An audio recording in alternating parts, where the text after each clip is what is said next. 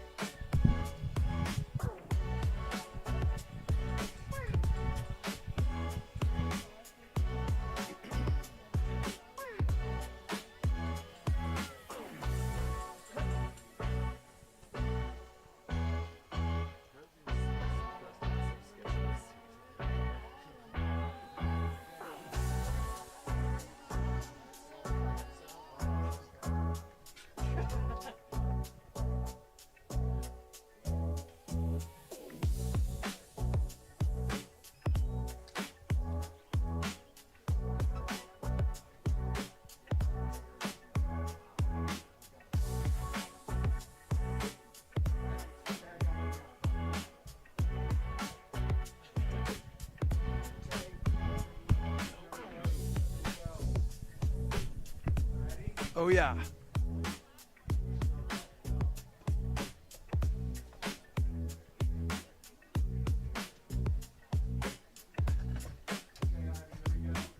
Sweet.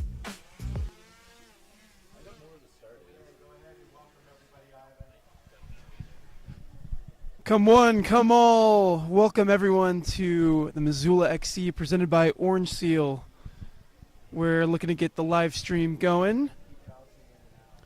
We're about to send off our 15-16 women's XC riders. They are lining up at the start right now.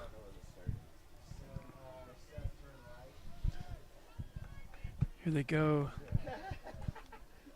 Looks like we've got 5 minutes out till start. Everybody's got their jackets on still.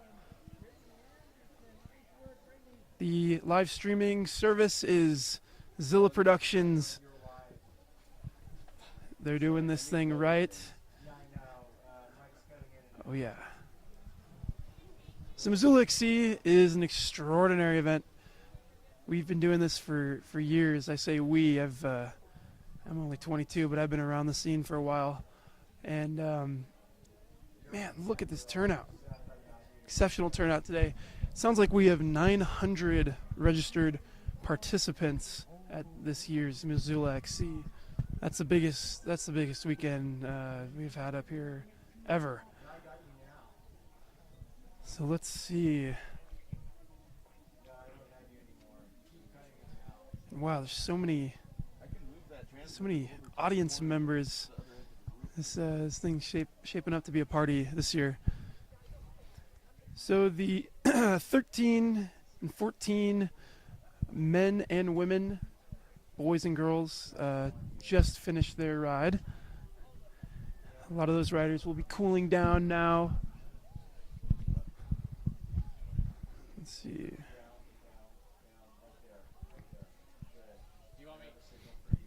I'll take a moment to give a little shout out to our sponsors. The event is being hosted by MPCX up here at Marshall Mountain.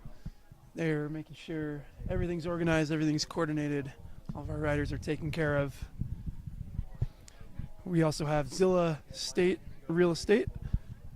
That's another sponsor. Grizzly Liquor, Big Sky Brewing Company, Black Coffee Roasting, Grist Milling and Bakery, City Center Motel, the Missoula Motor Company, Prime Lending, Hometown Family Medicine and Women's Health, Ascend Sports Medicine, Bechtold Law Firm, AVS Adventure Van Systems, Collaborative, Vault Sports Box, and Confluence Construction. So many supporters at this year's event, and I think they're committed to doing this thing right. Here we go. The tension is high. Our riders have taken off their warm clothes. They're ready to take off.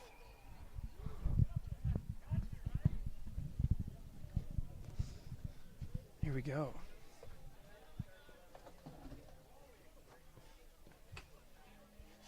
Little test. What's that? Little test. I mean, I test like. Line of sight almost. So the problem is, it needs to I need to get air also down there. So the Missoula XC is hosted at Marshall Mountain. Over the years, Marshall has become quite the destination for mountain bike riding. The XC has been going on for several years, and it hasn't been until maybe the last, probably last 7 years, my guess, roughly. We've gotten more interested in downhilling and this dual slalom and kind of trying to include all types of riders up here at Marshall Mountain. Marshall's notorious. Oh, here they go. Here they go.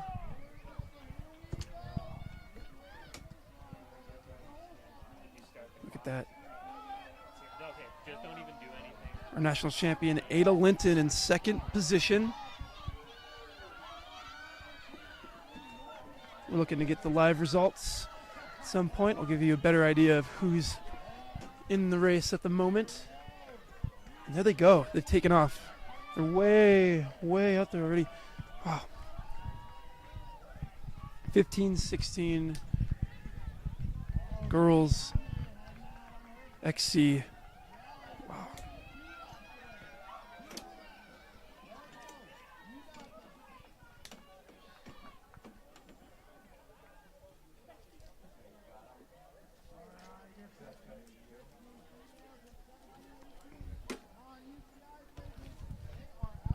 So these riders are non-UCI. That means they're not officially UCI riders. Rather, they are racing as USA cycling athletes.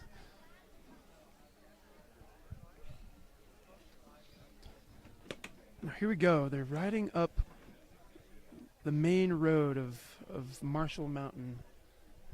This is the gut. The dreaded gut that everybody seems to talk about. It's a very brutal start to a race. It's hard to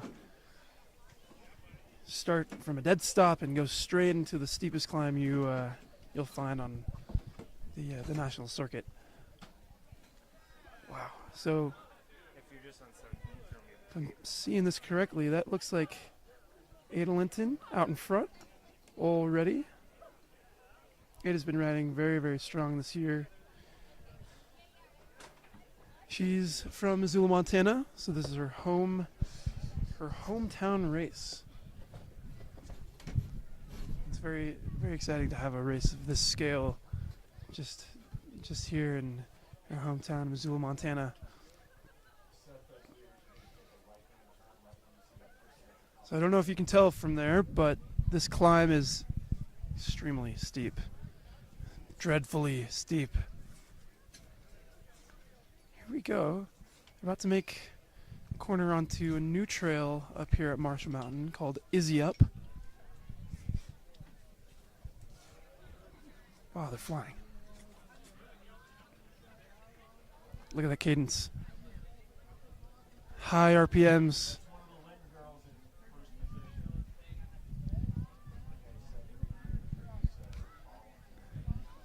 So these second two riders, second and third position, are still unable to see their numbers, but we'll get that square very soon.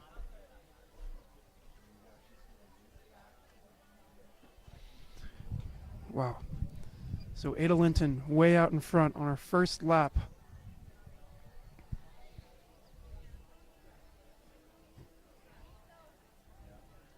Here we go.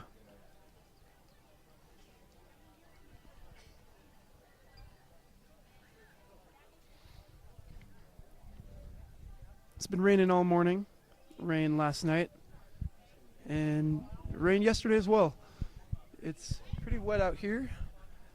This terrain seems to do a good job removing moisture, though. So hopefully the conditions aren't too difficult for the riders. But these are some of the best riders in the country. So I'm not worried that they'll be able to handle all kinds of tricky terrain, slippery trails.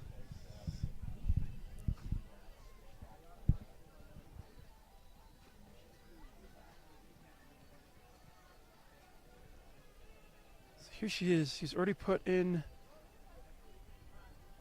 a lot of time into the second and third place riders. That's Ada Linton out in front, making her way around another switchback.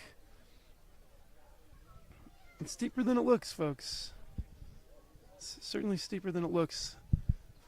I went out and reconned last week, and man, these riders are so strong to be able to be pushing at this sort of a pace. Look at that cadence. Maintaining a smooth stroke all the way up this climb.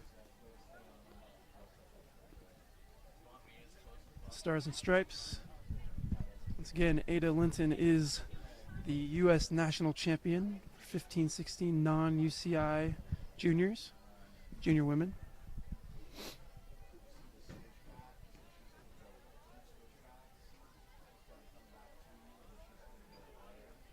Here she goes.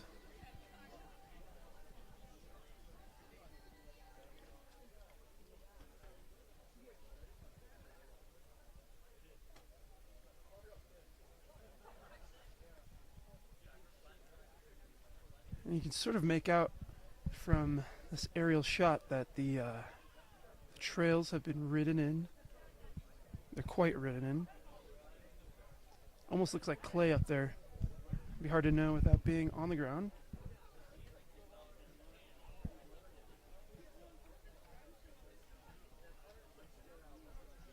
All right.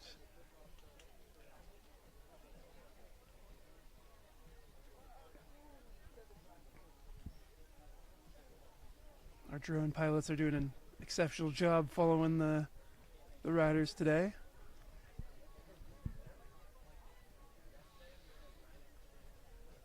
So Ada Linton's younger sister just won the 13-14 girls XC. They are a talented family, to say the least. Very hardworking. Ada trains with the local Team Stampede on a regular basis. I go out and coach with them sometimes, and these junior riders are crushing me every single week. It's not good for my ego. Man, you can see the speed from this angle. It is just carrying all kinds of momentum all the way up here. This is crazy. I mean, we're on our first lap. Wow.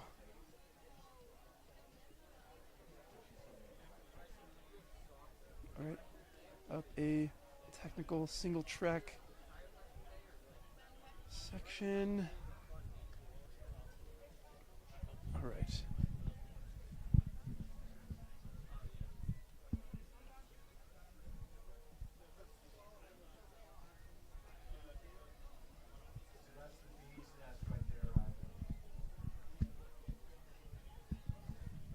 So Ada is riding through the bee's nest. That's crazy. That looks very, very tough.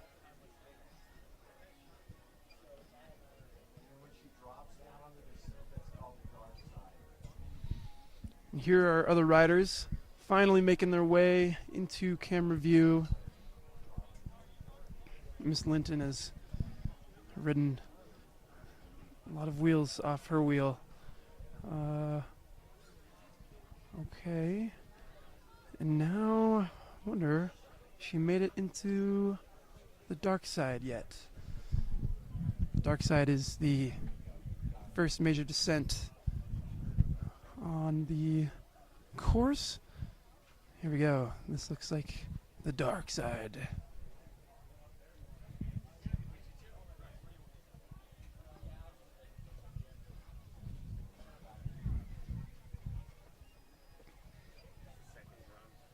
Here she goes, riding through these corners. It's hard to tell from an aerial shot like this, but these trails are up and down, steeper than they look.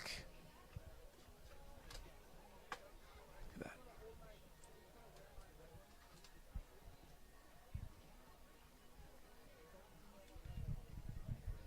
We've got quite the audience down here at the base.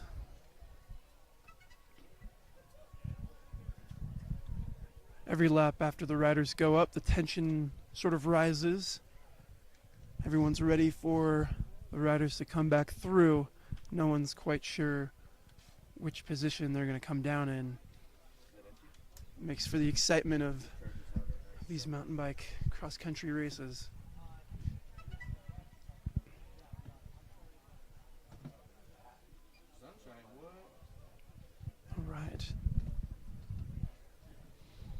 The riders making their way down the dark side.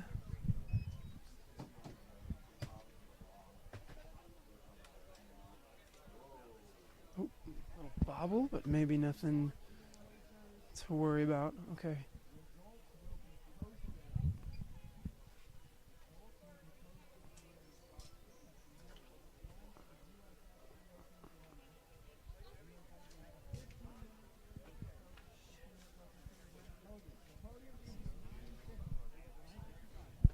So as you can see, there's been a lot of development up at Marshall. Even since 2024, there's all kinds of downhill trails, steep uphill cross-country trails, sort of everything in between as well. We have a dual slalom that the riders will be coming down at the end of their lap. There's a jump line near the top. Marshall's become just a significant destination for mountain bikers in the state of Montana.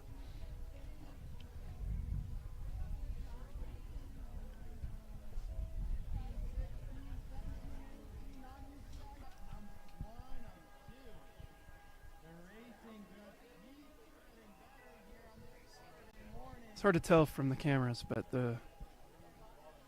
it's raining pretty good out here. Hopefully the road conditions don't change too much. All right, there she goes, Ada Linton, making her way towards the high point of the course.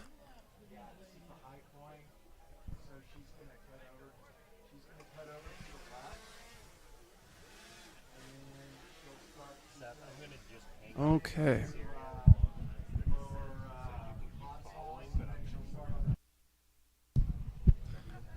All right, so Ada is going to make her way over to hot sauce, lower hot sauce.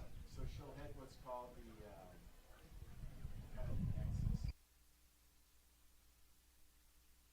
the Now around this corner, the riders come around to the nexus of trails. All kinds of trails merge at this one singular point. As you can see right there. Oh, there's the sun coming out.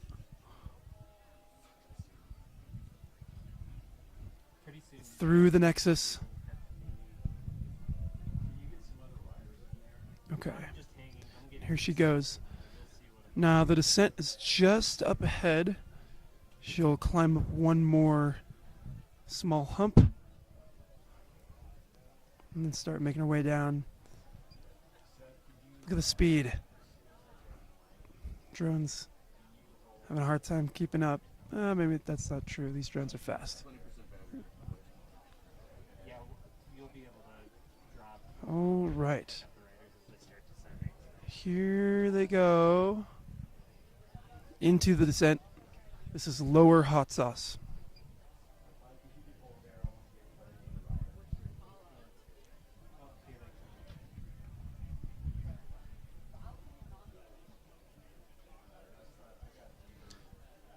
Now she's going around a switchback. This trail is very much a cross-country trail. It's not extraordinarily technical, but it is still a difficult enough trail that you got to keep your eyes open. Even keep your ears open too. All right, here she goes. Now entering the head wall. This is the main descent above the Marshall base. Our audience will be able to sort of see some of these descents or some of these switchbacks out in the trees, still hidden from vision. Ada Linton is rolling down, motoring down this descent. And there is our second place rider just behind. Remember, folks, we're still in the first lap. Incredible ride by Ada Linton. Let's see. Yep, they're second place. Have we seen third? Third place. It's just coming out into view.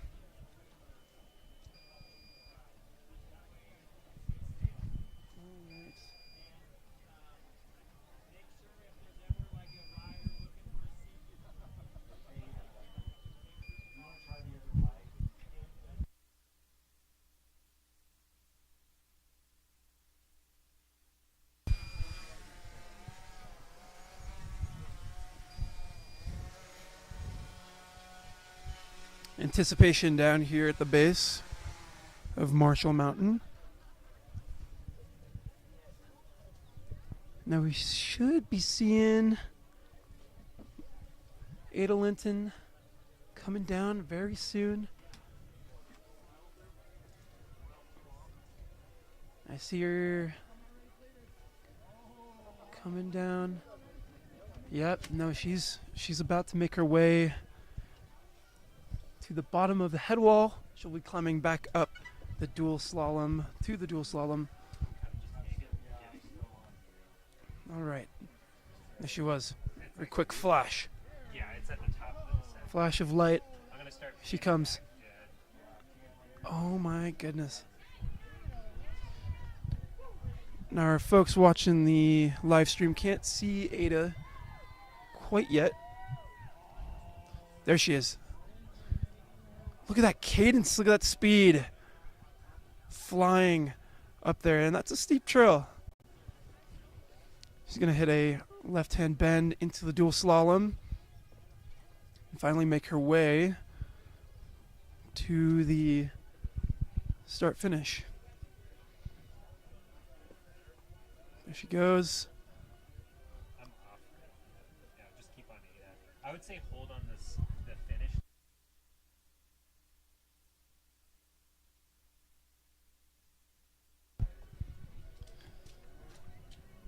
There she goes. Come on, Ada.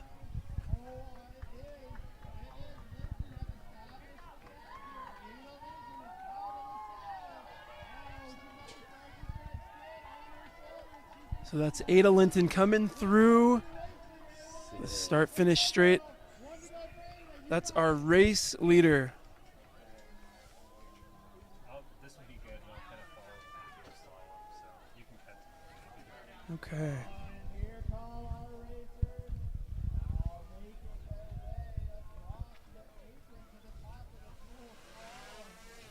Now where's our second place rider? She's making her way to the top of the dual slalom. Can't quite see her yet. Third place is on her way up as well.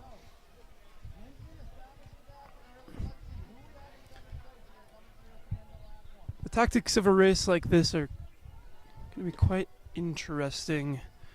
This course is so hard that it ends up separating riders, and it comes down to raw strength.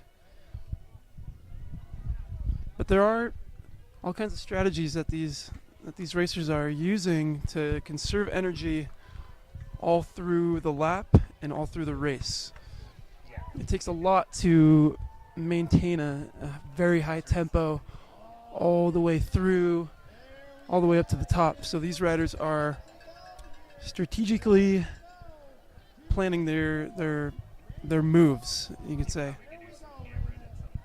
Okay, there's third place coming down the dual slalom.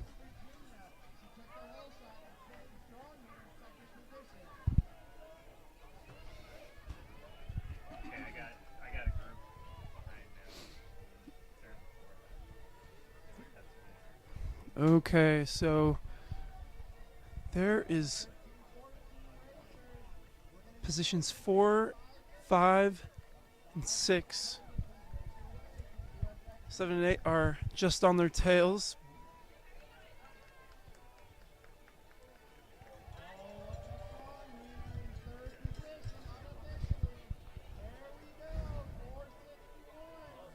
Four, 5, and 6 coming through the dual slalom.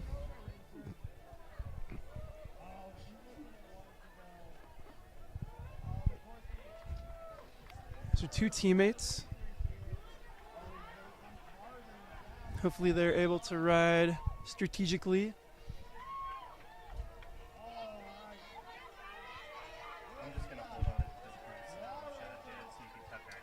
Another Missoula local in 6th position.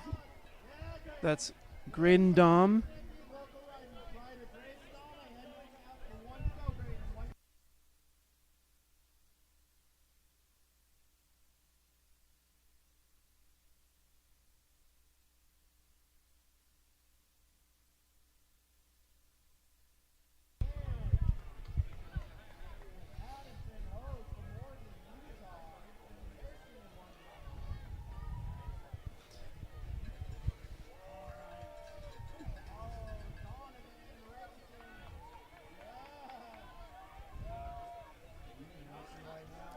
So Ada Linton is in first place, followed by Rana Logar, Nora Cruz, Emma Daly, Ainsley Haas, and Graydon Domi.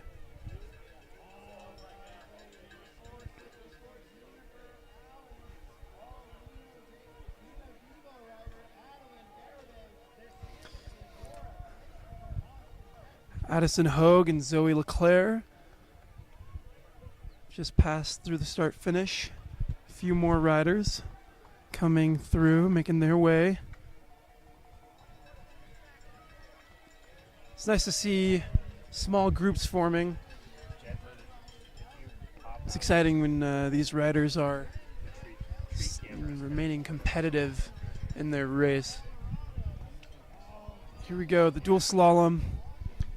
Notice the line choice of these riders.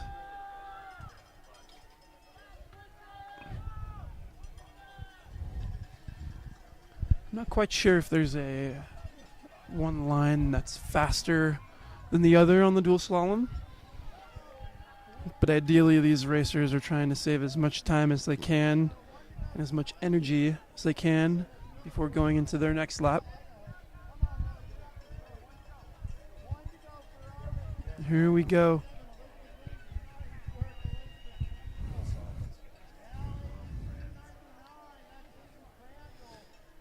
So our fastest lap time is 18 minutes 3 seconds.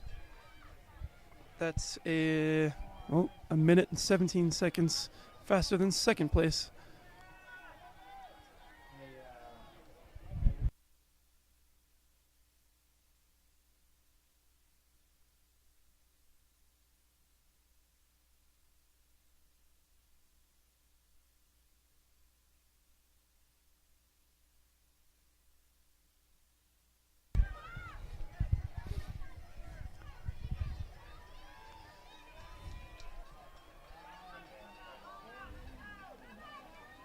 So we've had 23 riders come through the start finish. Make that 27, 28.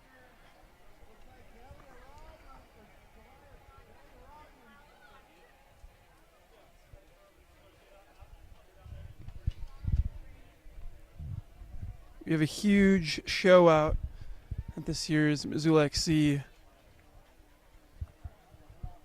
There's locals from Montana.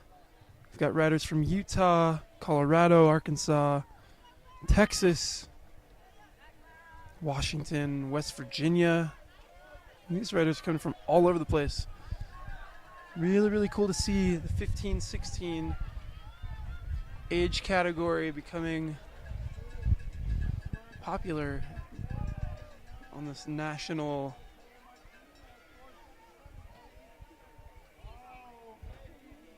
front. Now let's see.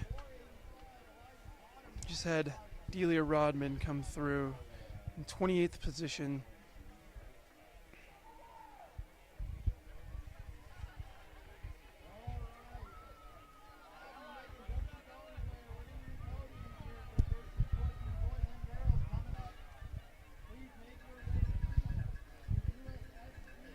There we go, the pit. If you're unfamiliar with how the pit works, riders will have change of wheels, perhaps a new water bottle, maybe some snacks provided by their team, which may be parents or team managers, directors, whatever it may be. These are some burly riders to be able to ride this Marshall Mountain course. It's not easy. Exceptionally difficult course. In fact, we've had pros come out complaining about how difficult the course is for how early in the season it is. It's quite funny. My opinion, I think our racers should be prepared for anything, but I definitely understand on a course as hard as this, it's not comfortable to be just out of your wheelhouse. Let's see, we're gonna make a pass here. A lot of these riders use the start straight as the recovery. It's very important to recover before going back into the lap, because as we've already seen, it's just a straight, it's a straight uphill climb for roughly 15 minutes of climbing. Who is this? Is this our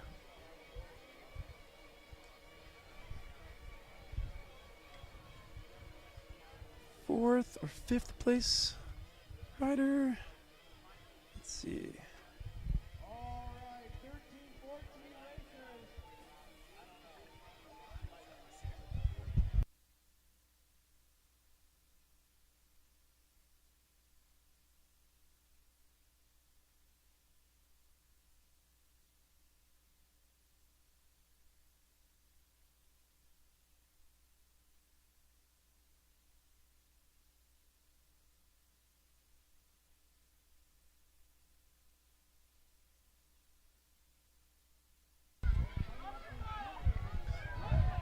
Now it looks like our race leader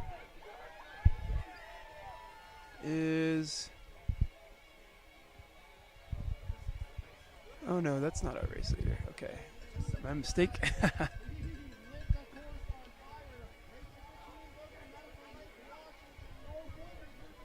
was a little surprised. It would have been an extremely fast lap.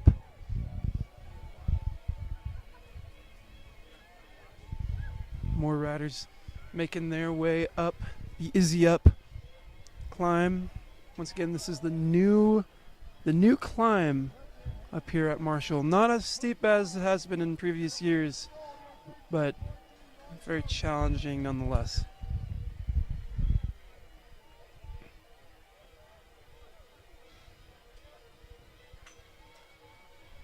We'll go back through the top 10 riders so far. So Ada Linton is leading the race. Raina Logar was in second, Nora Cruz in third, Emma Daly in fourth, Ainsley Haas fifth, Graydon Domi in sixth, Addison Hogue 7, Zoe Leclerc 8th, Stella Lehman 9, and Juniper Allen in 10. And we can't tell from down here, but the relative positions of these riders may be shifting.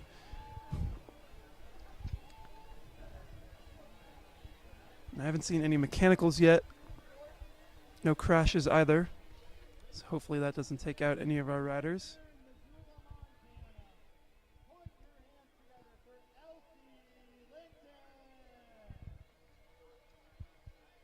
Here we go.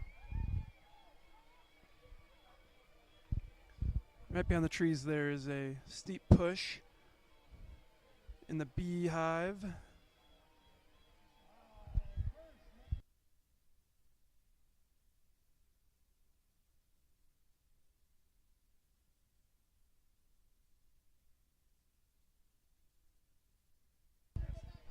Excuse me, the bee's nest.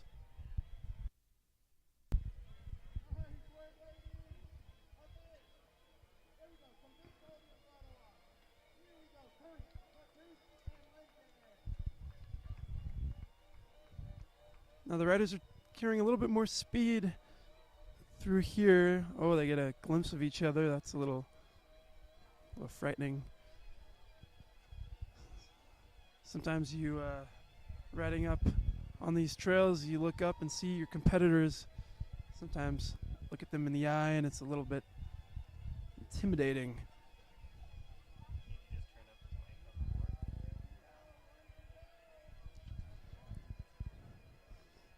up more. Here they go, making their way over to the dark side. Beginning of this descent, this first descent.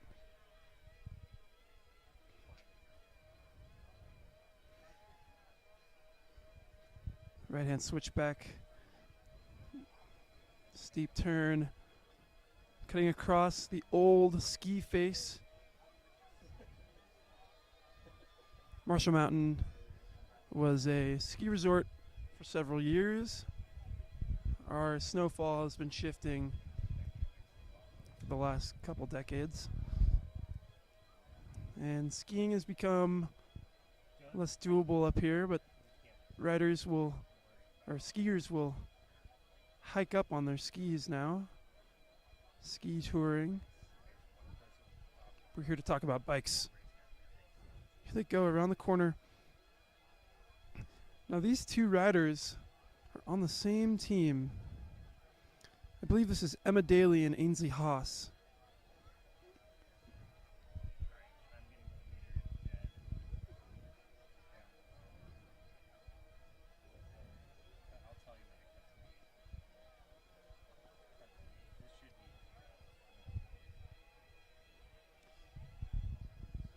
We're zooming out now, taking a look at the wider perspective. I believe we're looking at our race leader, Ada Linton, at the moment. The sun is coming out. It's nice. Hopefully it's encouraging to these riders.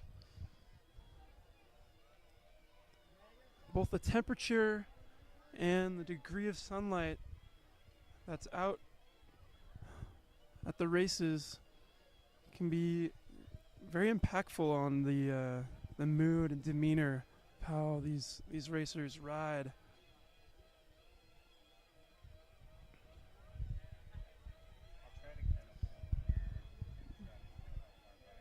There it is, Marshall Mountain. Race leader coming down the head wall now.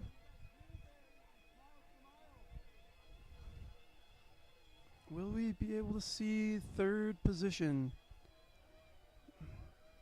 Or second position, excuse me. She'll be coming through soon.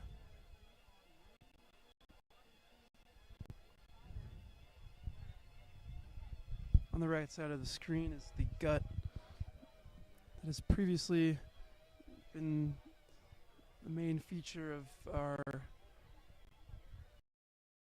in past Missoula XCO courses. Here are these two riders making their way up towards the high point. Not quite there, but they're making their way.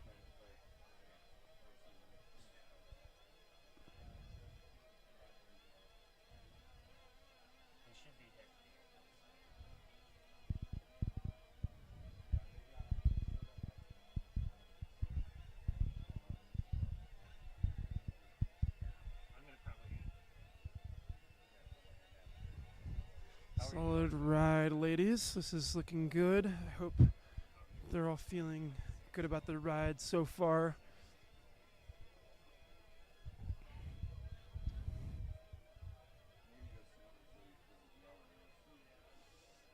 Now, where is our race leader? We're sitting down at the bottom of the course. I'm looking up at the head wall. There she is. There she is. Ada Linton is on her way down.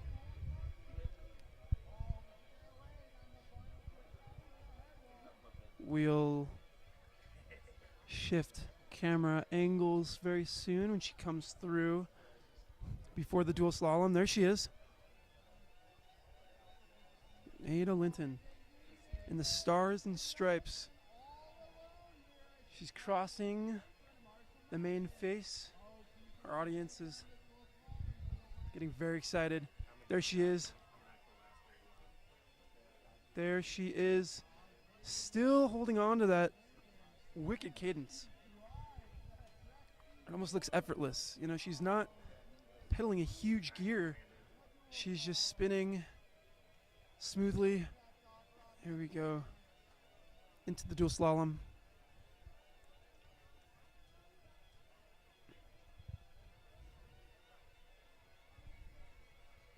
This is Ada Linton, our 15-16 national champion. Looks like she'll be riding to victory at the Missoula XC 2025. Here she goes. Missoula local Ada Linton. An explosive ride today at the Missoula XC. There it is, hands up. Effortless. What an incredible ride for Ada Linton.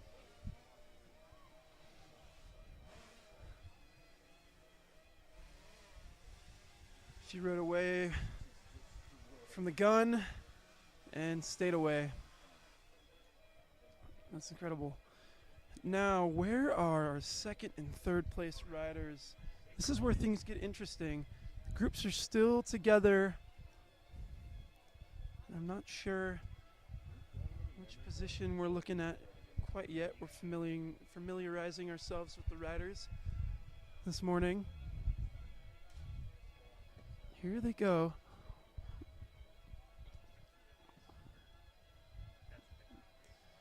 Once again, you can't tell from this perspective, but the trails up here are very steep. Maybe you can tell.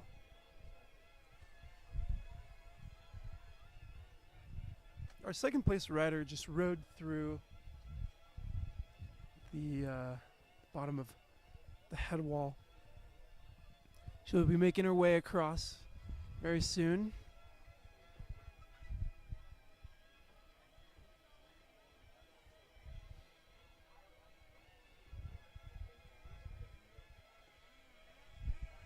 Here we go. There's second place. Raina Logar crossing the main face of Marshall Mountain and entering the dual slalom. Here she goes.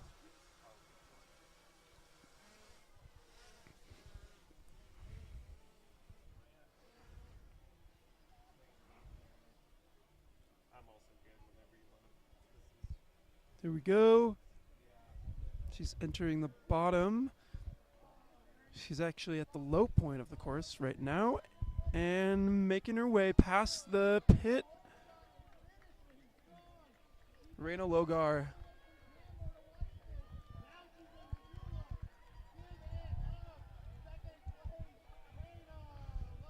Congratulations, Raina.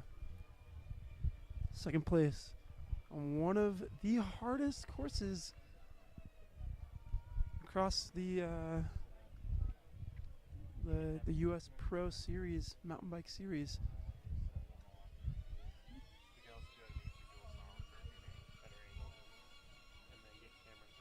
This is our third place rider, Nora Cruz.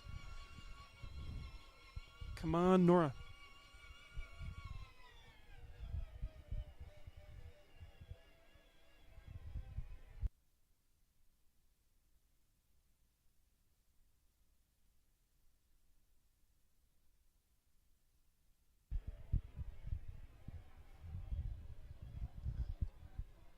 Here she is, Nora Cruz, making her way through the dual slalom.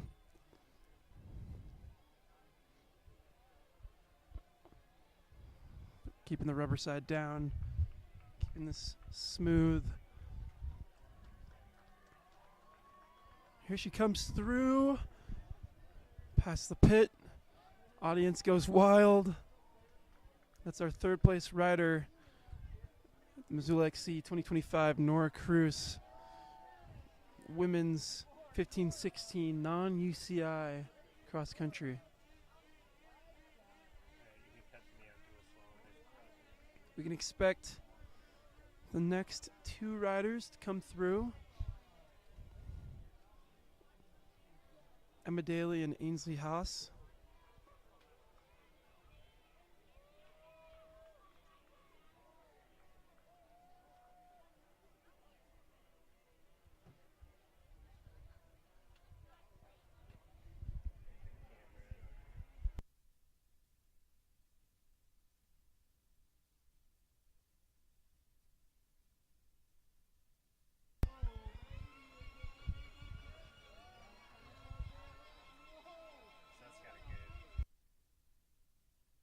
Emma Daly, 4th place, followed by Ainsley Haas.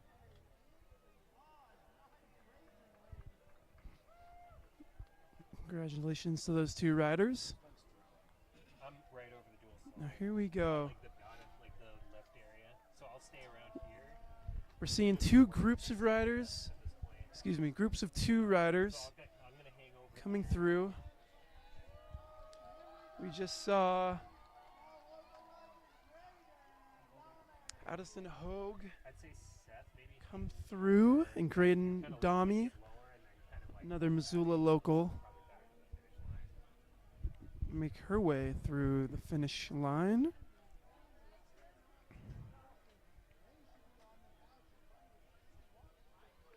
We love to see this representation, national representation. Follow this person in, Jed.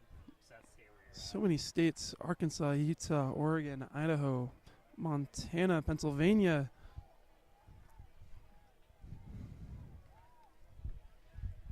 All right, I'm off. Or go to finish. 42 minutes, 23 seconds ride so far.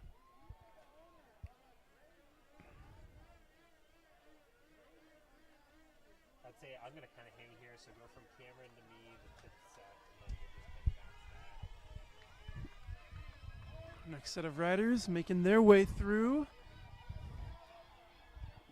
Push, push, push. Okay, we've got a battle coming up. The next 2 riders. Oh, it's tight. For the other races, we'll probably do That this. second position doesn't quite have the push to finish it off. Congratulations to those riders.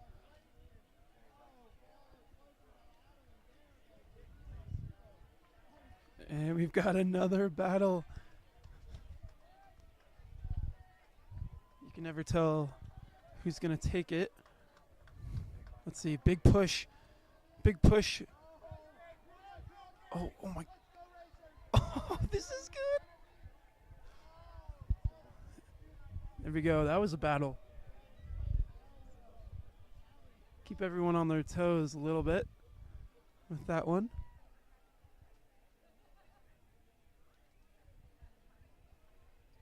Yeah, I feel like all these races, Seth, once you'll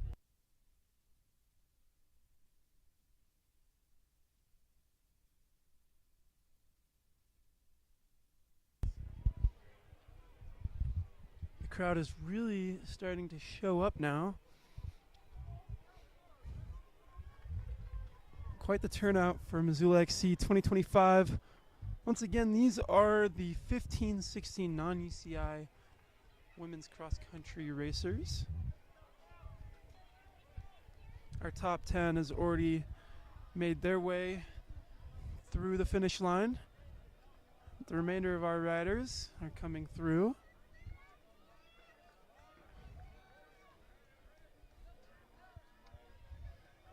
It's interesting seeing long sleeves, short sleeves, some leg warmers, some knee warmers, gloves, no gloves. Each rider has a different preference on what they wear when they ride. Conditions like these, it's not particularly cold, but it's certainly not warm either. Usually it'll come down to the rider to choose what they decide to wear. Sometimes the coaches tend to know best. A couple more riders making their way we can take through the finish line. We're just gonna hold on. I'm gonna come in on my phone. Yeah, you come first. Here we go.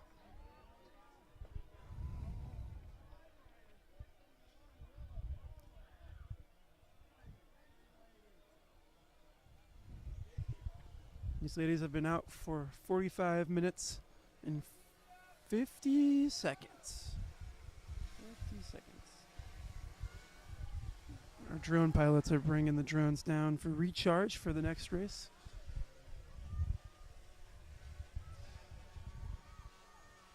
We haven't seen any major crashes or technical issues yet. Hopefully we won't see any.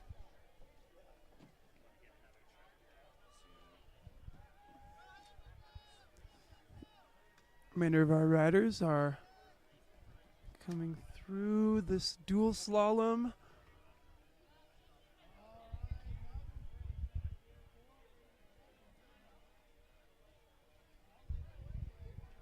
So quick recap, Ada Linton finished in first place, followed by Raina Logar, Nora Cruz, Emma Daly, and Ainsley Haas. That's the top 5. In 6th place was Addison Hogue, Graydon Domi in 7th, Zoe Leclerc in 8th, Juniper Allen in 9th, and Stella Lehman in 10th.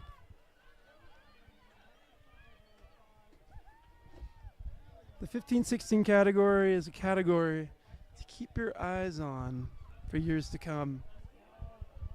It's not uncommon for these riders to really make their way into the top ranks internationally, in fact. Typically we'll start to see around 15-16 the caliber that these riders are capable of, or the caliber that these riders race at. Extremely high level. These are very technically skilled athletes.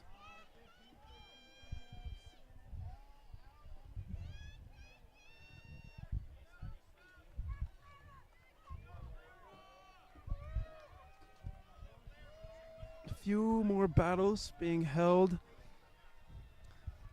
towards the tail end of this race.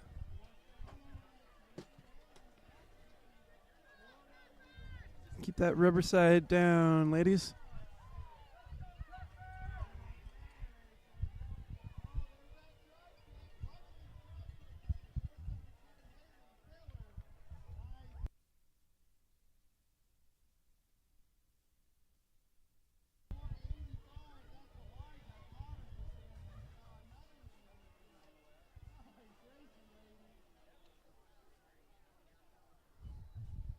There's our start finish straight. Electronic timing presented by Competitive Timing this year. And there's our host, MTCX, the main tent, poised, the start finish straight.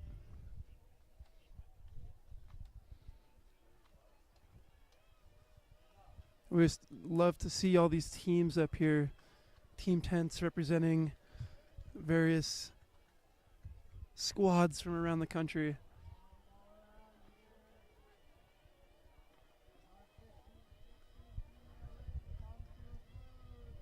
Here we go. Another rider comes through.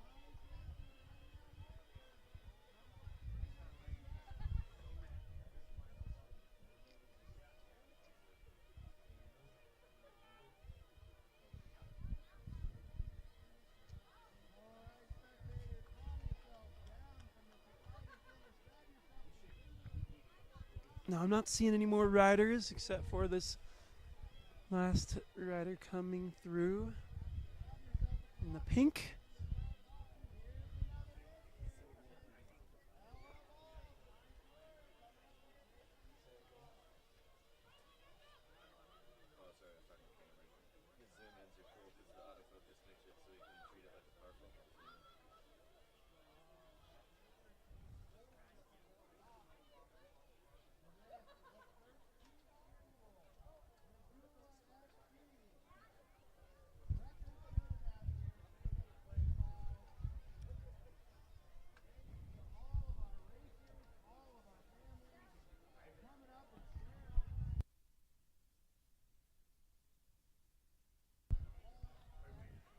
So that was 43 starters in the women's 15-16 non-UCI mountain bike cross country.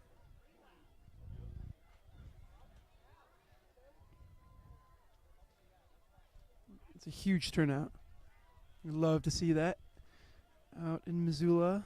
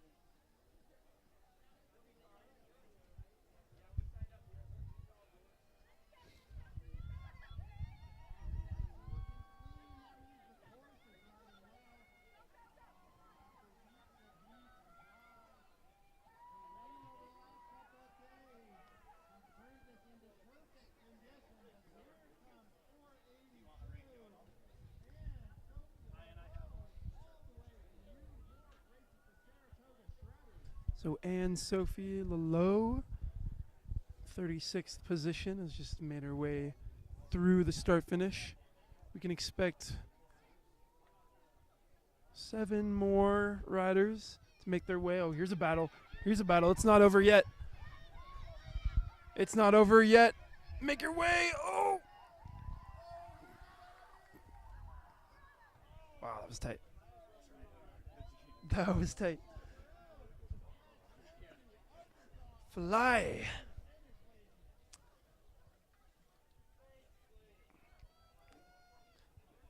That was Tess Emery and Malia Gurel.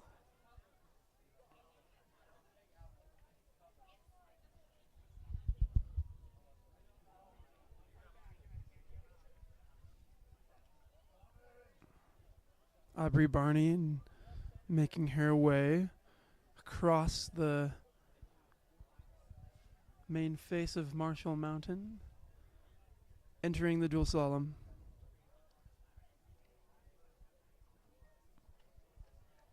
Total ride time of 53 minutes so far.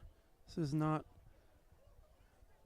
a small feat. This is incredible riding from our athletes here.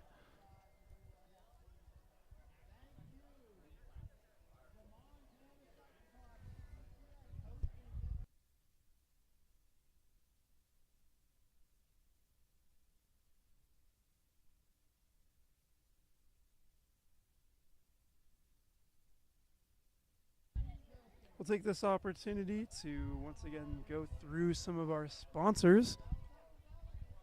The event is hosted by MTCX, that's Montana Cyclocross, doing a fantastic job to make sure all of the critical pieces are making sense for Missoula XC 2025. Additionally, Zilla State Real Estate supporting the event. Grizzly Liquor, go-to choice for several Missoulians. Big Sky Brewing Company, they've always been supportive of the bike races in the community. In fact, there's been several races hosted at the Big Sky Brewing property. Additionally, Black Coffee Roasting Company, Grist Milling and Bakery, the City Center Motel, Missoula Motor Company, Prime Lending, Hometown Family Medicine and Women's Health, Ascend Sports Medicine, Bechtold Law Firm, Adventure Van Services, or Systems, excuse me,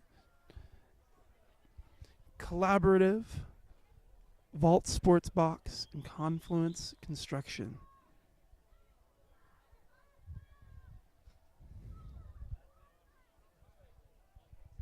Looks like our last few riders are trickling in here.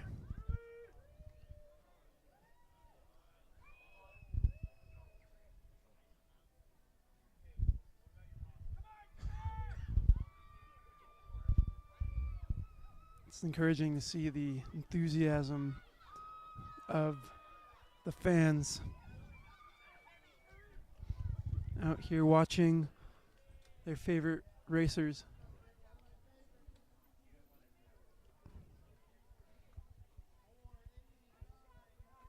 Friends, family, parents, neighbors. You can typically expect a lot of the Missoula crowd to show up just to watch the race and support their local riders. This year it seems that the audience is made up of way more than just Missoulians. Really good to see.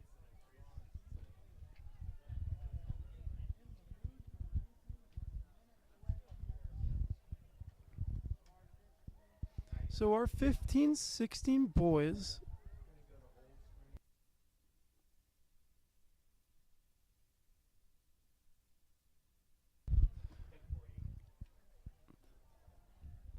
at 10:40, the boys 15-16 non-UCI cross-country riders will be hitting the course. I'll be hopping off for just a moment.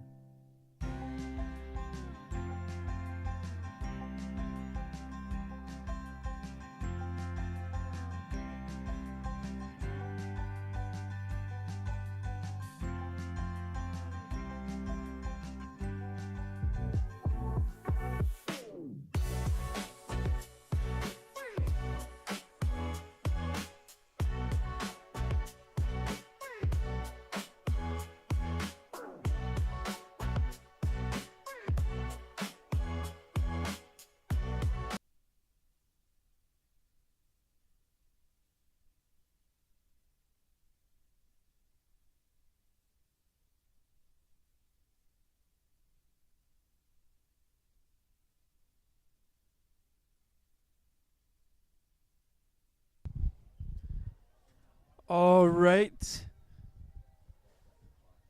And we are back.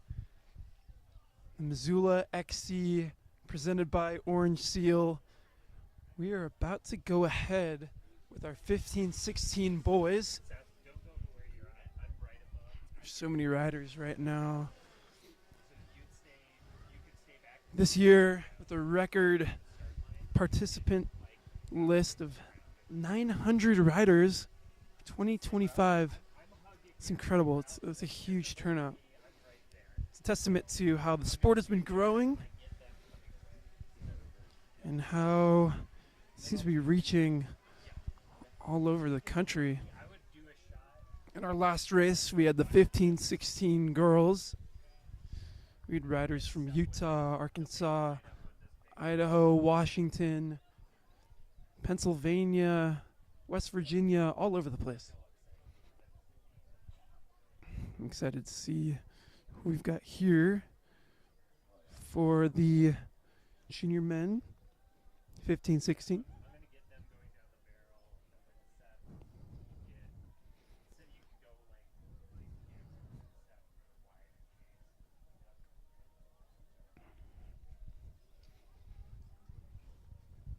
Now, just by way of organization, I won't have access to the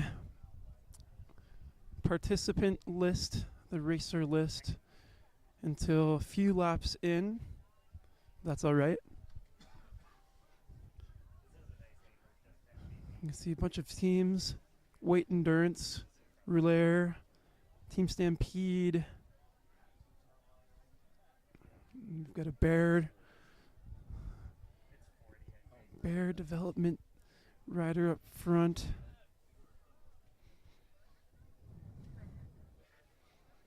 We'll shout out the other teams as we learn more about our riders.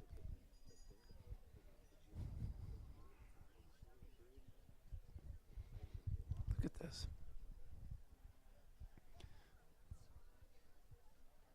Huge audience participation in these events. They're an absolute blast. The riders will go up the mountain and be gone for probably around 15 minutes, maybe even longer.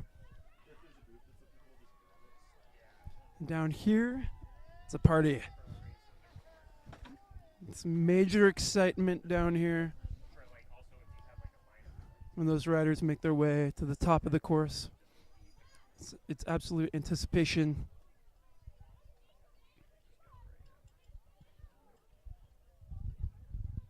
Here we go. The sun is out. Riders are taking their warm clothes off, getting ready to throw the hammer down. Some of these riders have been racing road. Some of these riders have been racing cyclocross.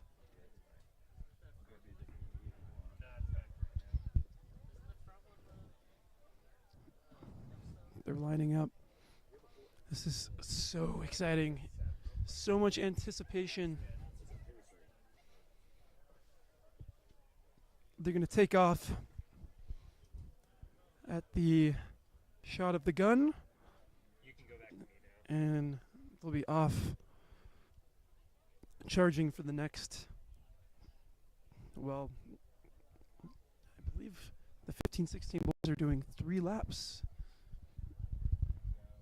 Maybe just 2. Regardless, it'll be hard.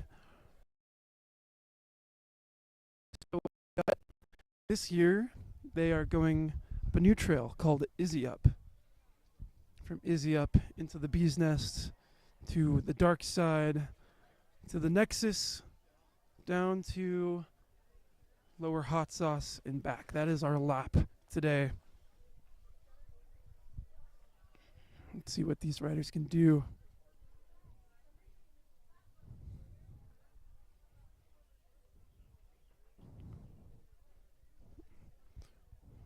We're seconds from start.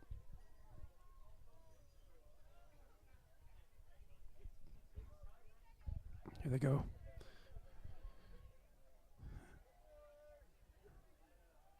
Anticipation and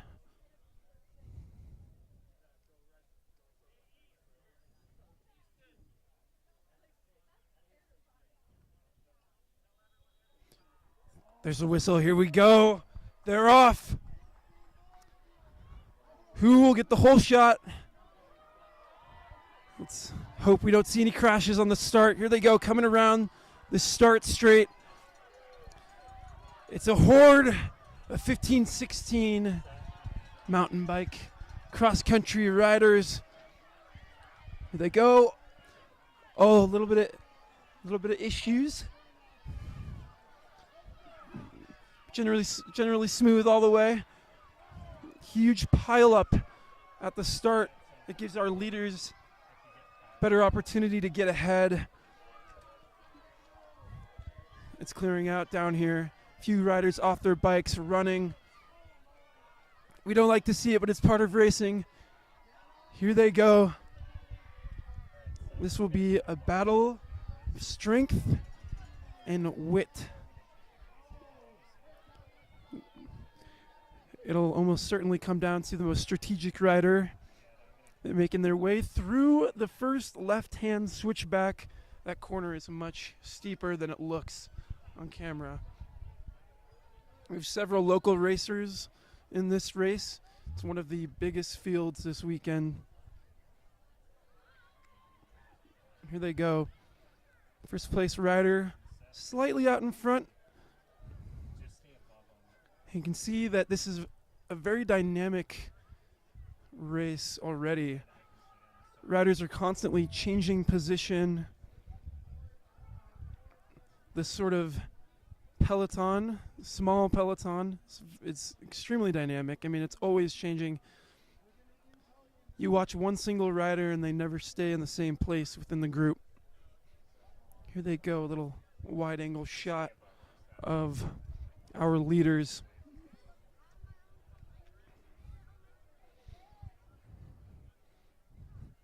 Wow. Now they're turning onto Easy Up, that trail I mentioned. It's not quite as steep as the gut like previous years have been. It makes for the race to be much faster, less grueling, although the Easy Up is very long as well. So they'll be climbing for quite a while before they reach their first small descent. Group of 4 forming here at the front, just behind the race leader.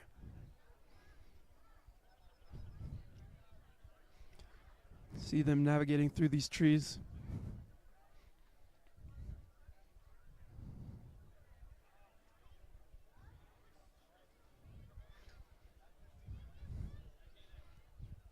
The sun seems to be peeking in and out. Hopefully that's motivating to these riders. Keep them excited on this course. Looks like second place is caught up to first.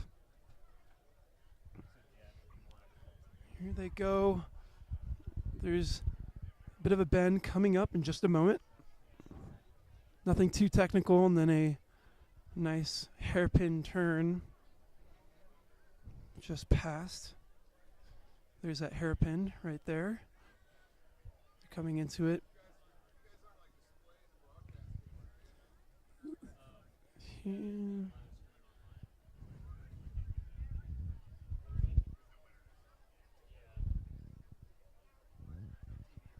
All these riders are remaining very tightly packed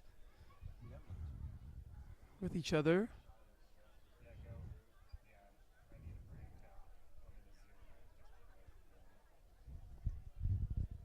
You can see the horde of racers going up the Izzy Up, flying up the Izzy Up. I think you can already start to tell that this is going to be a very competitive race.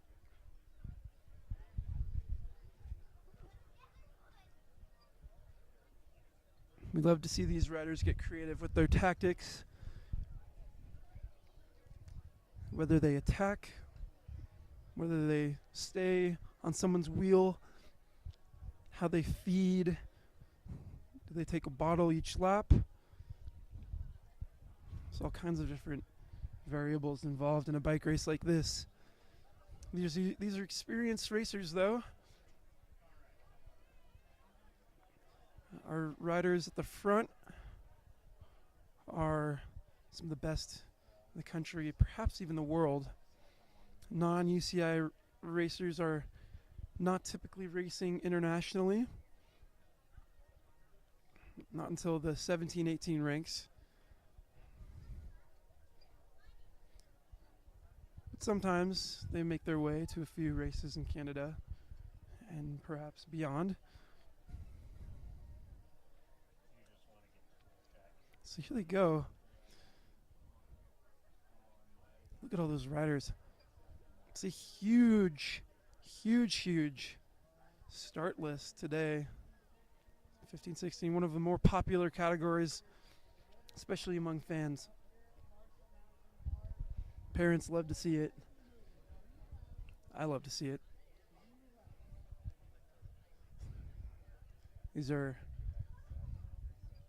more entry-level riders learning how it works to be involved in a race like this. They're trying out new ideas, new skills, new strategies, applying themselves. Several of these riders are training every single day to ride at the highest level that they can.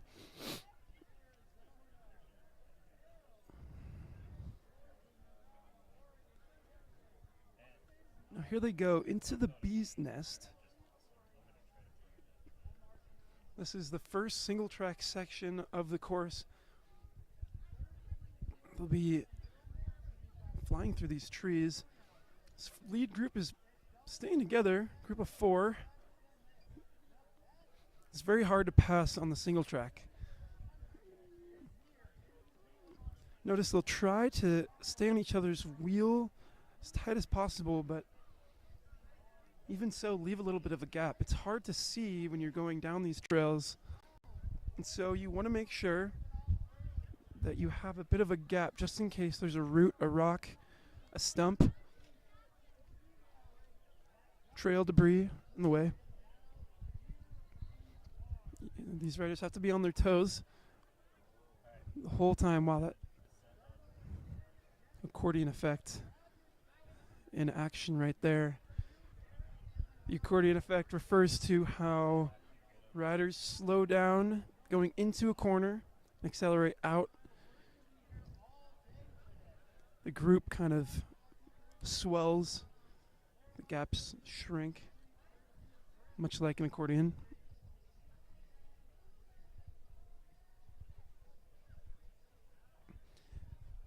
Going down this descent, the dark side is what we're calling it. Just a short descent in the middle of the climb. And now here they go. They're going to make their way into another steep set of corners, bends rather, and they'll be back on the road shortly.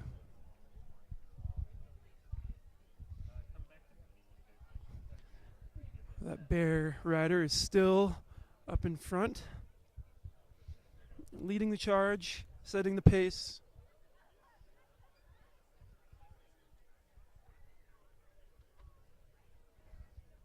And the 5th place rider has managed to tag onto the back of this group. Wow, look at this. And here they go.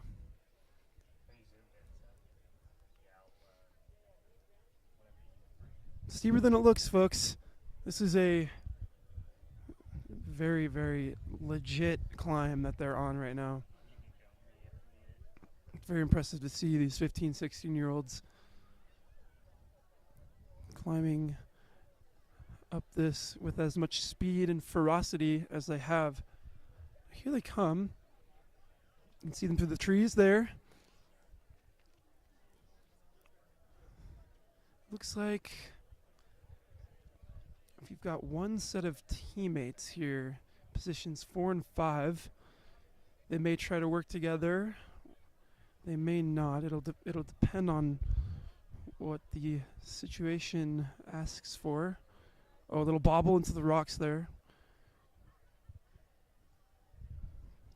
Seem to stay on his bike. Marshall is known for having big stones everywhere. Rocks up here not easy to navigate all the time.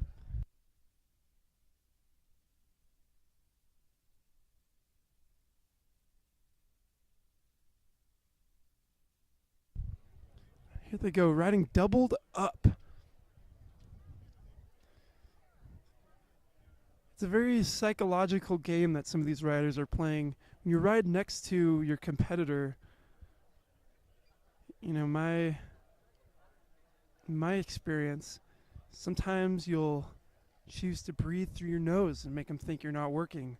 Sometimes you'll look at them, you know, stare at your competitor in the eye. There's all kinds of little psychological tricks that these 15, 16 boys will use to try to get into their opponent's head. Because in a high-intensity endurance mountain bike event, you need to try to get every little advantage you can. We always encourage etiquette out on the trails, and these are very, very pro riders, whether they're professional or not. They are respectful and very courteous out on the trail. Still very competitive though. You can see the speed has gone up a lot. The top 3 riders are flying into what is called lower hot sauce. Upper hot sauce takes us up to the top of the mountain, but that's outside the scope of the course this year at Missoula XC 2025. It's exciting when they're riding together. You never know what happened next. So here they go, coming through a little section of trees around that bend.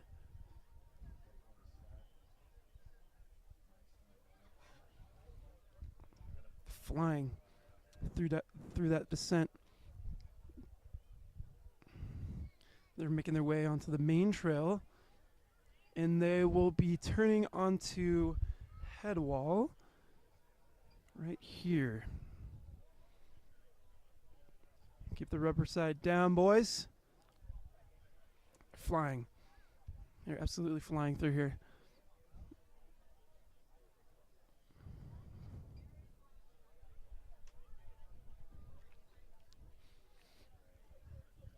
Now the audience down at the bottom still can't see these riders coming through, but they know they're getting close.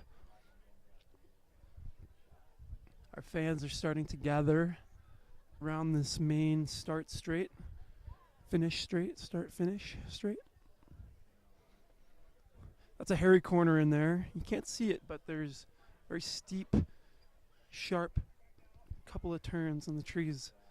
Big stones to watch out for. Going down through the head wall.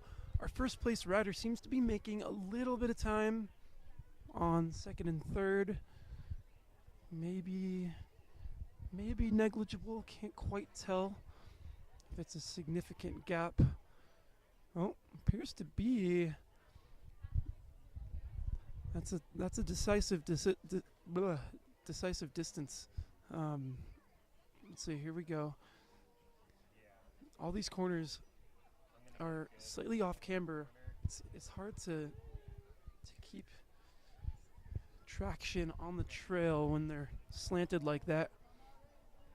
Here we go. So now everyone down here is seeing these riders come through. You can feel the tension rising. Everybody's wondering who's going to come through first. First, second, and third riders are coming through head wall. They're making their way up to the dual slalom. Our fifth place rider will be riding down soon. Here they go, riding across this main face of Marshall Mountain.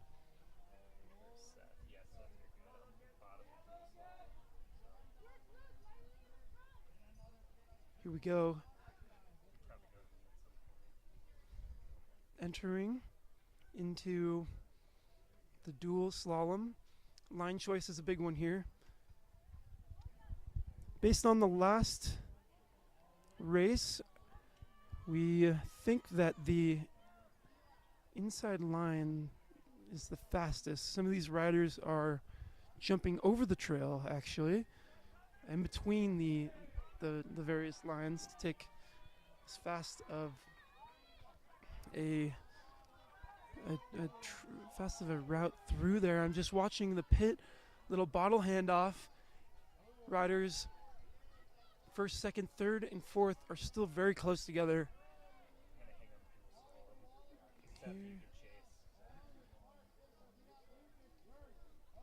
More riders coming down through the dual slalom.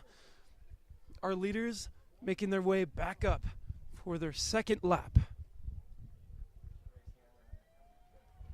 So that was Tommy Rowley in first place from Alpine, Utah, followed by Oliver Waldron, Park Bishop, and Lucas Kirsch. Tommy Rowley came through the finish line in under 16 minutes with a lap time of 15:59. It's 15 minutes, 59 seconds. Very, very, very fast lap. Fastest one today so far.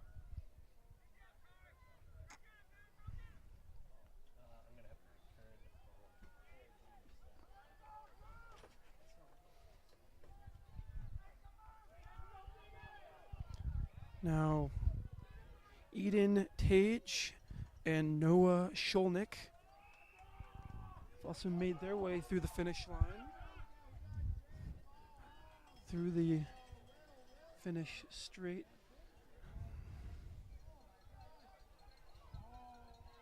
I'm curious where our bear rider ended up. He was leading the charge early on.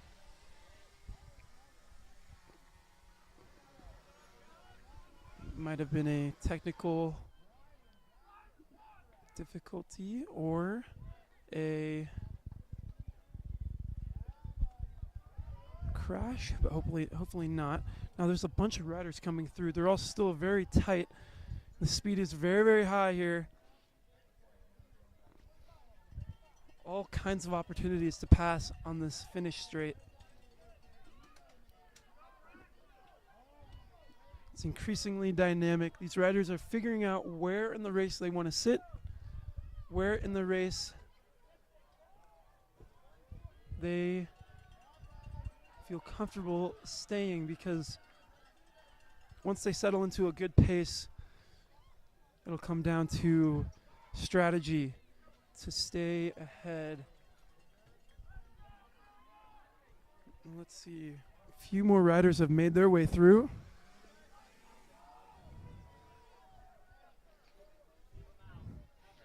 Our top 10 has been rounded off. James Malheim, Vincent Williams, Hayden Blake, and Tarek Nelson Castano.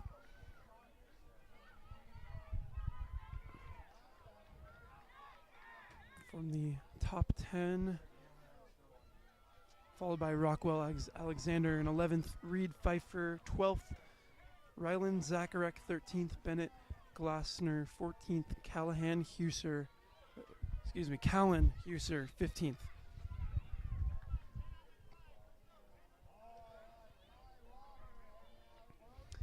Johnny Pedersen, Miles Crockett, Ronan King Ellison, Nathan Peterson, and Clayton Morrill to round off that top 20. Look at all these riders. It's almost mayhem. It's sort of a controlled chaos. Our race leaders are way up, Izzy up already.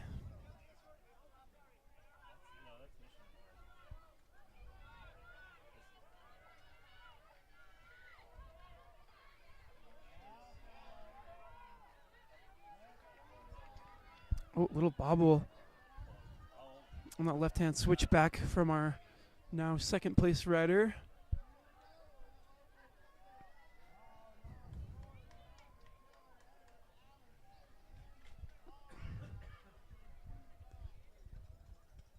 They're just keeping that pace high.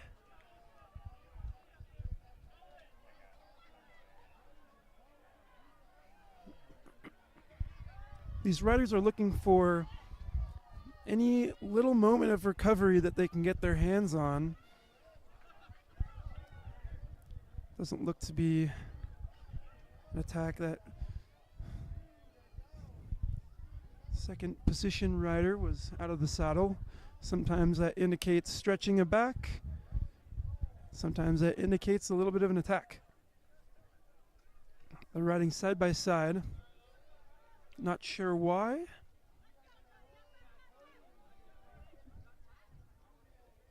Maybe they're scoping each other out.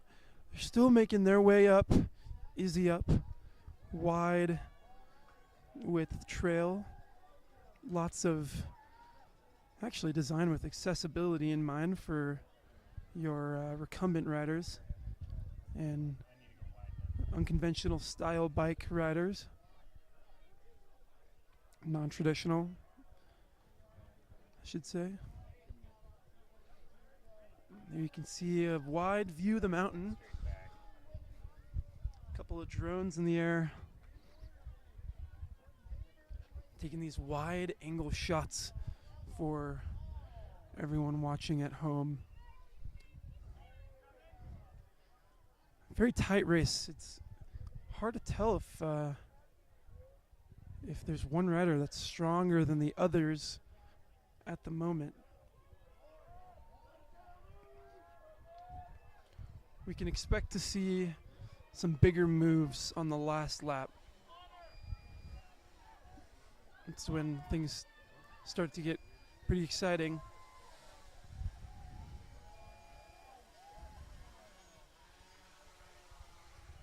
Still a few riders coming down through the dual slalom while our leaders are making their way towards the top of the course.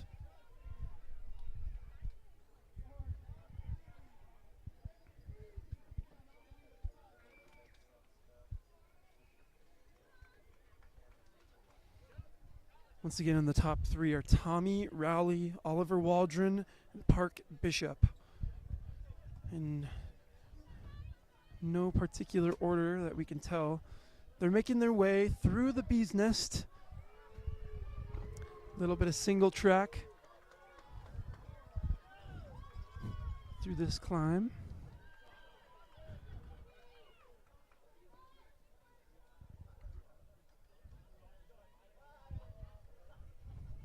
Now they're crossing through, about to descend into the dark side.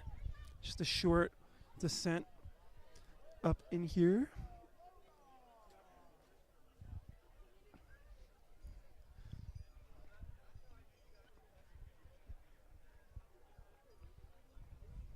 Here we go. It's opening up.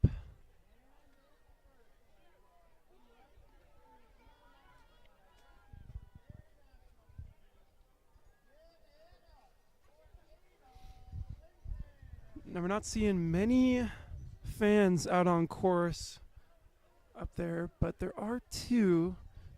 Those may be course marshals.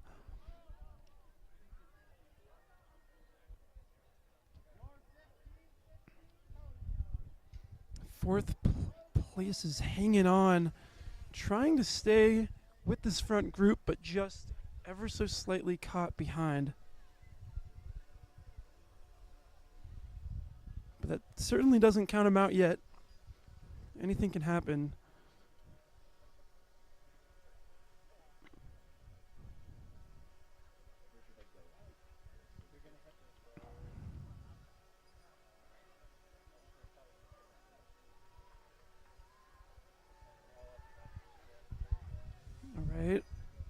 making their way through a couple of tight technical corners. It's hard to see from our perspective here, but these are not just flat XC trails. There are significant roots and rocks in here. All right, now they're making their way back onto the road. This is where I'm expecting to see some of the bigger moves happen. It's right before the final descent of the lap. It's the last steep pitch of the climb.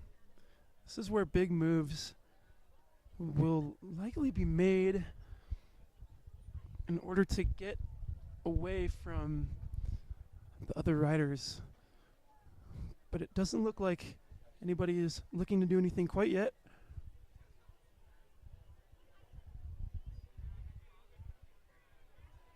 We've got a very tight race here.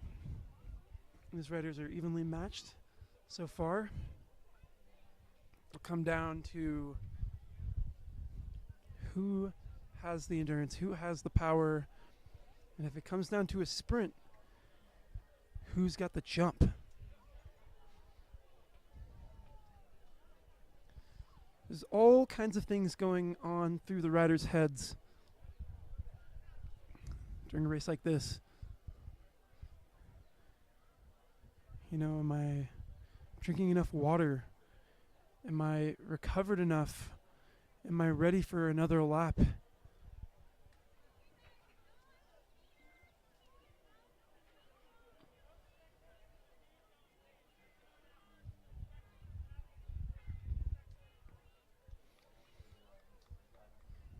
Here they go. They're gonna turn into slightly open section of the road and then pass down into the nexus point. Convergence of several trails. We still have a few riders coming through the start finish. They'll be going up for one more lap.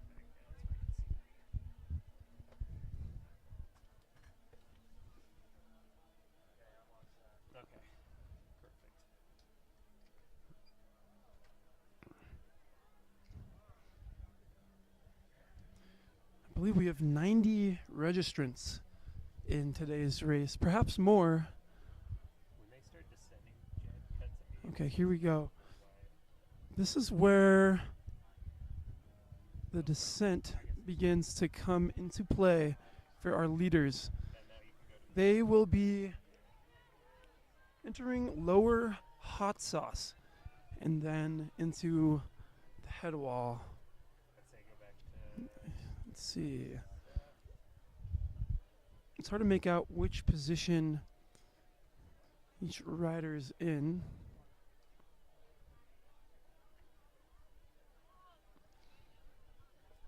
Still evenly matched, tightly packed together in this group of three, all watching each other.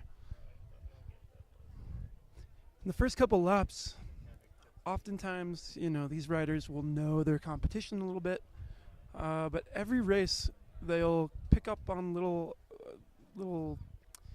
sort of body language cues, sort of to determine, you know, how are their competitors feeling.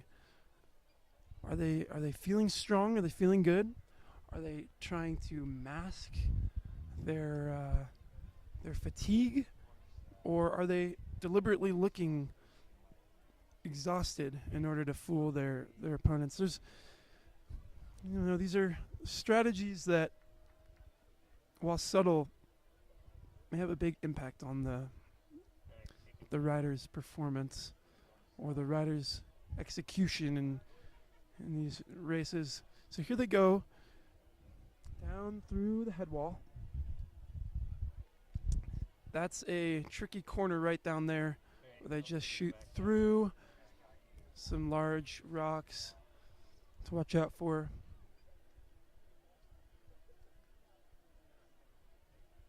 Here they go around. It's a lower head wall, down a little route, drop right there. They'll be going back into the trees and soon to be heading up to the dual slalom for the second time. I'm gonna stay out wide.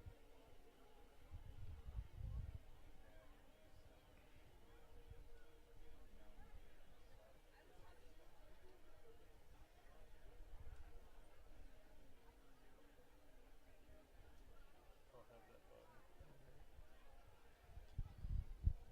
All right. Looks like the leading two riders have made a little bit of time on that third place rider. Maybe I'm gonna go do insignificant, dual solid sets. but every second counts here. They'll be flying through this section down here. Just a moment. Here they go. Any second now. See our leader. I believe they already went through. Here they go. Now they're cutting across the front face of Marshall Mountain. This group of three is still together. Pedaling high cadence. So much power in each pedal stroke. And I'd say they all look quite effortless pedaling up here right now. We'll have to see how they truly feel going into their last lap.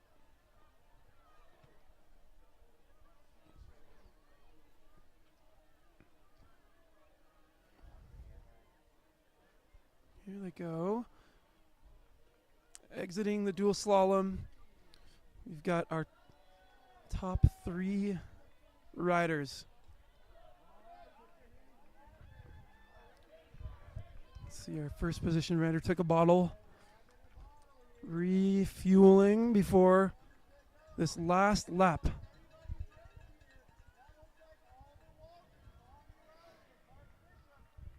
So Oliver Waldron, Tommy Rowley, and Park Bishop keeping it tight through here, remaining in their group.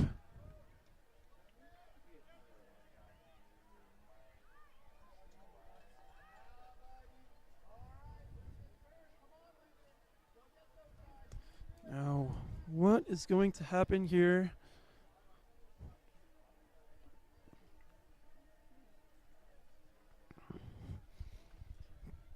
Lucas Kurish has made his way through in fourth position on the same team as Tommy Rowley. But he appears to be a little bit too far back to assist his teammate in any way.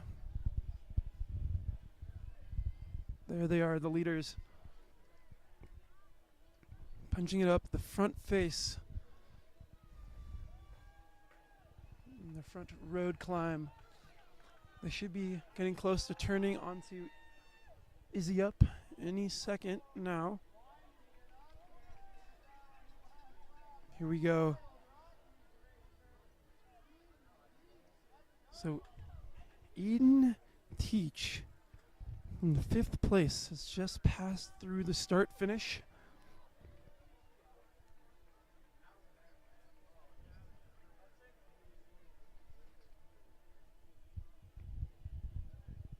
Now we'll be expecting to see Noah Schulnick, James Malheim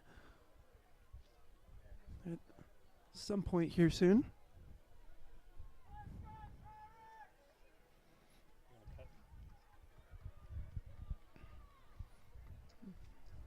You can see that the gaps have opened up quite significantly between these riders. When they took off, they were together in a very tight group. Now it's spread out. Okay, here we go. So that looks like, let's see. We're waiting on an update from the results list. Here we go. So Vincent Williams has overtaken Noah Schulnick in 6th place, followed by James Malheim and Will Greger. How are you on battery stuff? I might do the drop since I'm already here, just so I have a battery to finish. All right, our leaders up the easy up climb. It may be called easy up, but it's not easy at all. It's actually called Izzy Up. I cannot remember for the life of me who Izzy is, but that is information I will find out for the next race.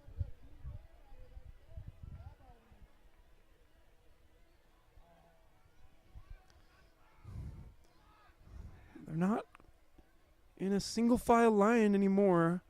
Looks like our leftmost rider is that Oliver Waldron seems to want to overtake Tommy Rowley, but is unsure of it yet. Let's see if he starts to make a move. Any of these riders, in fact.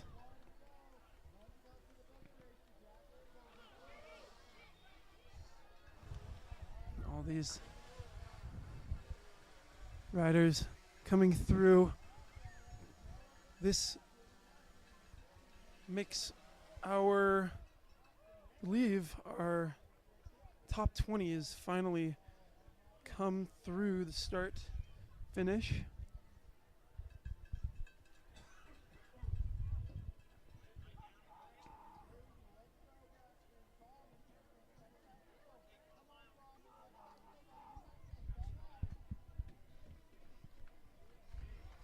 On screen now, local Missoulian. That looks like Jack Petty riding for Team Stampede. Especially biased towards Team Stampede as the local crew out from Missoula, Montana.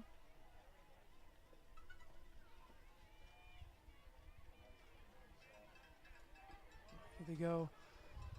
Our leaders way up ahead, overtaking a lapped rider, it looks like. They are flying, absolutely flying.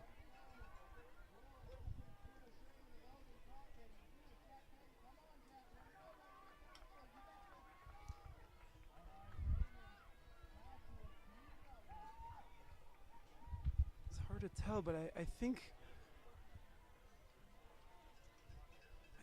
Oliver Waldron has come around Tommy Rowley in leading the charge up to the top.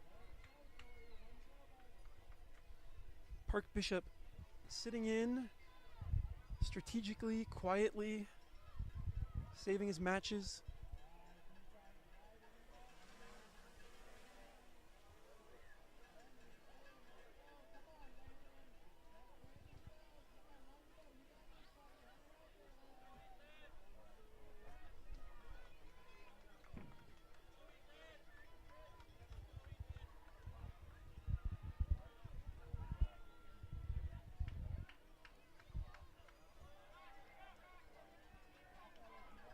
Through another hairpin turn on Izzy Up.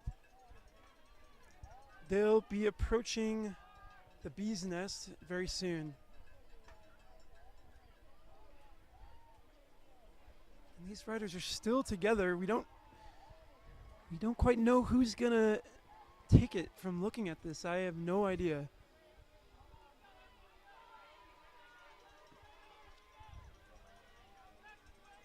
Third position, opening up a little bit of a gap.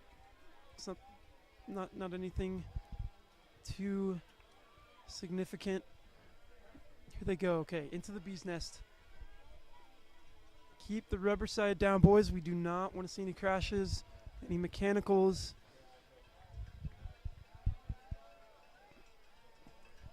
Just keep it smooth through this section of the lap. And then my guess is we'll see some bigger attacks on that final road climb just before the lower hot sauce descent.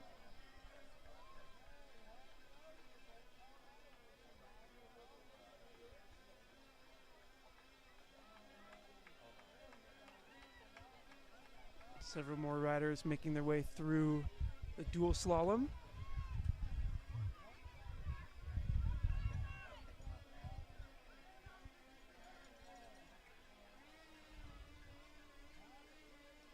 You have a whole range of athletes, even in just this one race. These are the 15 to 16 boys. We'll typically find that the 16-year-olds are just a bit ahead of the 15-year-olds on average. These are the non-UCI riders, not racing internationally too often. Not at this level quite yet. 16-year-olds will be graduating into the 17-18 category for next year. So hopefully we'll be able to see them at some UCI races, earning points for the World Championships. And look at that.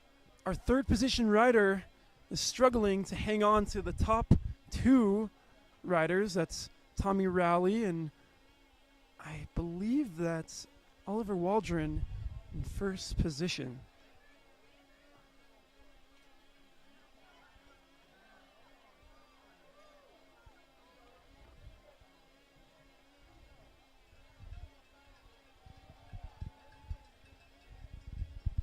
Okay, and now they're entering that final road climb. This is a decisive moment. This will determine who's got the final push to stay ahead before the end of this race. We certainly cannot discount the third position rider quite yet. He's still very much in the race, very much in the running for that top step of the podium. Let's see.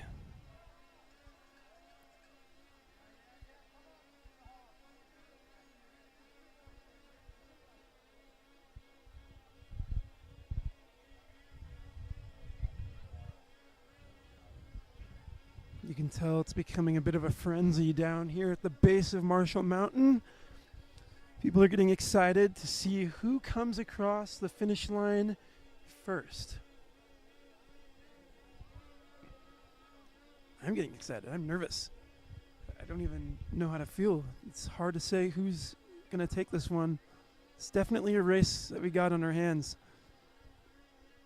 And that third position rider is just barely hanging on.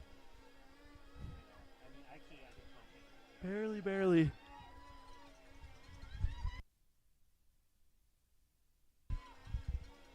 Here we go.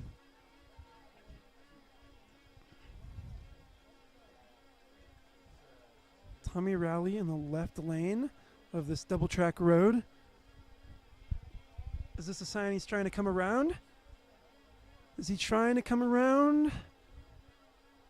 Well, he's been pinched off going into this left-hand bend. These riders are flying now. They can tell that this is a race. They can tell that they are evenly matched. And our first position rider is making a bit of a gap on second place. But it's too soon to say who is going to ride away with it as they make their way into the nexus point, convergence of all kinds of Marshall Mountain trails. Here they go. They're about to enter the lower Hot Sauce Trail. There's a rider up in front. Hope they start yelling and make sure that they're coming through. Make sure to let that rider know. They're flying across the hill right now. Gap is very, very close. It's a matter of who's got the descending skills to stay away. But as we've seen in the previous two laps, these two riders are very, very closely matched, so it may come down to a sprint. We will have to see. They're coming down the first couple corners of lower Hot Sauce. More lapped riders to worry about. This could be problematic for the rider in second position. They'll both be held up, trying to pass lapped riders. But coming around as the second position rider, second place will have to wait for a split second longer to come around lapped riders. But hopefully they yell, give them enough of a warning. It's getting very real, very quick. Who is going to walk away with it? So tightly matched. Here they come down into this little goalie sharp turn. No issues there. Another lapped rider steps off to the side. The adrenaline, I'm sure, is filling their veins. The nerves are heightening and growing. It's probably pretty uncomfortable. They're at their limit, and their minds are probably racing as fast as they go, as much so as, you know, final exam on a algebra test. They're thinking about, man, what am I going to do to get around this rider? What am I going to do to stay away? So this is Tommy Rowley and Oliver Waldron, I want to say. Here they go. They're about to come through this final bend. The audience down at the base can see these riders coming down. Now we're hearing some hoots, some hollering. Here we go. Our race leaders are about to come through. Here they go. Coming across the top face, or the lower face of Marshall Mountain. Speed is so high. This is a race. This is a race, folks. Oh my goodness. Into the dual slalom. Who is it going to be? Keep that gap tight.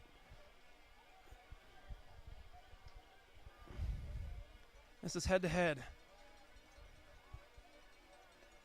And second position has just closed in a little bit on first. It's going to come down to a sprint. Into the finish straight. Here we go. All systems go. Who's it going to be? Who's it going to be? It's very tight. Ah! And I think it was bib number 553, if I'm correct. That was Oliver Waldron to cross the finish line. We'll get a quick confirmation in just a moment.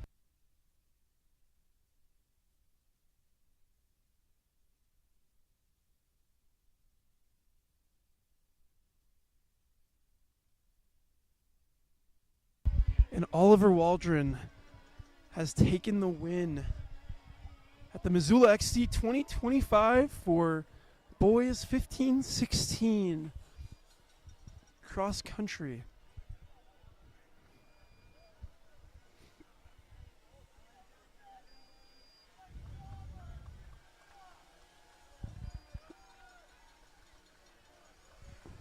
As you can see, a mechanical has struck on this bear rider,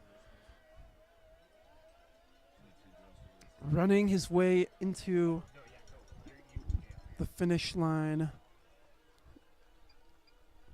We hate to see it, but it's part of racing.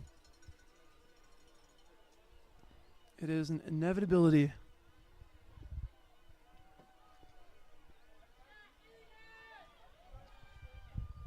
Wow, what an incredible race.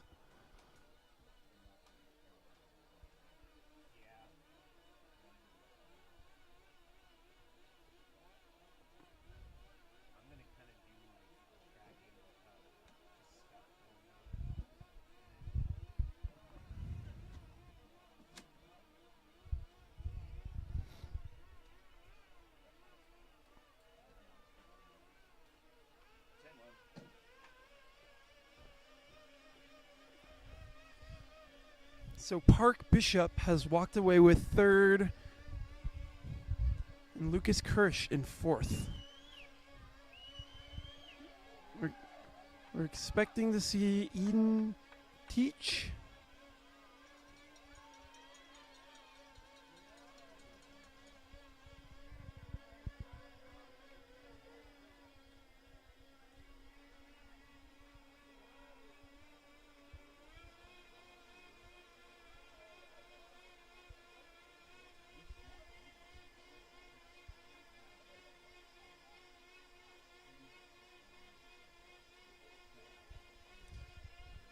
So our top 5 positions are Oliver Waldron in first place, Tommy Rowley, Park Bishop, Lucas Kirsch, and Eden Teach.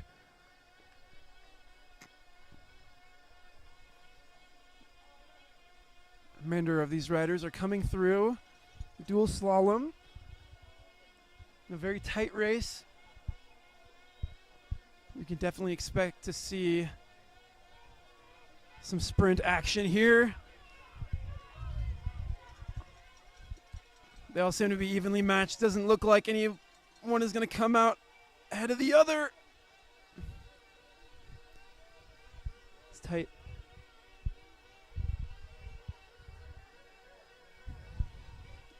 These athletes have been riding for nearly 52 minutes.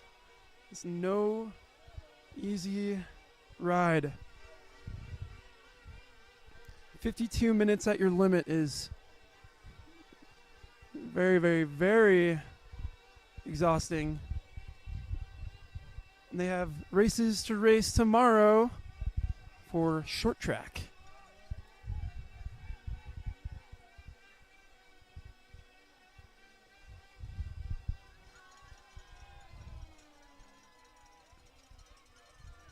I'd like to give a thanks to Missoula Productions for enabling the live stream of this race and other races across the country. Everybody loves to watch a live stream when they can't make it out to the race.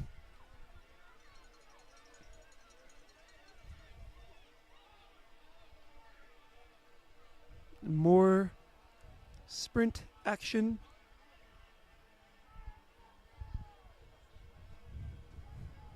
Fans were going nuts. That was awesome. We hope this gives visitors a glimpse into sort of the Missoula, Montana mountain bike scene. We've got an awesome scene out here. Marshall Mountain has developed from cross-country trails to all-inclusive trails, from downhill to even more difficult cross-country, dual slalom, adaptive for recumbent bikes and non-traditional bicycles and tricycles.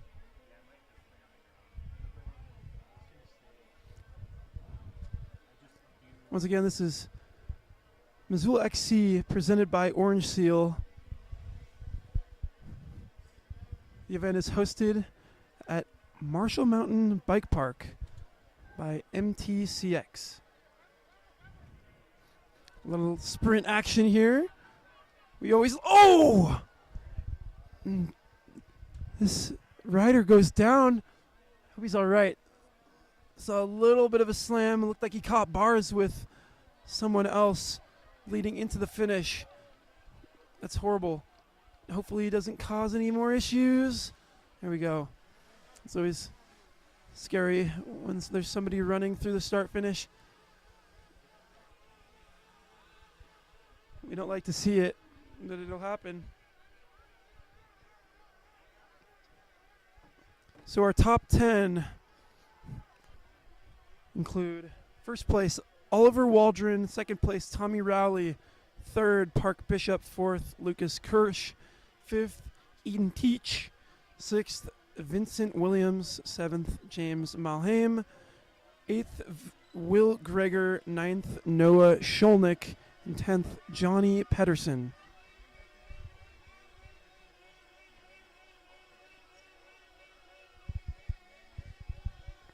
Congrats to these riders.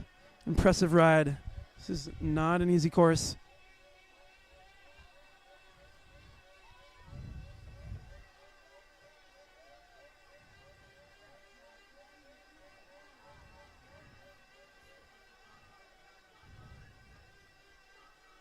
And it looks like our first local Montana rider is coming through. That's Jack Petty, riding for Team Stampede. It's great to see Jack out here representing his hometown.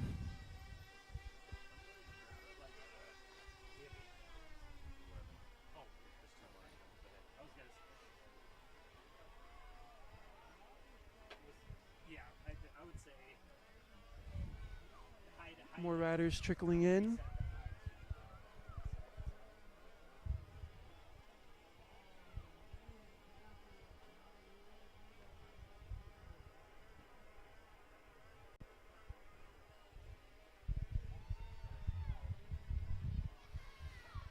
Another sprint action. Wonder if this rider will get around. Doesn't quite look like it. It was tight. It was tight.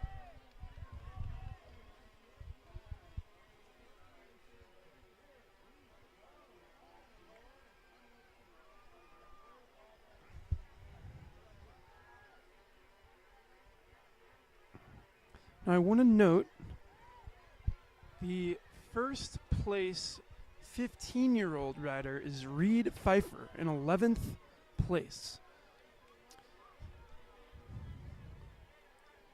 This is a rider that we'll see at next year's edition of Missoula XC.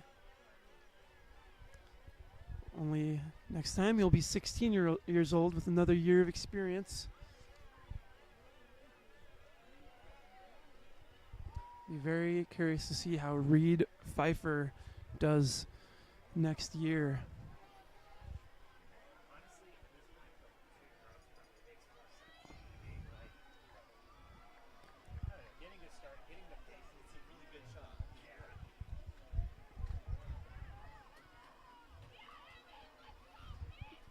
More crazy action going into the finish line.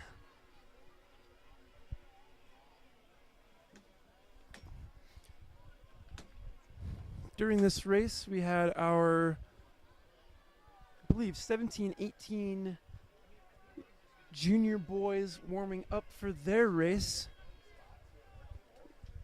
In fact, they're probably getting ready to line up soon.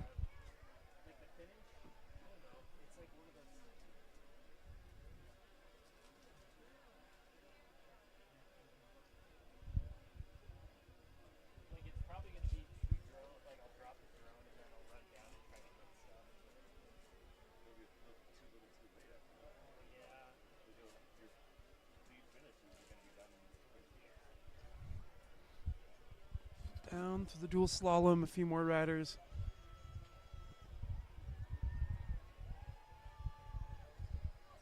The remainder of these guys have been riding for almost 60 minutes. It's a long day. Out pushing your limits.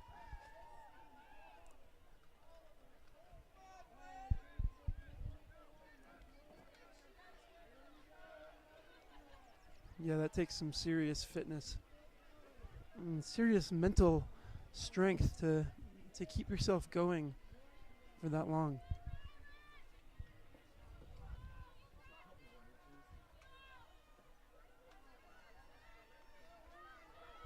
A big horde of riders coming through, battling for their top 40 positions.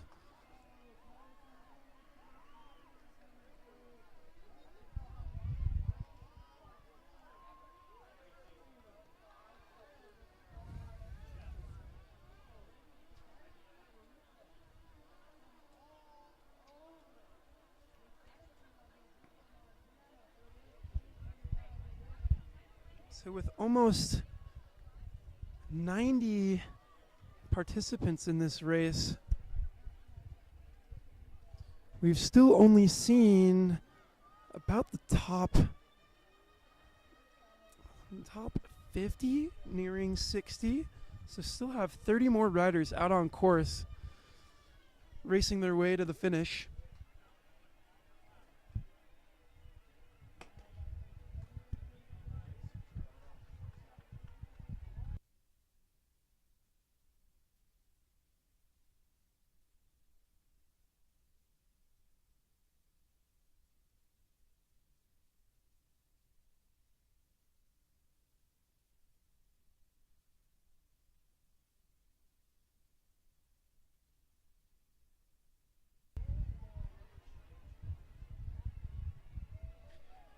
It's often we'll see the larger the starting group is, the more DNFs, DNSs, mechanicals, crashes we'll see.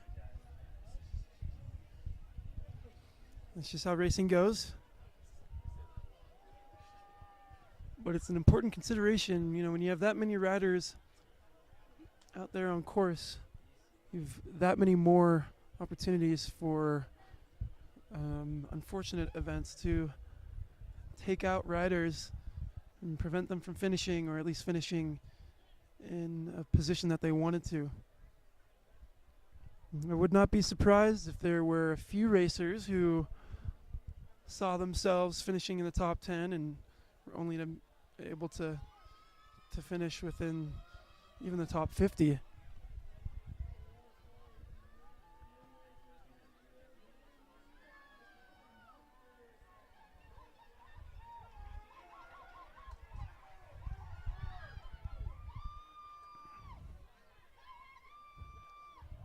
So Oliver Waldron takes first place at Missoula XC for the 15-16 cross-country non-UCI boys.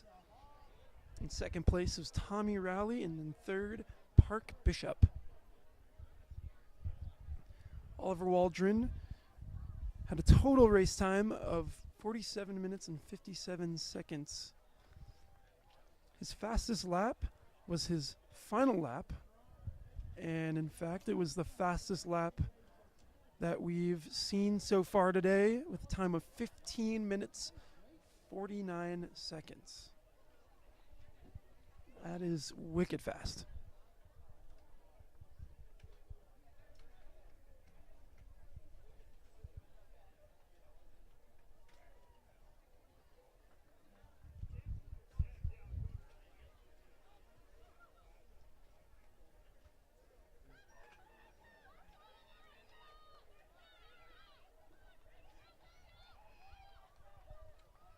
There are still about 10 to 15 riders out on course. So we'll be waiting to see them cross through finish line.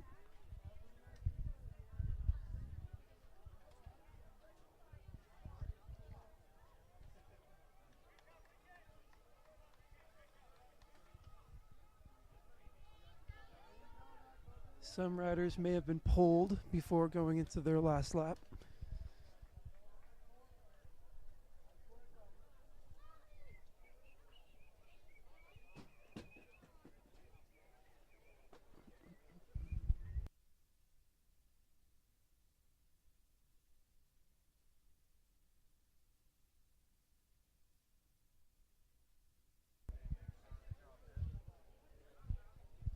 Fans are still going crazy, still having so much fun. It's always cool to debrief with the riders, see really what was going on out there, capture the things, the little details that we missed from the overhead shots and down here being at the base.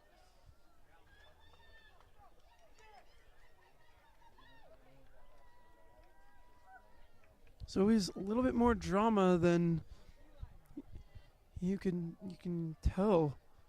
usually tell. It makes for such eventful racing.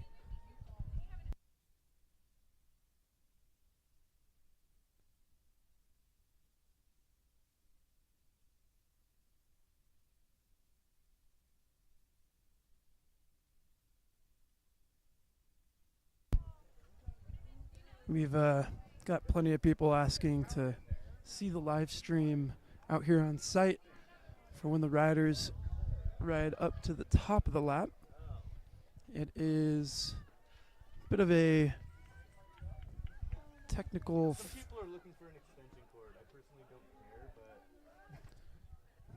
but technical puzzle, but we'll figure it out at some point.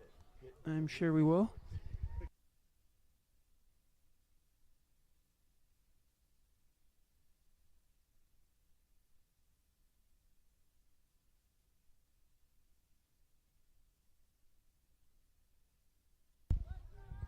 It looks like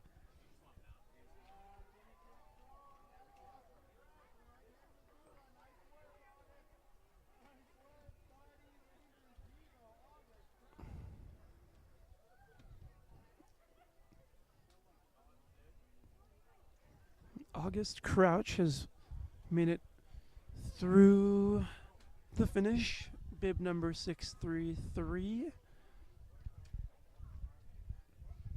Only a few more riders left out on course. There's one coming down the dual slalom, but I think we're just about there.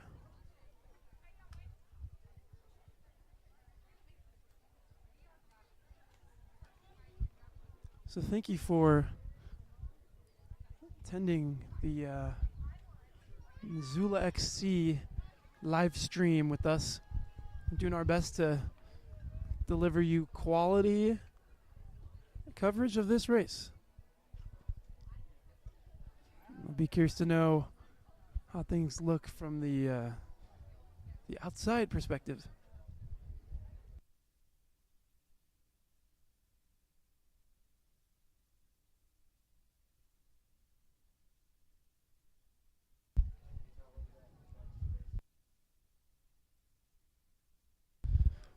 Well, I'm signing off here. We'll go through our sponsors one more time. And expect to see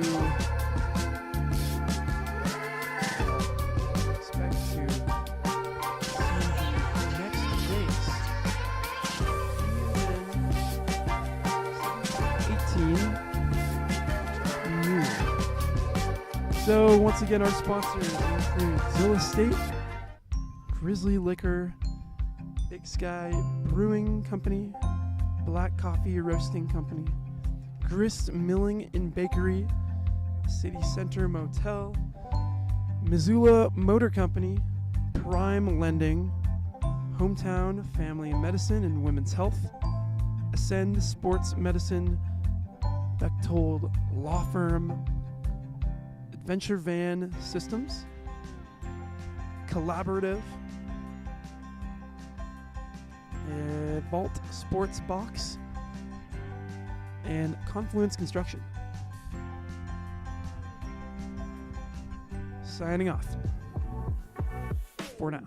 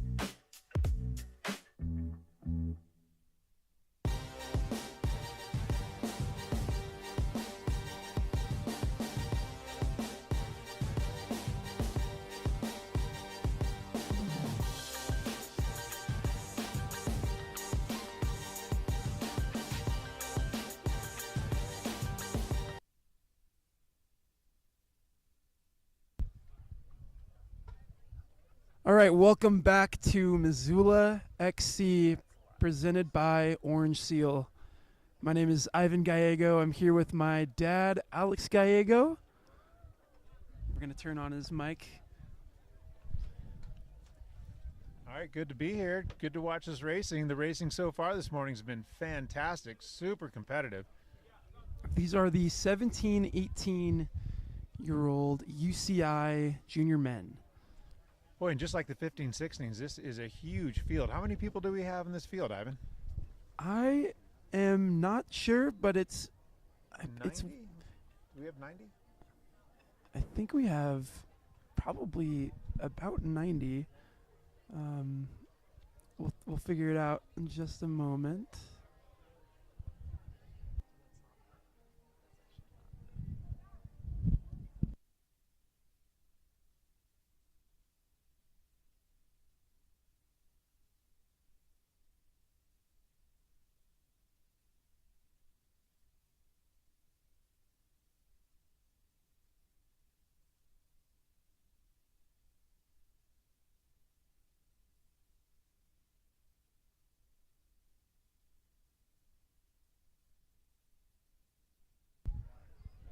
So we don't have the riders quite yet, but after the first lap, all the data will fill out and we will be able to discuss who is in this race, who's riding, who's racing. On screen you see Toby Meyerbachtel. He's the on-premises announcer for the fans out here today. And here are our 17, 18 UCI riders.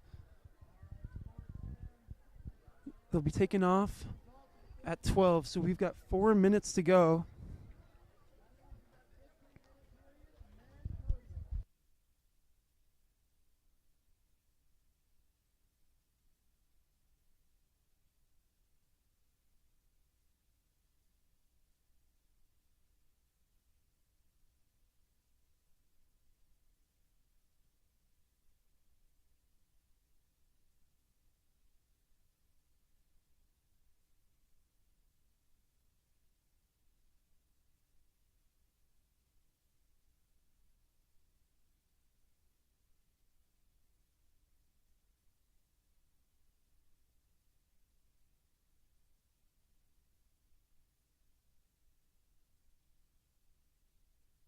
You ready to pop up? You need me now? This is Solon Linton on the mic here for the live stream. Alex, tell me a little bit about what you think the conditions of the course are today. You know, we had a really good hard rain last night. The nice thing about the Missoula XC course is that it soaks up the water and it drains really, really quick. A lot of the kids in the earlier races were saying that the course is fast, the course is tacky, super grippy. And so that's why I think we're seeing some really, really fast times on this course. The temperatures this afternoon are a little better than everybody thought. We thought we were going to be in the mid to low 40s, but the sun's popping out a little bit. Everybody's going to be racing in short sleeve jerseys, probably not long sleeves. It's almost ideal racing conditions today, Alex. Oh yeah, this is perfect. Got a nice light breeze. Crowd is good. People are stoked. This is fantastic out here.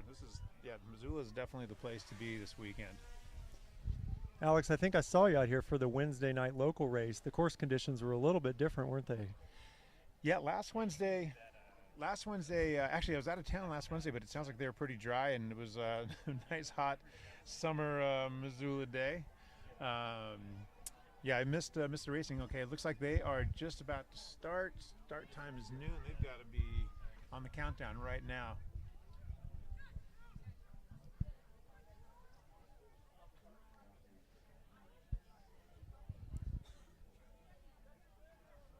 Let's see how the start goes, especially for the riders in the back. The 15-16 race, nice little bunch up and pile up around that first turn, which is pretty common on this course.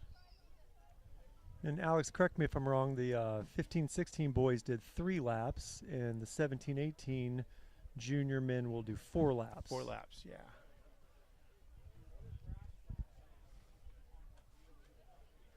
Lead 15-16 boys were doing something like 17-minute laps, so we'll see what these boys are going to do. All right, getting ready. Waiting for the whistle.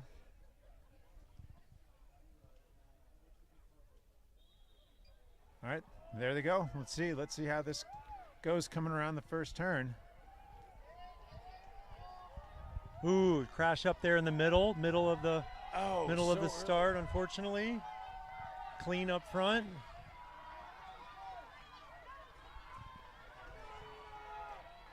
Kind of bottleneck there by the tents in the tech zone.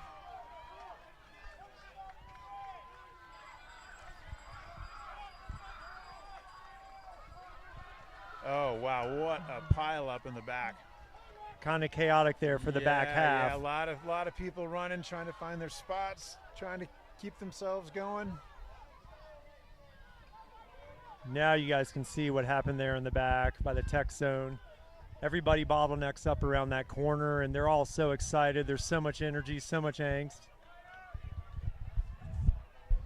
Just slide over. I need to sit down every once in a while and look at your screen.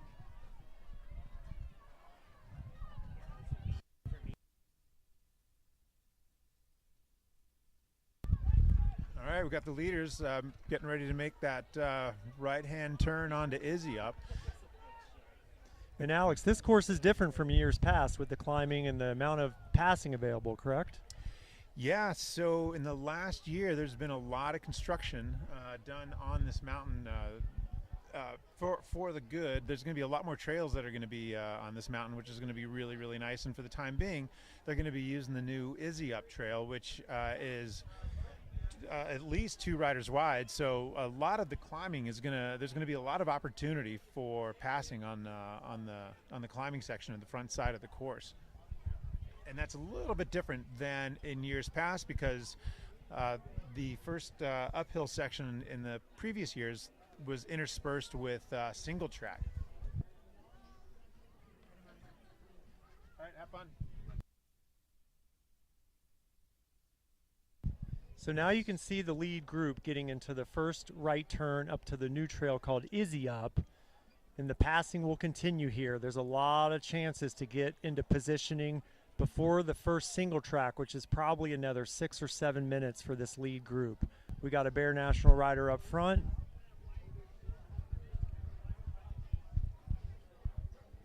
Possibly Tyler Lampert up there.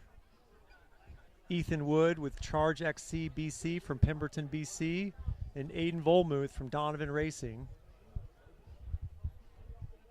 Still a big lead group, all kind of packed together, settling in for their positions. I see some Team Ruler riders up there. And Dylan, you've done this course quite a few times on the Wednesday night races here locally. It's the climbing is a lot different than the previous courses. What can you tell us about what this climb feels like? It's just a sustained pitch for 10, 12 minutes, depending on what type of pace you have. You really get settled in. There's a lot of passing, as we discussed, a lot of positioning to be had before you go into that somewhat brutal single track that's a hard right turn. There's some places to refuel, but it's real punchy. It's really smooth. It's really a smooth surface until it's kind of these rocky, undulating pitches. Yeah, that single track uphill, that used to be part of the A-line descent. And I haven't actually ridden it, you have. But it's, from the looks of it, it's a really steep climb because I remember going down it many times, and it was a pretty steep downhill. What's that like going up it? It's not for the meek, that's for sure. There's a punchy first start as they go into the right corner, and then they get a little bit of rest on what's called the dark side. And then there's 2, 3, or 4 different rooty sections where you have to be on your A game to get over them clean, and there's a lot of potential for a bottleneck there if there's a big group. Yeah, and you can see a bit of bottlenecking on this hairpin. I was talking to the kids earlier today, and they're saying that it was really easy to make mistakes on these hairpins. It's a really steep and tight hairpin that they're making, and if you take just the wrong line, or if you lose a little bit of traction, you're going to come to a dead stop. So it looks like we have one Bear National guy leading, another Bear National guy fourth. We have a ruler guy up there in the front. Some of these kits are hard to see, but they're all still bunched together, a little bit of separation going on. Definitely a lead group of about 7 or 8, and then another chase group of 3 there everybody can see. And you can, the funny thing about racing this course is you see your competitors above you. They look so close, but they're not really that close. Lots of Team Donovan riders out there.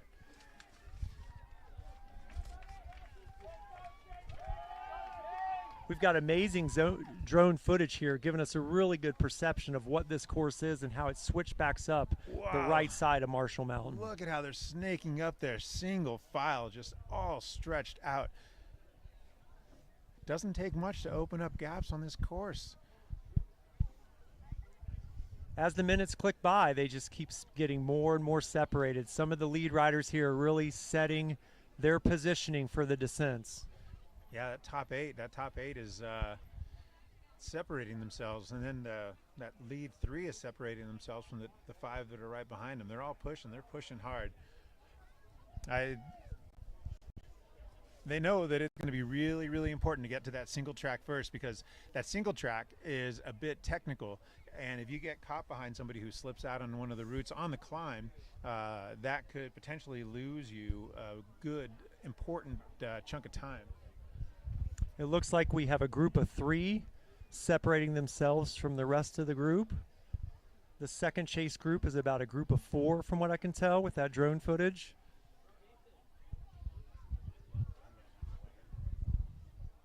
This course is definitely a course where they're doing 4 laps. They're going to want to temper themselves. They're now entering into that first single track section that Alex and I were talking about.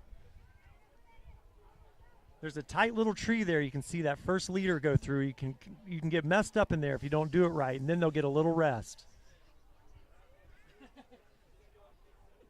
Yeah, that was all part of that steep A-line descent. That's kind of cool that they're using this backwards, though. I think that's a great use of part of the original course. Props to these drone operators. They're giving us amazing aerial footage of what these riders are experiencing out there on this course. And I'll tell you what, those drones are not exaggerating those beautiful colors. It really is that beautiful here in Missoula, Montana today. There's a right hard turn and a left hard turn right as those leaders are going into. A lot more tackier than they were earlier this week. And if the drone stays there, you'll see them come out onto that slope and go back up that road on the left-hand side of the screen.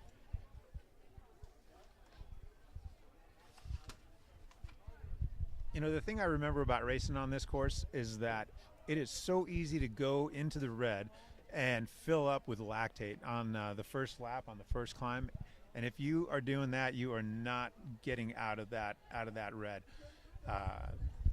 These kids are so talented, though. They probably are able to clear out some of that lactate, but we will see what happens as they keep pushing the pace, because they are really, really driving a hard effort to the top of the mountain on this first lap.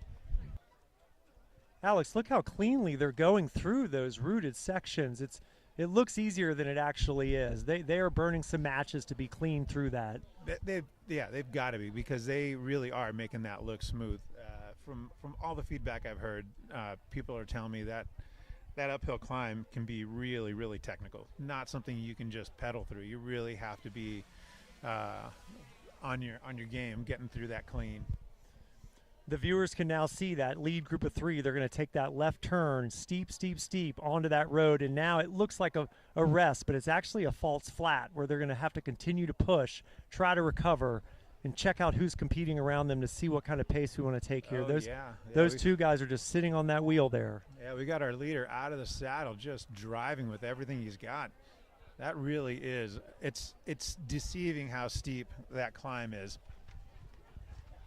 Alex, are your eyes good enough to tell us what kits those are? I see a bear kit at first, but I can't tell who 2 and 3 are. You know, it looks like we got a bear 1 and 2, and then number 3, I just cannot tell from this screen view. That could be Carter Lemke from Dirt Camp Racing, possibly. You know what? I think you might be right about that.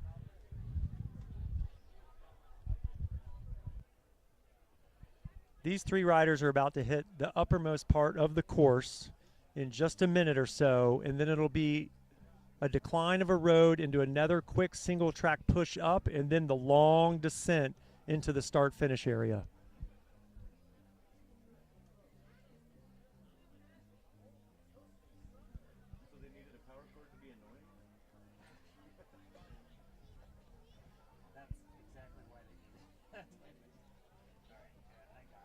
So Alex, a lot has changed since the first race here at Marshall Mountain in 2011.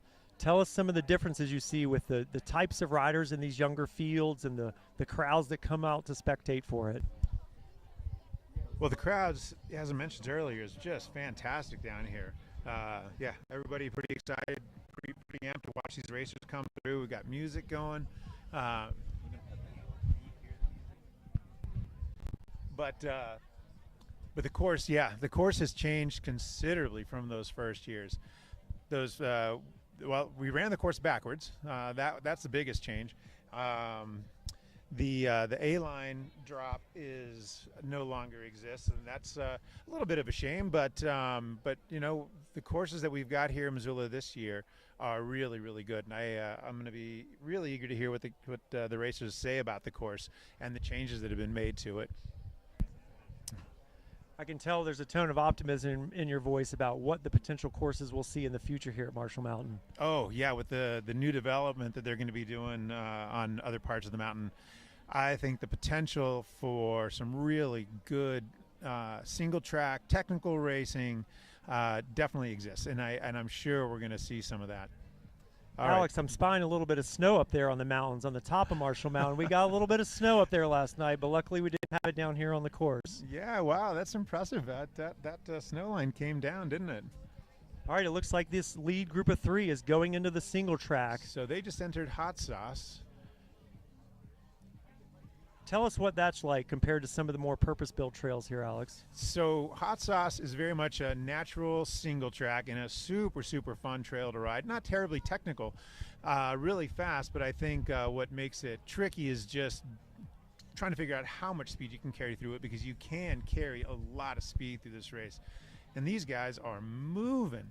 And is this the type of technical descent where they might be able to put time on their competition? Absolutely. You know, we see that every single year coming down the upper head wall and the lower head wall. The riders that are able to lay off the brakes the most and push through those turns start opening up gaps, and you can see that right here. This gap from just coming into it has already opened up to a couple of seconds, 2-3 seconds already. I'm going to have to guess that that's Tyler Lampert from Bear National out front, or Logan Drevelo. I'm not sure, but one of those 2 Bear kids are right out front. They're obviously putting some time on the 2 behind them. But look at the gap those 3 have on the chase group. I can't even see those guys. Yeah, that's amazing. And remember, everybody, this was like a 90-person start, and they've already spread out this much.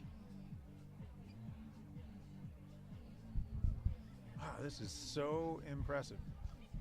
So, Alex, you can see the base area down there. People are going to start getting excited because they're going to see this lead group coming into the base.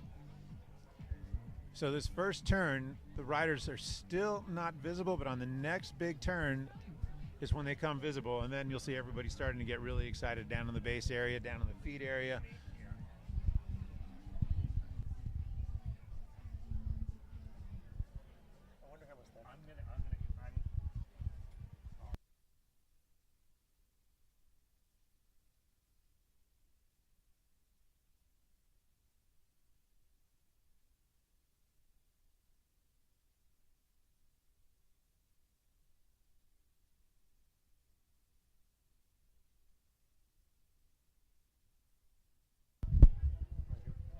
All right, here they come. Here they come. They're coming down the bottom of the head wall. You can see them.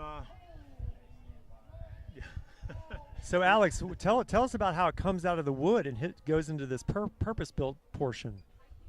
All right, we see our first rider coming across the ski slope, and then they're going to come into the dual slalom. And again, you're going to see some of these riders are going to ride this dual slalom with so much skill that they are going to open up even more time on the pack. This is really impressive how much this gap is opened up between the leaders and the riders behind. I think that we are going to have riders all over the course by the time we get to lap number 3 and definitely lap number 4. Alex, I can see a big chase group. There may be 30, 40 seconds back from these 3 riders at the front. I don't know if they'll be able to get back up to that lead group. Yeah, something's going to have to change pretty dramatically. People are going to have to find their legs, find that open space, get their gels, stay hydrated. They still have 3 laps to go. There's still a lot of time in this race, but these leaders are really pushing the pace. How do you refresh that?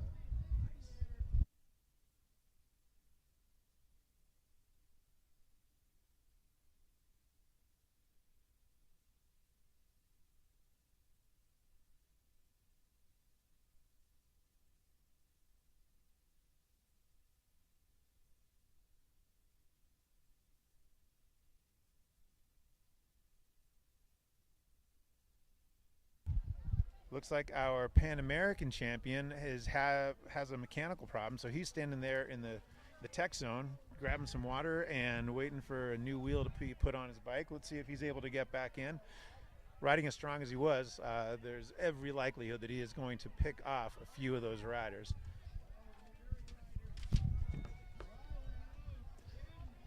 So we have some confirmation now that Bear National rider River Valdez was out front, followed by Ethan Wood and then Clark Johnson.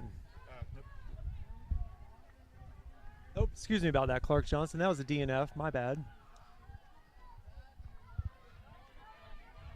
All right, here they are heading right back up the climb. Well, we've got River Valdez just charging up the climb on the way back to Izzy up. He's got the measure of this course right now. Oh, but he's got his chaser. He's got his chaser, not letting that one go. Ethan Wood is still on the gas. Looks like Ethan comes from Pemberton, BC, and River Valdez is from Sedona, Arizona. River did a 15-minute and 10-second lap with a 7-second gap in front of Ethan.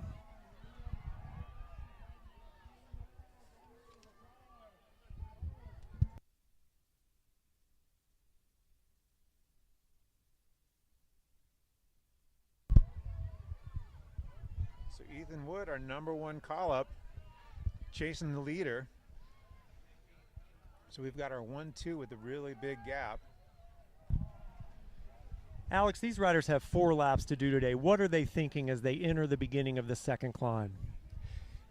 You know, when you hit that climb, you know you've got quite a ways to go up this mountain, but these riders have so much experience that they realize that they are going to be in for about a good solid 6-minute effort. And these are efforts that they've done in training repeatedly. And if they can get that reminder into their head that, okay, I've got 6 minutes solid, that I'm going to be above threshold, and then I'm going to have an opportunity to get a bit of recovery. They know they're going to be just fine. If they start thinking about how long it is up to the mountain, just thinking I've got this long climb, that gets to be really, really hard. Where they start thinking pacing and effort levels for a 6-minute effort, they're gonna keep that pace really, really high. We've got some great footage there, Alex, of that second wheel. Aiden Volmuth appears to have caught River Valdez as they go up that climb.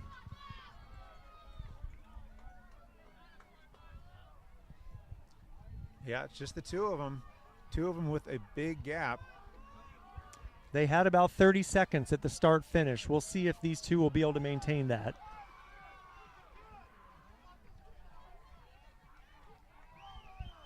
Yeah, that gap is big. That gap is really big.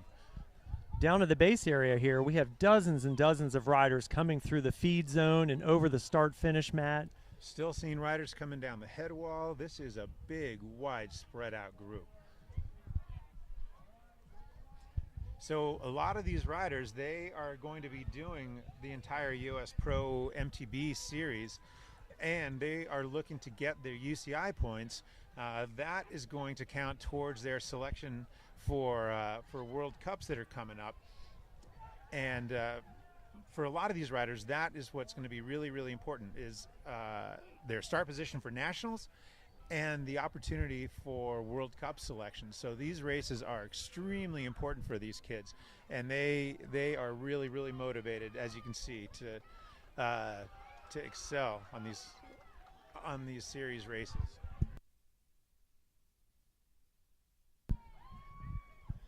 Ooh, and the sun is coming out. It is getting nice out here, and it looks like the crowds just continue to grow. I got a lot of calls, Alex, last night from visitors coming to Missoula asking me to interpret the weather for them. I didn't know what to tell them, but I didn't tell them this was going to happen. Yeah, I wouldn't have guessed we would have had this sunshine today looking at the forecast, but oh man, no, this is absolutely beautiful. We are looking at ideal race conditions here at Marshall Mountain in Missoula, Montana today. And these two are showing us how to race this course. They must be absolutely loving this climb because they are rolling so smoothly. River Valdez and Ethan Wood are just charging up this climb once again. Do you think that they'll try to work together, or do you think River will just try to be the first wheel the whole time here? You know, that is a really good question. Each of them is going to have their own tactics. Sometimes riders like to follow, sometimes riders like to lead, sometimes riders don't like somebody just sitting on their wheel. Yeah, that is a great question. I'm really curious to know what is on their minds right now. River knows he's got a really strong climber on his wheel because he had a good gap coming into the start of this climb, but Ethan was able to close that gap and is sitting on his wheel.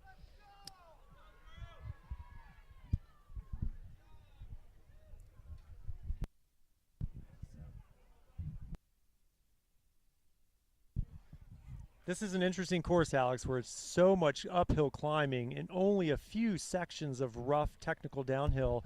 I'm curious about some of the bike choices here. I know the Bear National team is on the Trek Super Caliber, but I'm curious what that second wheel is. I can't tell if he's on a hardtail or full suspension. Yeah, I can't tell either, but I would guess these days most kids are riding full suspension. I saw a few hardtails out there. Looking around, there's definitely a good number of hardtails, but these days, these full suspension bikes, they ride and pedal so well going uphill. And with a lot of the courses that we're seeing these days, the full suspension is very much in demand. Although, you know, you see even at the very top levels, the top pros running hardtails on a lot of those courses that I think I'd be on my enduro bike trying to handle those courses these days. Some of them must have younger backs than us, Alex, to be able to ride this course on a hardtail. Yeah, that is absolutely true. Absolutely true. So I'm following the chase now. Just the chase? Okay. All right, here's our chase group. It's a big group, and they are not too far back, but that is a big group to motivate each other to get up to the leaders. There's not going to be a lot of passing for a while until they get onto the double track. So I think for a lot of these kids, they're going to use this opportunity to settle in, catch their breath. They know they've got a nice big pitch to get up through the bee's nest area. And then they'll hit that double track. And let's see what kind of tactics they use there to move themselves ahead. Maybe at this point we'll actually see the leaders coming out of Bee's Nest as these riders are heading in. It's such a difficult part of the course, Alex. Everybody there is trying to put some distance on each other, trying to use their technical skills. And now we do see the leaders and the chase group in one screen there. I would have to guess that gap is about 30 seconds. Maybe they've lengthened the gap a little bit to 40. You know, and one character about this course that's always been the case, even with the original courses, is that it is so hard to find opportunities to recover on this course.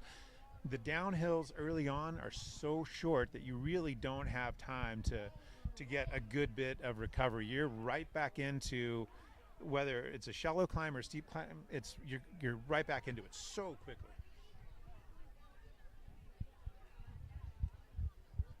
Yeah, and there's River out of the saddle again. He likes pedaling out of the saddle. He's definitely finding his power there. Alex, I wonder if that chase group can get organized onto this false flat and try to decrease that gap a little bit. Yeah, let's see what kind of motivation they've got here. It was a group of 8, and they were all pretty tight. I'm sure at this point they can see them. This is a long straight, very steep double track, so I'm sure that they are in sight. And having that carrot gives you a lot of motivation. This should be about an hour race here. That first lap was between 15 and 16 minutes, and as we said, they're doing 4. So these two front riders have to be able to maintain this pace for a long time to keep that chase group at bay.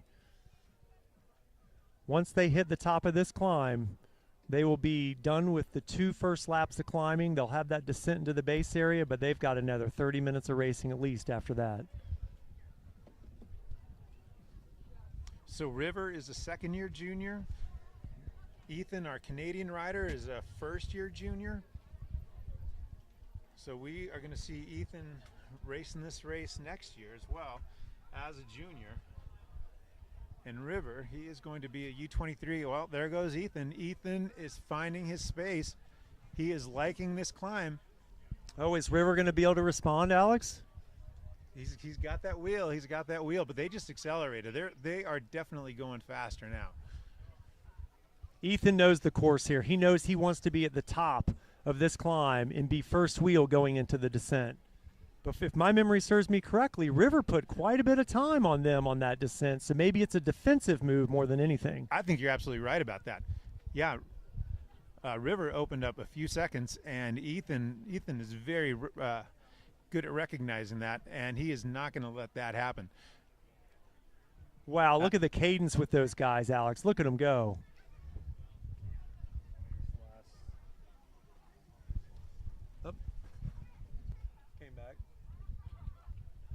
Yeah, they're going in. Let's see what happens when they get onto that single track descent. If River really wants to get into that head wall descent first, his one opportunity is when they get onto that really short double track before they make the right-hand turn down onto the head wall descent. Let's see just how motivated he is, or maybe he's just going to be patient. He knows he has 2 more laps to go. He's going to have his opportunities. There they are coming through the single track on hot sauce. They're going to take a sharp left corner, and there's that one chance that Alex mentioned. Maybe River will try to go ahead, but it's really aggressive. Doesn't look like he's going to do it. He's going to let Carter Woods have the first wheel going down the notorious headwall descent of Marshall Mountain. Yeah, looks like River is able to hang on tight. Oh, and you know what? That sunshine, that beautiful warm sunshine, is disappearing, and it looks like we might actually get a little bit of rain. Yeah, there you go. We've got Missoula in June. But you know what? I think that's kind of nice. It's going to keep the course nice and tacky, and it's going to keep the course fast, and we're going to see how these kids make the most out of it.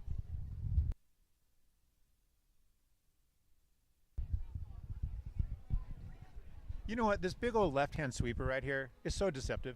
I'm always off in the grass when I do this, trying to make that turn fast. These kids make it look so easy.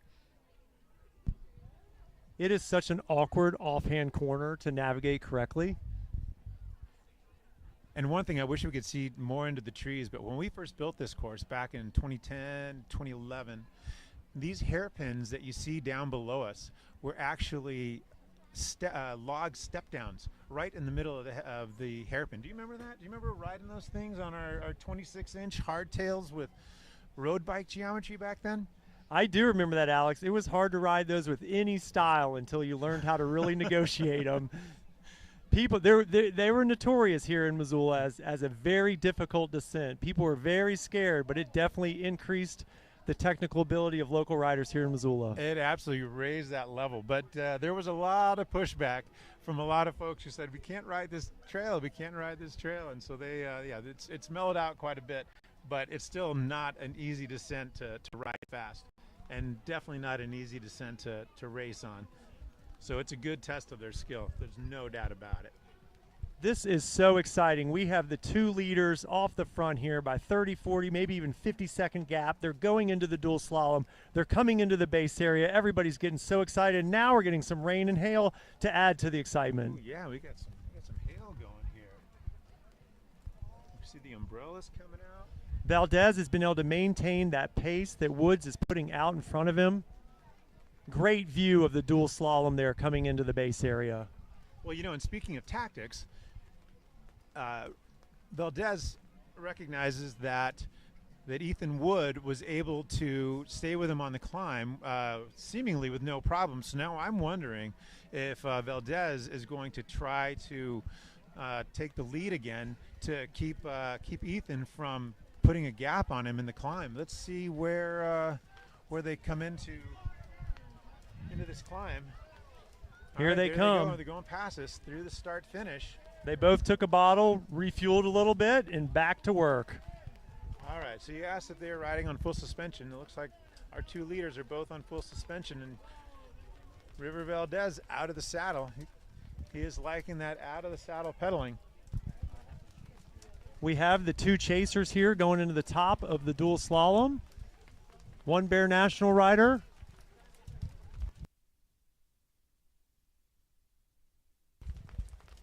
And do we have a roller Devo? Is this Mason Salazar up here?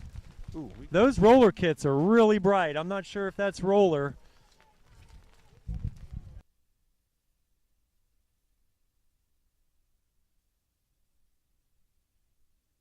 notice the one I'm looking behind us. That cloud behind us, you can't really see it because the building's in the way, but it's looking really dark. All right, let's see who we.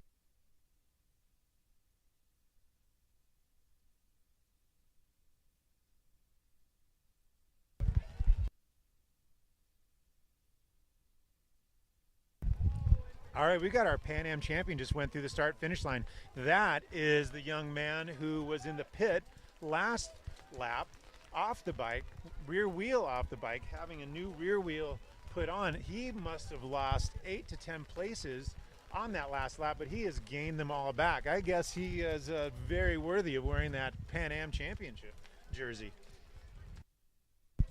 Well, Alex, if he was able to bridge that much of a gap back up, do you think that he's a threat to these top 2 riders here? Absolutely, there is no question. If he can maintain that pace, we just might see him closing that gap. Ooh, make that double. These kids, yeah, throwing a little bit of style. This course is a lot of fun to ride. I think that's why this course attracts so many of the top riders from around the country. They know they're going to come out for some really good high-level competitive racing, but they also know that they're going to ride a course that's super fun to ride. There's a great view of the start-finish. Lots of riders coming through, all fueling, all trying to eat, all trying to drink, which is incredibly difficult at this pace. They are getting themselves ready for 2 more laps, settling in, finding that pace, making sure that they are well fueled, well hydrated, because they know they're going to be burning a lot of fuel here in the next 2 laps.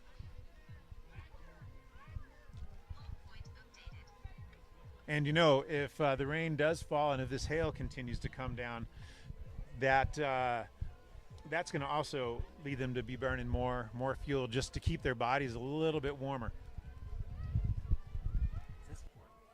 Where's our leaders? This is our leaders over here. Okay, so we've got this. So if you want to see our leaders, our 2 leaders though, they still have a really big gap up in the front. That gap has got to be about 20 seconds still.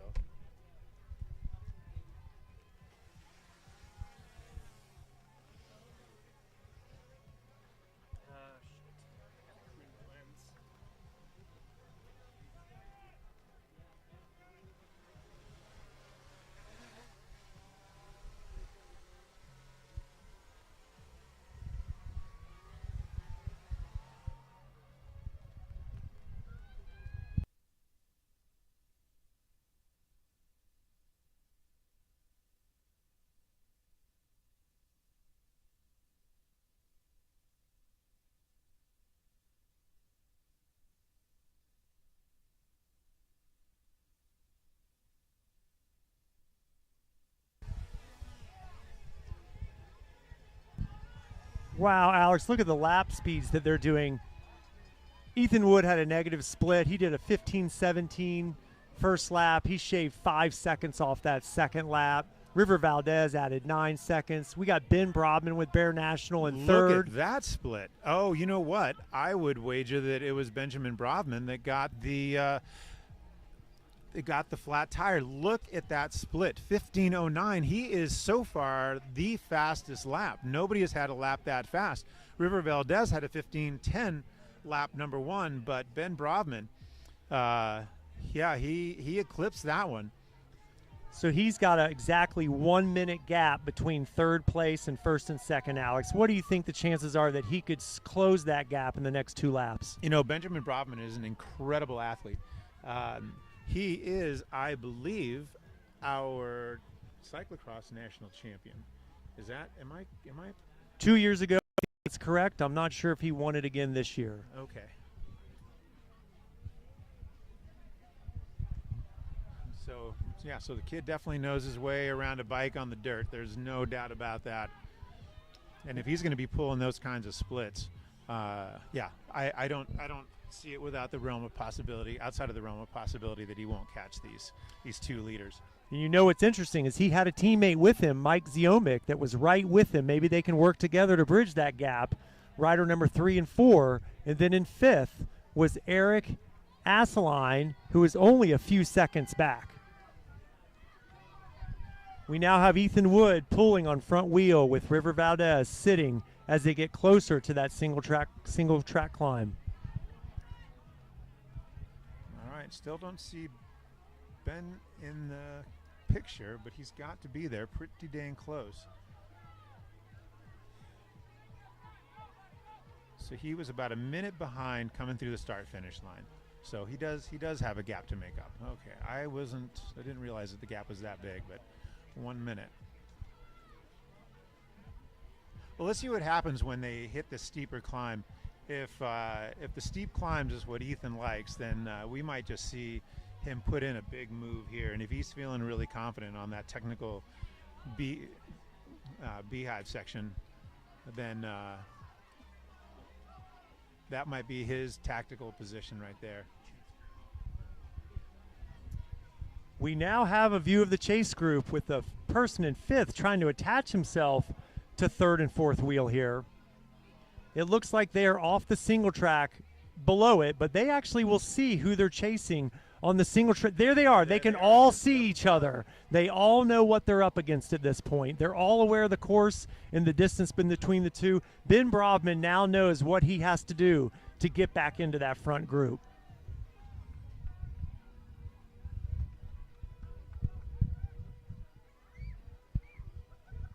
Well, Alex, the hail has stopped. The sun is coming out a little bit more now. We waited the token 2 minutes in Montana, and the weather did change. Yep, you see some of the umbrellas closing up again. Good. People soaking up every bit of sunshine they can get. All right, these are our leaders here. They're about to finish up the single track into that false flat road climb again. I wonder what they're thinking about their strategy through this. If they want to wear each other down, if they want to conserve a little bit. They saw that chase group behind them. They might be getting a little bit anxious. I love the technical single track nature of this course. It really does challenge these riders to ride at their very, very best and show off their talents. I cannot believe the pace that they're going through that, Alex. That is difficult terrain. The drone footage doesn't give it justice about how in your face those corners are.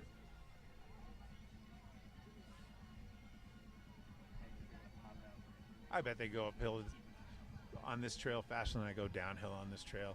That's amazing how much they are leaning into those turns, going through those corners. Look at that footage. Those are the two groups eye to eye. They came right together. They saw exactly how apart they are. What a great shot. What an intense portion of this race. They're their competitors right in front of them. They know what they need to do to close that gap. Yeah, and there is River Valdez out of the saddle again. He loves pedaling out of the saddle. Let's see if Ethan Wood decides to put in another dig and see if he can open up a gap.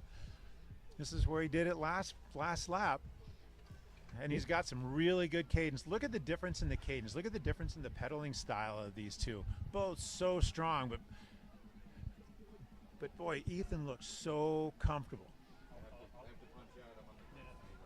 Alex, what are they going to be thinking as they crest the top of the third lap? They have one descent and one lap to go. Tactically, what are they thinking? They're looking at each other. They're looking at each other's pedaling style. At this point, they have a really solid idea of what each other has as a strength.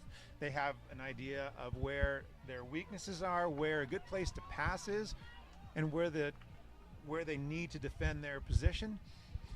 So they're going to come into the bottom of this. It looks like, my guess is, unless something happens, they're going to come into the bottom together.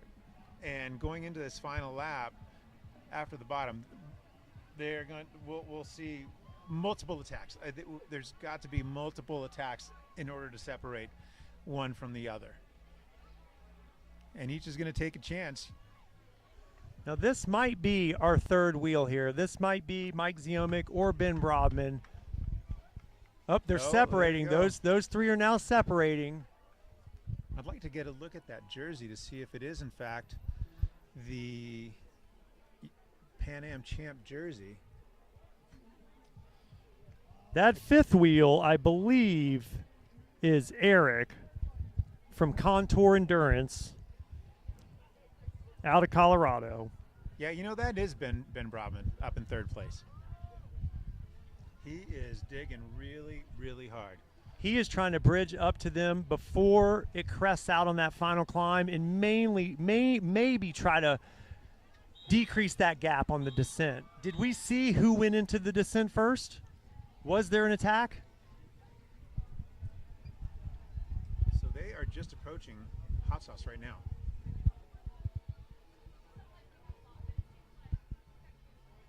Oh yeah, there's a gap. There's a really big gap between the leaders and this group of three.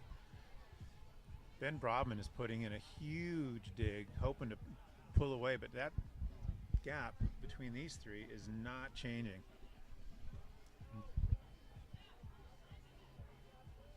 Yeah, they are matching each other pedal stroke for pedal stroke. They are not going to give an inch. Here we go. Into the Hot Sauce single track. So Ethan Wood on the lead there.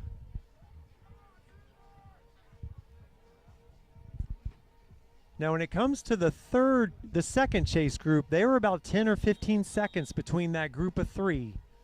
I wonder if we'll see any mix up there between 6th, 7th, 8th, 9th wheel and 3rd, 4th, and 5th. All right, into the head wall. Here we go. Let's see how this one goes. Third time down. They've got a measure of this course. Let's see how fatigue starts to set in as well. You know, you get a little bit of fatigue and you start making really small mistakes. That can definitely have an effect on your race. Wow, you can see the gap now, Alex. That chase group is still at the top of the descent where the other two are already halfway down.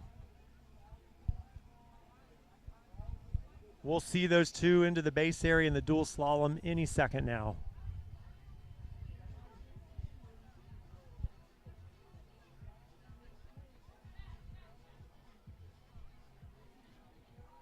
All right, can you see him up on the hill yet?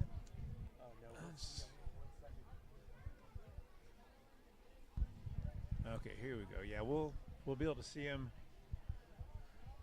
really, really soon. All right, they just started into the lower head wall. They're on one of the rider favorite sections of this course, the head wall.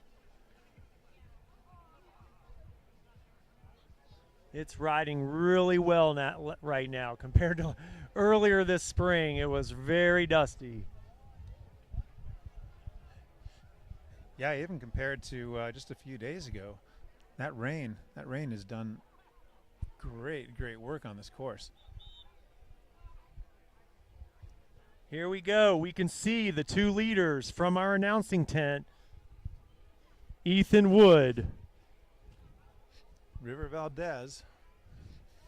Making a statement here at Marshall Mountain. So I think they're going to come into this last lap with just about a minute lead still. So this race might just be between these two, unless something really, really drastic happens, because up on the mountain I don't see our chase group. But here comes our two leaders across the ski hill on the way to the dual slalom. In case something happens, Alex, we've definitely got a battle for third behind them. Let's see if they take the same line down the dual slalom, or let's see if they take their own line. No, they're following each other. Local knowledge is the left yeah. line is faster.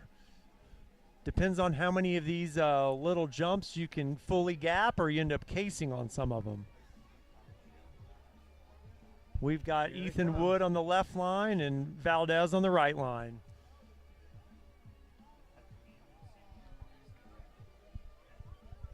You know, the nice thing is that the entry into the tech feed zone is dried out, because that can get really, really slick when it's wet.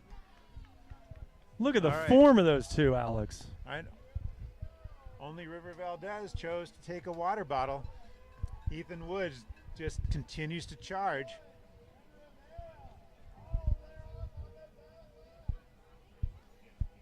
Bell lap for these guys, everyone. Bell lap. And we're finally seeing Bib Brovman come out onto the dual slalom. You can see the Pan Am's jersey from here. Okay, I'm really Mike curious to Ziomic's see. about 3 or 4 seconds behind him. Let's see what this gap is going to be when Ben Brovman comes through the finish line.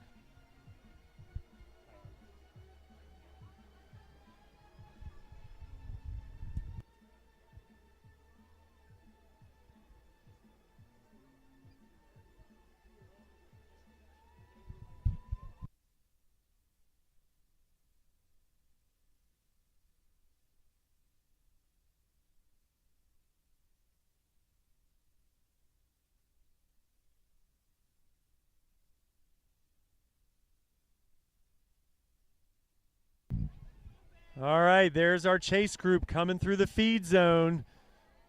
Ben Brovman, Mike Ziomic,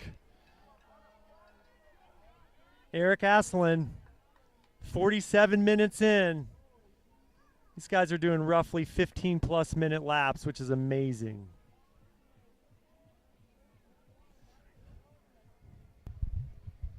$15.18 for Ethan Wood on that lap, $15.19 for River Valdez. Ben Brodman put down a $15.28.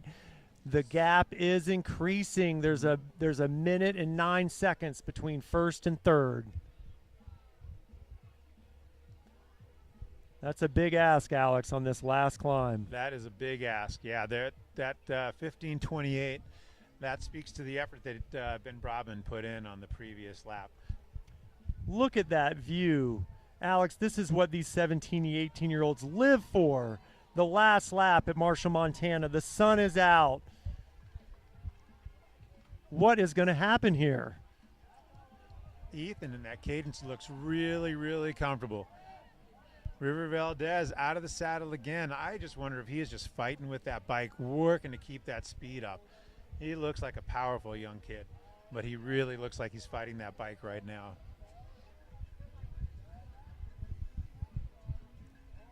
See a few more riders coming down the dual slalom and into the feed zone. Just a line of riders. The audience can go to competitivetiming.com, which will take you to a link through runsignup.com that gives us live results. It's very exciting looking at the lap times of what these 17, 18-year-old men are putting down right now. It's absolutely mind-blowing how fast all these riders are.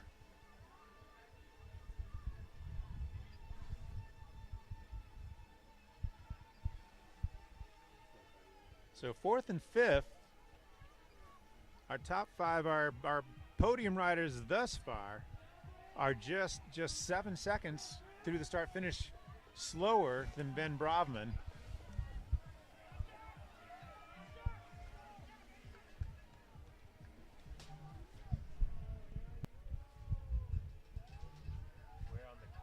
Bell lap, we've got a lot of riders coming through, charging knowing they've got one lap to leave everything out on the course.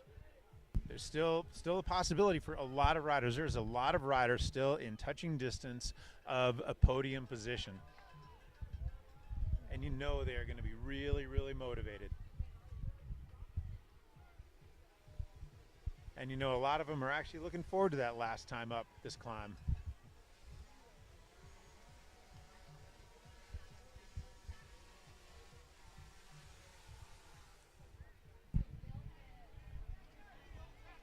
I have to give some props to these drone operators and the footage that they're able to give us with some pretty inclement weather here on Marshall Mountain. We've had wind, hail, sun, and they are still putting us in a position to watch all the excitement of the race around this area.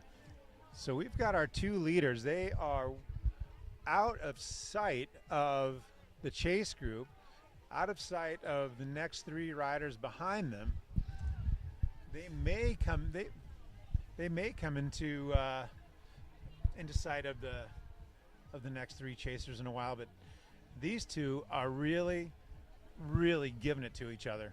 The viewers can now see them going up the final lap on the final road climb. They're thinking about that single track and what they're going to do, save some matches for maybe an attack on that false flat to the summit. When are we going to see something, Solon? I think it's coming. I think it's coming.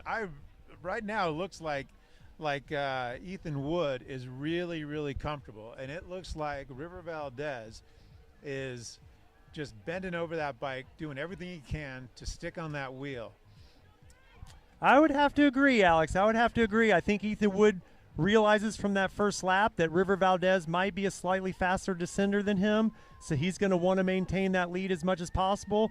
Maybe Valdez is sitting back waiting, setting up for an attack to get into that final descent. Waiting to see if you can see a crack there somewhere. This is so exciting.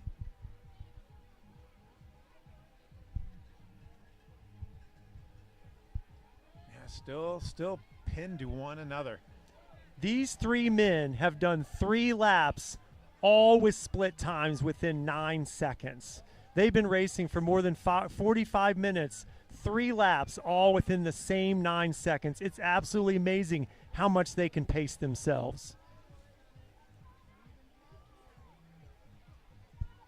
Alex, it appears to me that there is not much risk of that chase group catching these 2. I don't think there is. I think that these 2 are on a whole other level from the rest of their competition.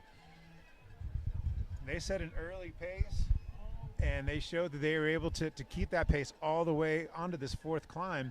That is extremely, extremely impressive. These kids are so talented. Got a couple Donovan riders coming through the dual slalom here towards the base area. All right, yeah, we've got our 2 leaders heading into the bee's nest, and they have put on distance. Last lap, they were actually in sight of the 3 riders who were chasing, and now they are out of sight. They are gone.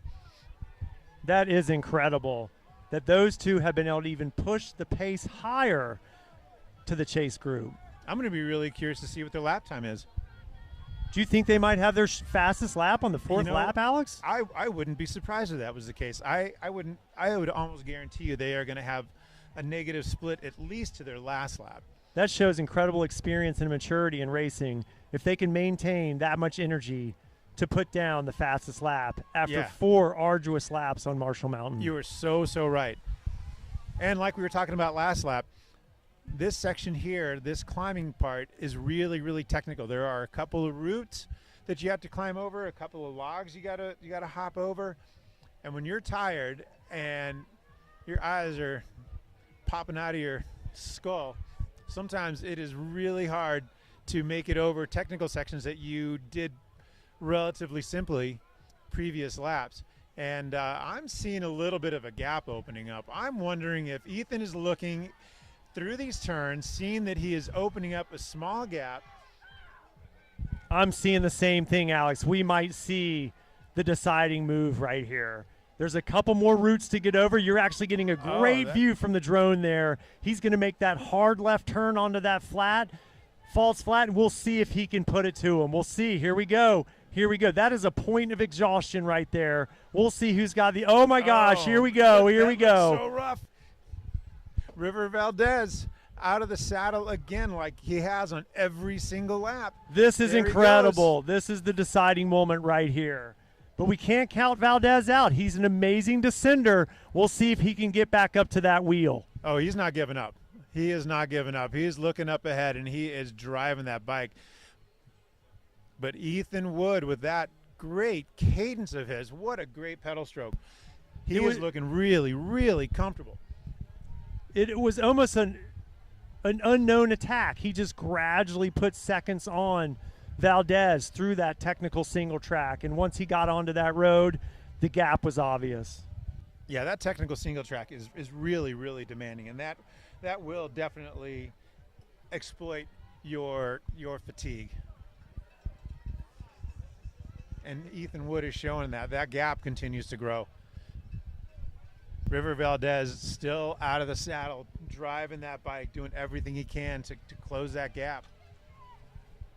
Okay, now we see the two leaders getting close to the pinnacle of the course, deep in the woods there on Marshall Mountain.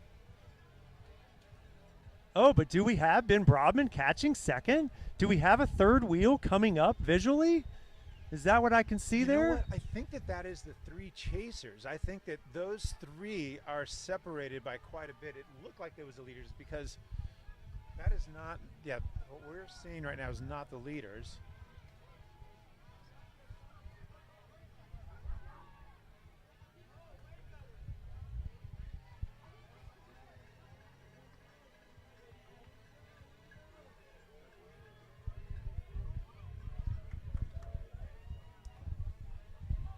Yeah, I think we are looking at Ethan Wood right now, getting ready to head into our hot sauce single track. Is that River Valdez, Oh, the no, Bear Rider? There we go. Yep, right out in front. Yeah, that's Ethan Wood getting ready to head into hot sauce. We've got River Valdez behind. Okay. And, you know, I don't think that Ben Brodman is actually that far behind. I wonder if he put in a huge dig that we didn't see on that last climb. Wow, we got a lot going on here with this top three. River could catch Woods. Brodman could catch River. This is a demanding descent. There are some opportunities here. Good, nice, clean descending. Keeping this descent fast. Let's see when River Valdez is going to come into our picture. There he goes. Ethan Wood establishing this lead. I would say that's maybe 10 seconds, Alex. Yeah, oh yeah, that gap has grown.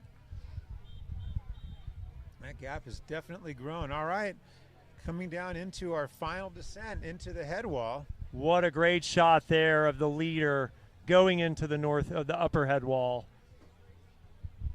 He's going to pop out of the woods there. There he is. He's going to start seeing the base area. He's going to start to understand that he might have this thing within his grasp. Yeah, River Valdez is just now entering in the upper head wall. And Alex, I caught a glimpse of Brodman right behind him. Right. You were absolutely right. That's ridiculous. If that is actually Ben Brodman. There they are. That is him. That is incredible. We've got a battle for second on our hand here, Alex. They are teammates, both on Bear National. Ethan Wood on Charge XCBC out of Pemberton, BC. He came south of the border here to show his skills in the U.S. And he's definitely shown them. He is definitely showing him. He is riding this descent so comfortably. All right, the base area is going to start to get excited because they are going to see the leader coming into the finish of the last lap. The finish line. And now we have second and third there. The gap between these two is diminishing. This is so exciting. That is really impressive. Ben Brodman able to close that gap, 1 minute and 10 seconds. Is he going to get close enough for a sprint finish there, Alex, for second? Here we go. We can see him from the announcer's booth. We've got Ethan Wood coming into the final climb of the dual slalom.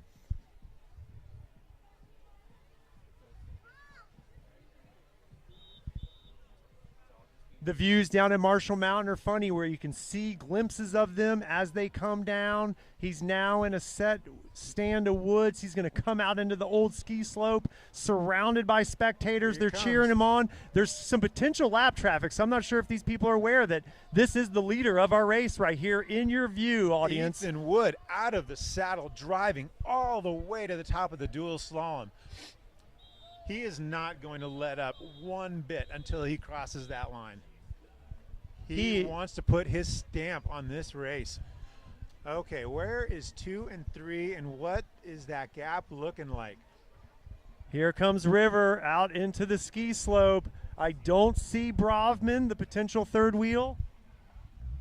Unless that was a lapped rider, it very well could have been, but it didn't seem like it. Oh, you know what? It was a lapped rider. Because that has not been Yep, Brovman. that has not been Brovman. Here And we there's go. Our winner through the finish line, Wow. Ethan Wood. Congratulations. What a ride. An What a hour and ride. 36 minutes. That is absolutely incredible.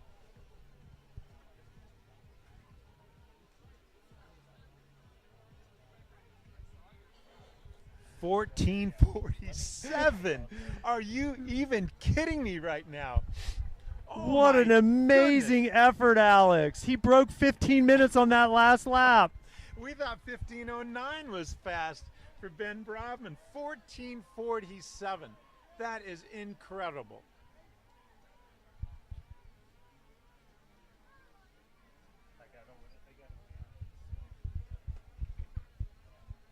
River Valdez, second place. Yeah, no, that gap between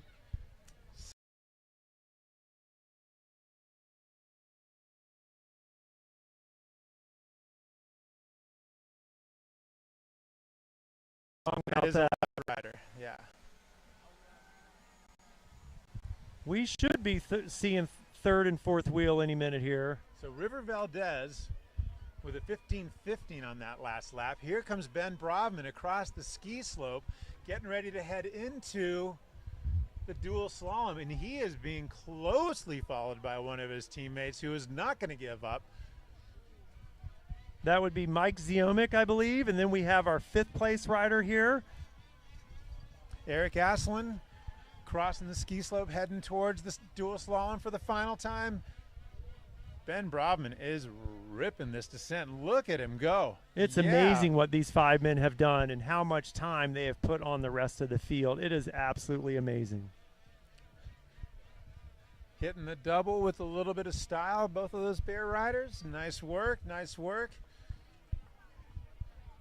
And here we've got our European champion heading to the finish line with his teammate Michael Ziomic, followed very closely behind him. And I am sure that Ben Brovman is wondering what would have happened if there was not a mechanical. He rode a really incredible race. Did you by chance see what they were doing to his bike in the tech zone there, Alex? They had to replace his rear wheel. Something happened with his rear wheel, maybe a flat. It was hard to see. All I could tell was they were changing his rear wheel. He was really composed in there. He got off of his bike as he should, got a drink of water, waited for the mechanics to do their job that they did quite quickly, and he was back on the bike and ready to go, and we saw him put in a really fast lap after that.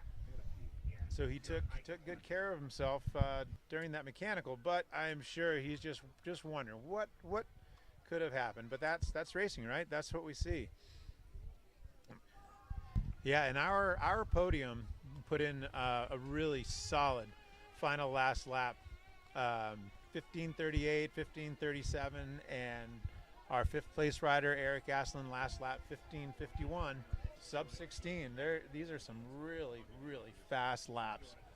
And Alex, I'm scanning the leaderboard there, and I don't see a single lap time below 15 minutes except Ethan Wood on that final lap doing a 14-minute, 47-second lap. That is absolutely incredible. Absolutely incredible. Yeah, like you were mentioning, their ability to pace themselves, the way that they know themselves as riders, and they know what they're able to do on that last lap. Obviously, they all saved a little bit to really, really give it that good last punch. That's one thing, Alex, in my recreational racing career that I was rarely able to achieve.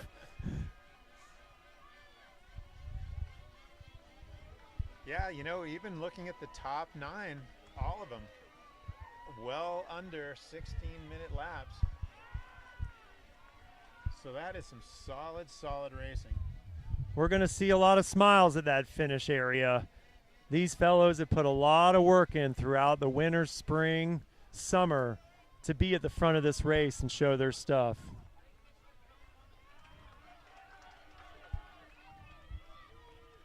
The amount of work and dedication that these athletes are putting into their craft is truly incredible. And, you know, they are all going to get UCI points, so they're not going to just worry about the riders that are the top 5. Everybody who is within points is sprinting with everything they've got. Oh, that was a tight one. That was a tight one. So, Alex, at this race, how deep will the UCI points go? I believe for Junior 17-18 on this race, I believe they are going 10 deep, but I could be mistaken. It could be top 20, but I do believe it's top 10. So we're at an hour and 6 minutes of racing. And for our audience, what do those UCI points do for these athletes? So the important thing for these riders is as they accumulate more and more UCI points, that is going to determine what their call-up is for nationals. The greater the number of UCI points you have, the better your call-up is going to be. In addition to that, those UCI points are going to be used for their call-ups at UCI races when they travel outside of the U.S., whether they are UCI C1, C2s or UCI World Cup races. And I'm sure we're going to see several of these riders at World Cup races later this summer.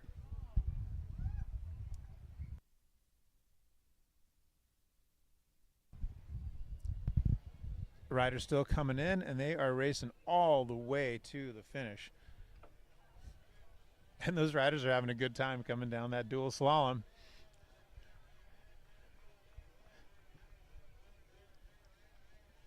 I'm not sure which places we have here, but it's a full-on sprint. They're going for it.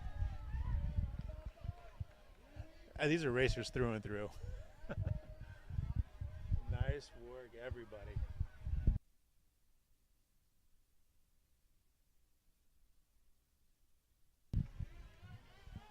So that was our 12 p.m. UCI Junior Men 17-18. What a show. That's absolutely incredible. And coming up next at 1:30 Montana time, we have the UCI Junior Women 17-18, followed by 3 o'clock, the UCI Elite Women, and then at 5 o'clock, we'll have the UCI Elite Men.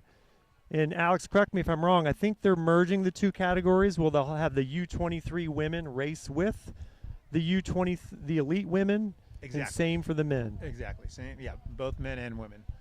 All the elites, U23 and Elite, will be together for both of those races. Do you know much about the field for the UCI women, junior women?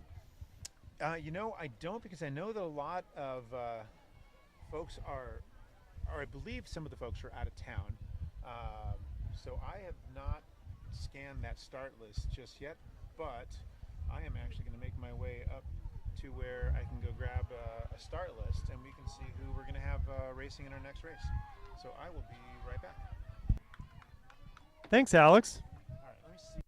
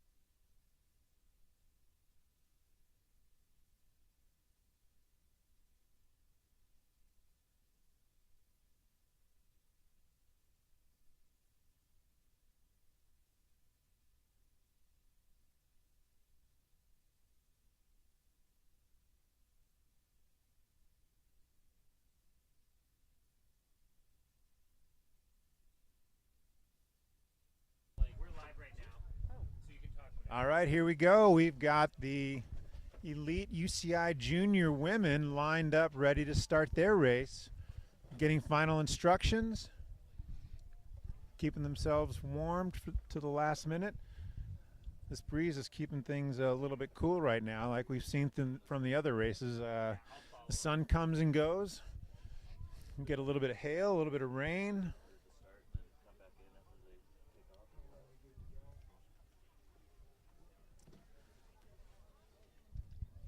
All right, we are down to our last couple of minutes before the UCI Women Junior start.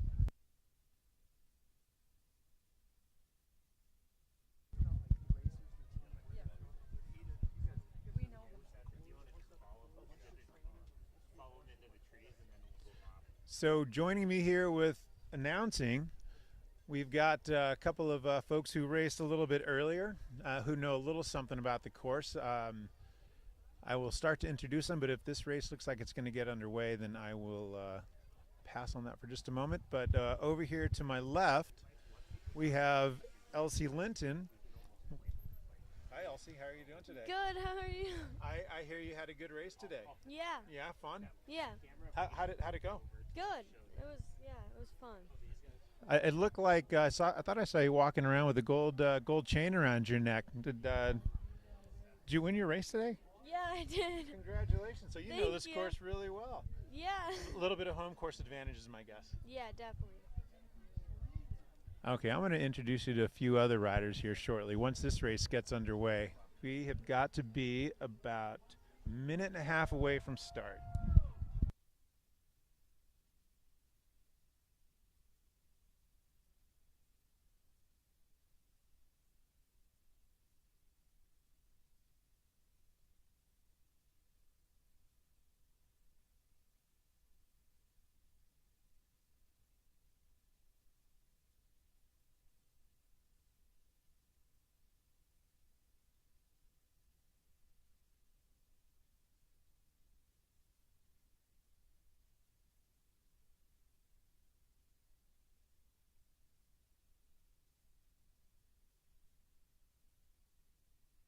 I broke it a little less bad than he did. All right, we are a few moments away from start. Riders at the ready. Looks like we got a good field. And they're off. Here we go. Let's see how this first turn goes. That first left turn can be a pinch point, especially with fields this big. Looks clean so far. All the riders getting up in this climb. And for those of you who are not familiar with the Missoula XC, this course starts into a long, long, steep climb. Although there's been a little bit of a reroute of the course, so the course does not start with this kind of steep climb that we've had when the race was in its first iteration back in 2011, but it is still a long, steep climb. And it goes for about 6 to 8 minutes. And it is really, really easy to get deep into the red on these starts. All right, as we watch our Junior Women Elite fight for some position, I'm going to introduce a couple of other athletes here. I introduced Elsie Linton on my left, our 13-14 girls champion from this morning. And on our right is her sister, Ada Linton. How are you doing, Ada? Good. You had a good race today too, didn't you? Yeah. Did you like the course? Yeah, I do. I love this course. Well, it's your home course. I hope you like it. How'd you do today? Good. Yeah. Yeah. Did I see you walking around with a gold chain as well? Yes, So yeah. did you win your race? I did. Yeah. My goodness gracious! Actually, if I'm not mistaken, I think you probably finished like 10th out of the boys 15-16 or something close to that. No, it was your sister that was racing with the boys. Yeah. Okay, it was your sister that like passed just about everybody. All right, and to Ada's right, I've got a couple of riders from Bear National who are on injured reserve right now. To the right of Ada Linton, it's Kean Reed. Hey. And to his right, Hi, I'm Oliver Welker. thanks. I'm glad the four of you are here. It's going to be really good to have your racing experience here to help me out with this course and to help me out with some of these riders, because I think you all know these folks better than I do. I know a couple of these names, but certainly not as well as you all know them. All right, so here we are on our start climb. We are getting ready to make that right turn onto Izzy Up. Izzy Up is our new reroute, the new climbing trail. So in years past, the riders would have continued going straight and would not have made this right-hand turn. And the Izzy Up, as its name kind of implies, is not as steep as the original climb used to be. So it's going to change the tactics a little bit. The climb is going to be quite a bit faster and not favor that pure climber like it did in the past. All right, so who do we have here in this race that you all know that you think is going to do well today? Nico Knoll, she's a Canadian. Landry McLean. Xana Logar, who races downhill. Kira Mullins. Elizabeth Knight. Xana Logar, she's a downhiller, huh? Yeah, All right, excellent. And you think she's going to do pretty well on the XC too? I bet so, yeah. Oh, that's really cool. Oh, I'd love to see that. It's sort of like watching cross racers rip up the XC courses. Yeah. That's what I'm talking about.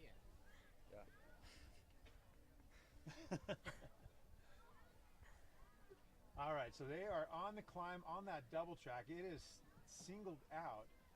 I'm waiting to see some passing. So Ada and Elsie, you raced the course this morning. How hard, when you are at race pace, how hard is this Izzy Up trail when you're on the first start lap? It's pretty hard. Yeah, your heart rate definitely gets really high. And what are you doing when you're on this climb? Are you trying to hold back just a little bit to save for the next laps, or are you just like, okay, I'm going to give it everything I've got so I can get my position really good?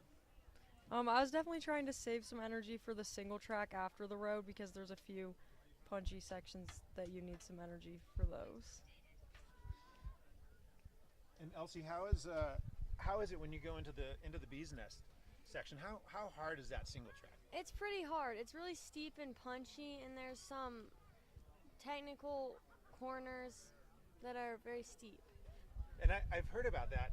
I've never ridden it the direction that you guys have ridden it. I've ridden it the opposite direction more times than I can count, because that used to be part of the original XC course.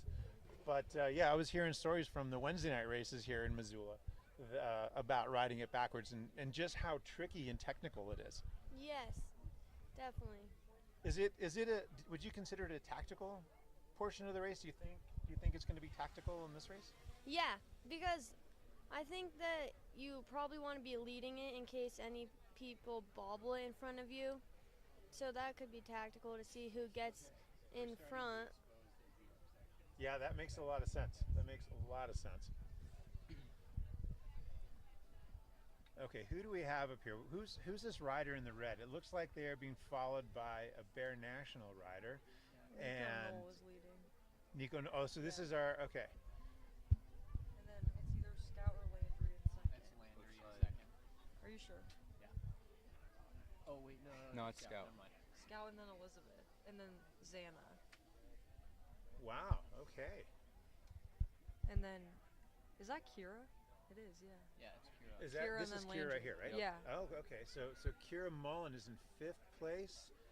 And then who is that on her tail in 6th? Landry That's McLean. Landry, and then we have a roller Devo, and looks like maybe a Donovan racer. And then that's Stella behind Dylan. Yeah, Stella Slingsby. Looks like the two on the front are breaking off. So, Kian, you've raced this course a few times, no? I have, yep. Okay. The past 2 years. Past 2 years. Yeah. Oh, right on. Excellent. And It's a Oliver, great have you course. raced this course before? Yeah, I have raced this course a bunch. Oh, you have a bunch. I think I've done 3 years. I've raced here 3 years. Oh, excellent. Wow. So you've been you started off. You're how old are you? 17, 18? I'm 18. Okay, so you're second year junior. Yeah. All right. So you've been racing as a 15 since a 15, 16. Yeah. Where are you from? Boise, Idaho. So Okay. this is kind of my home course essentially. Yeah. Okay. I mean, Perfect. I'm closest. so glad you guys made it up here. Yeah. But so how much longer do you think it's going to be before you're able to get out riding and racing again? It's going to be about 4 or 5 more weeks for me. Ooh, wow. So I should be back before nationals. Oh, good news. So, yeah. Excellent. Yep. Excellent. Are you able to get on the trainer? And I am, yeah. Good.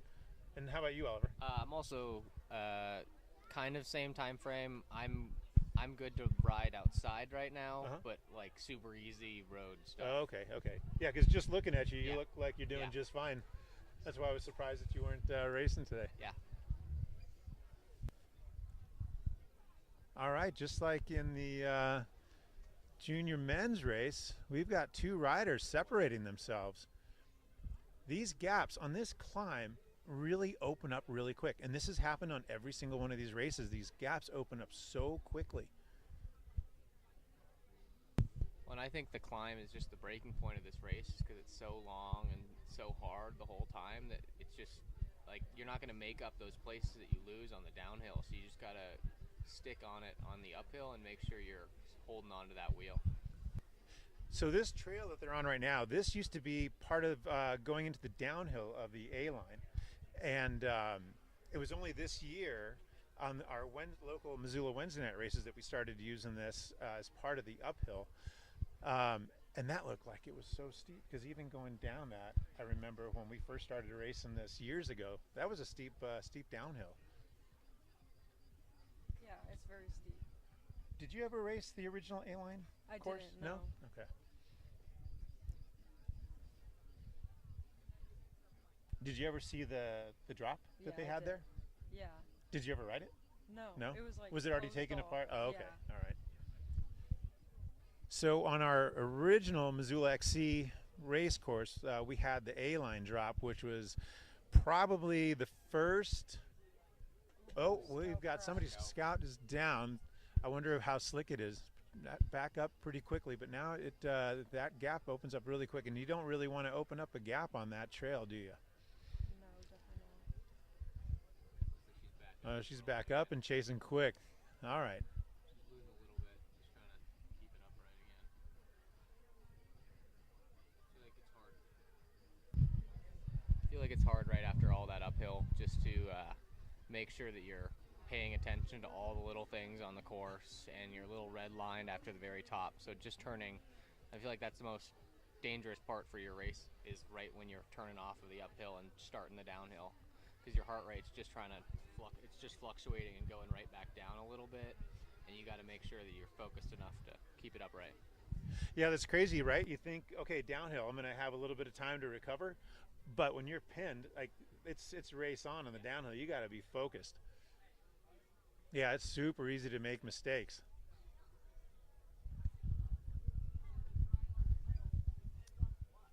But yeah, like I was mentioning, when we built this course well over a decade ago, we had a really nice A-line drop, and I don't know if either of you saw it either, but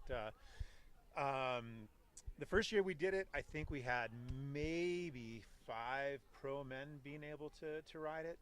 And we had a lot of the pro men complaining that a drop shouldn't exist in a cross-country race, and that the course was really, really challenging. And none of the pro women hit it. Second year, half the men hit it, and we had a handful of women hitting it. And now you see races around the world where having a 4-5 foot drop is just part of the race. It's but I would wager that we were the first people to try that on a UCI cross-country course, but we were doing it on 26-inch wheels with bikes that had cyclocross geometry, if you can imagine that.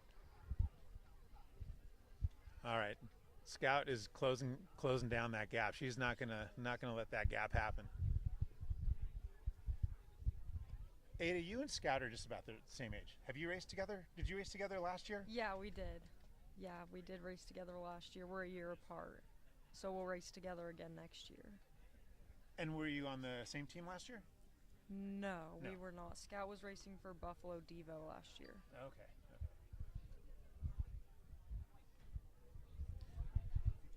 Okay, tell me about this climb. We were watching this climb in the previous races, and it looks like it is a false flat. Via the drone, doesn't look like it's hard, but at the pace that they're going, hard? Yes, very. That was probably the part where I was breathing the hardest on the race. Oh, is that right? Yeah, definitely.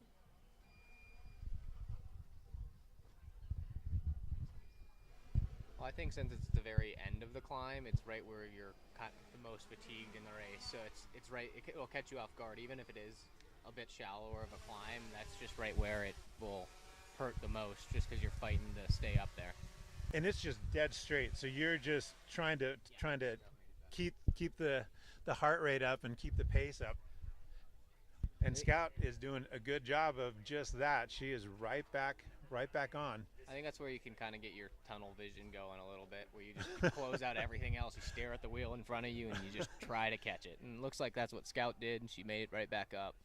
And so hopefully it's a bit easier on the downhill when you're got someone to follow and just kind of sit in a little bit. Yeah. And it looks like that might be what's going to happen here. Oh, well, or maybe not. Maybe Scout has seen an opportunity. Maybe she's feeling good.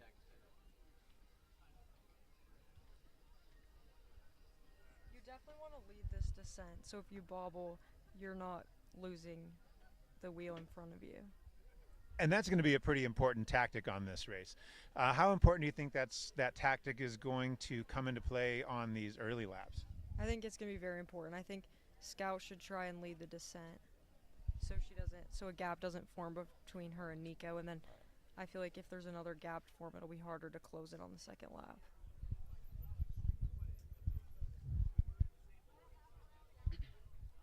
Yeah, that gap is still there. What do you think these riders are thinking right now, just after they get away a little bit and just trying to escape off the front? And they've got quite a bit of a gap at this point. And what are they thinking, just trying to work together or maybe trying to get off and bridge alone for the rest of the race? Yeah, right now it's so early in the race that I think these two riders off the front would probably be trying to work together to get a little more of a gap. But, yeah, you never know. A lot of times, the riders will try to break away a little early, but I think right now it looks like they're trying to work together. I think I agree with that. It looks like they're just trying to keep it consistent and make sure that they hold off this gap, because, I mean, you can hold on to first and second if you just keep this gap going the whole rest of the race. And these two riders are pretty familiar with each other. They've raced against each other quite a bit. They know the strengths, know their weaknesses.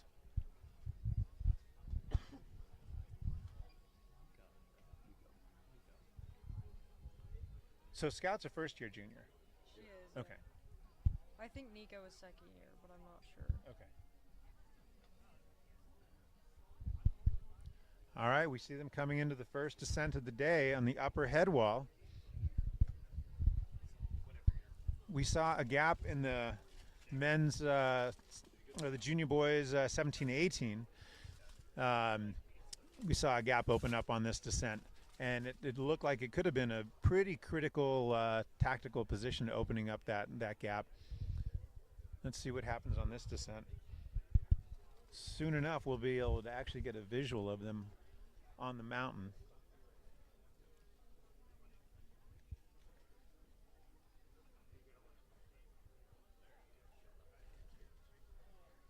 This descent off the top is so much fun. I'm sure the riders are, as much as they're into the competition, I'm sure they're absolutely loving getting into this descent.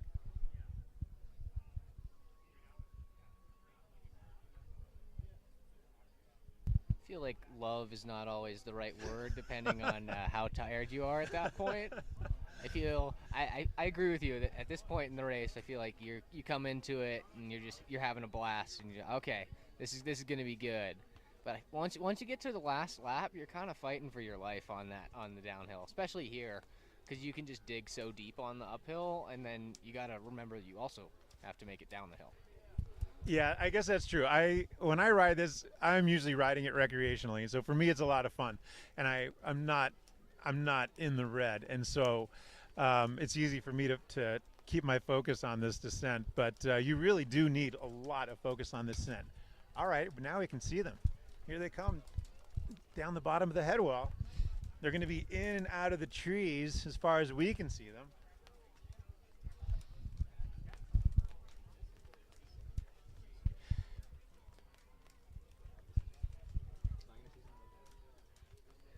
All right, here comes our two leaders in and out of the trees here. They're getting ready to go across that ski slope and head towards the dual slalom.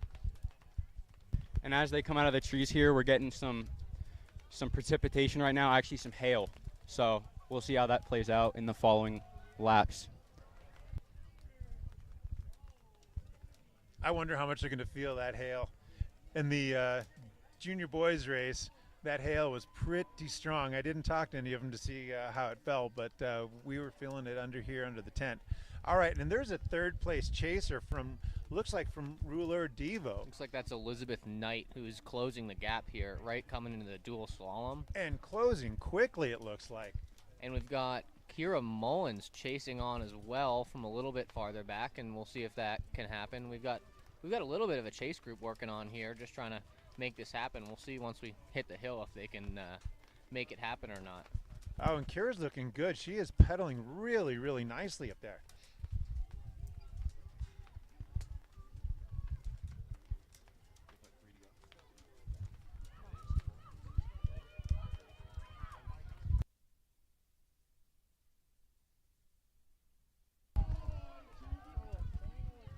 All right, here they come through the feed zone. All right, it looks like we're going to have a group of 3 leading this now. Off they go, lap number 2. And we've got a good group of 3 racing.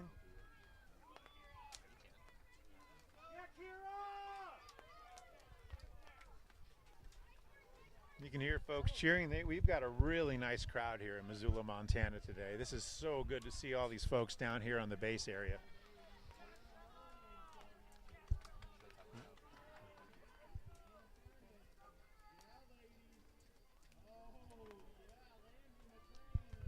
All right, Nico Knoll with an 18:49 lap. Scout Wellmeyer, 18:49. And Elizabeth Knight, 18:51, but pretty much 3 of them together. Yeah, it looks like the gap has reopened a little. Elizabeth Knight is dropping back a little bit. It's super hard coming off of the downhill to settle into the long climb again. Yeah, how does that feel when it's all been downhill, and then this start climb is tough. It's steep and tough. What are you thinking when you're going into that? Because you have a good 6 to 8 minutes of threshold riding. How are you approaching a climb like that? I just try to settle into a steady pace so I don't blow up, but just like keep a steady rhythm and like kind of get into a pattern of pedaling. And you've got your head mount on your bike, right? Mm-hmm. Are you looking at your heart rate? Are you looking at power? Are you looking at any of that data? Or are you just kind of going by what you're feeling? Most of the time it's just by feel, but sometimes I check my heart rate to make sure I'm keeping it low. I think it's here, especially because I haven't ridden the new changes to the course here since I'm not racing, but it's interesting because in past years there's a super steep section that comes about 1.5 minutes, 2 minutes into the climb, and this year without that, I feel like there's a bit more strategy coming in on that, because when it's a bit more of a consistent climb instead of having one super big punch, there's different ways you can play that, and I think that's important for these girls that are on the front to think about that and know their strengths and try to make it work for them. Yeah, that super steep section is so hard. Again, another part of the course I'm curious to hear from the riders what they think. And here it looks like Scout has just passed Nico. And this is, Oliver, this is what you're talking about. Like, you can suddenly make this tactical. It was a lot harder to make these kinds of passes on that original course, on that steep section.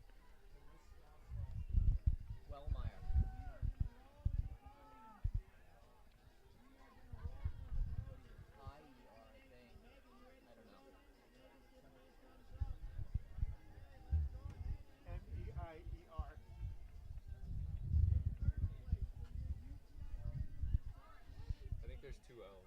W-E-L-L.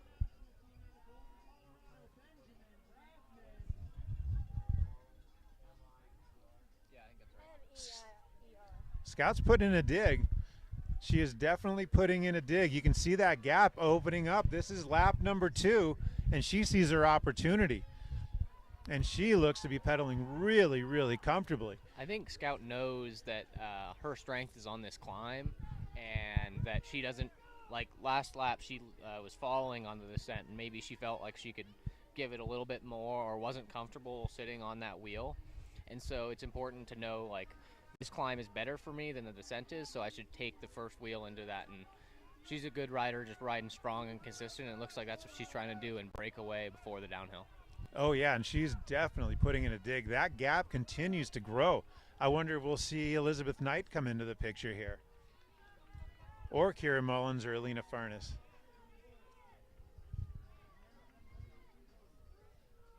That's a gap, though. That is a gap between second and third place still. I think even these lead 2, when they saw Elizabeth catch him right and before, they don't want to give her any time to rest.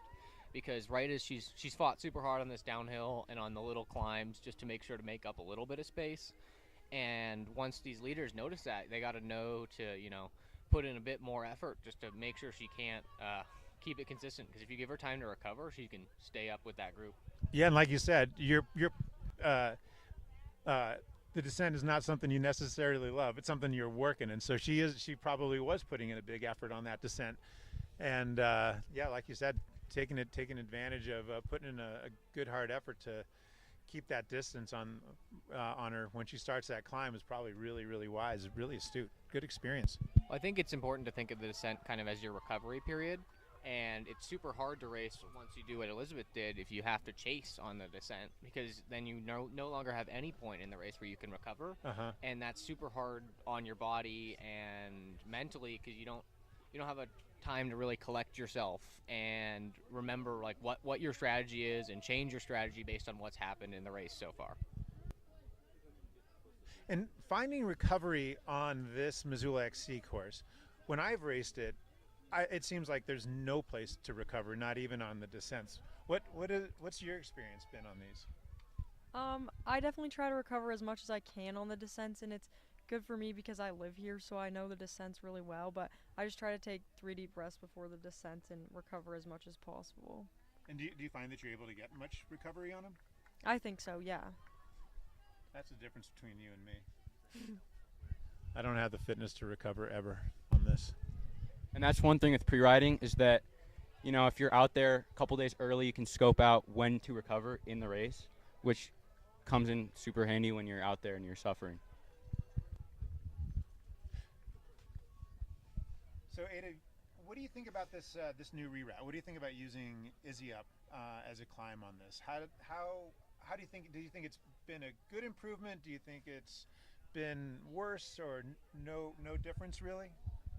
I think it changes the race a lot. I think it spreads it out a lot more than it was in previous years. I think this climb really shows like who has that consistent climbing power and who doesn't. So I just think that it changes the race a lot. Okay, so it changes how people approach it tactically. Okay. Yes, definitely. Because I think if you can get a gap on this climb and you can get far enough away where the person behind you can't see you, it's really hard to then close that gap.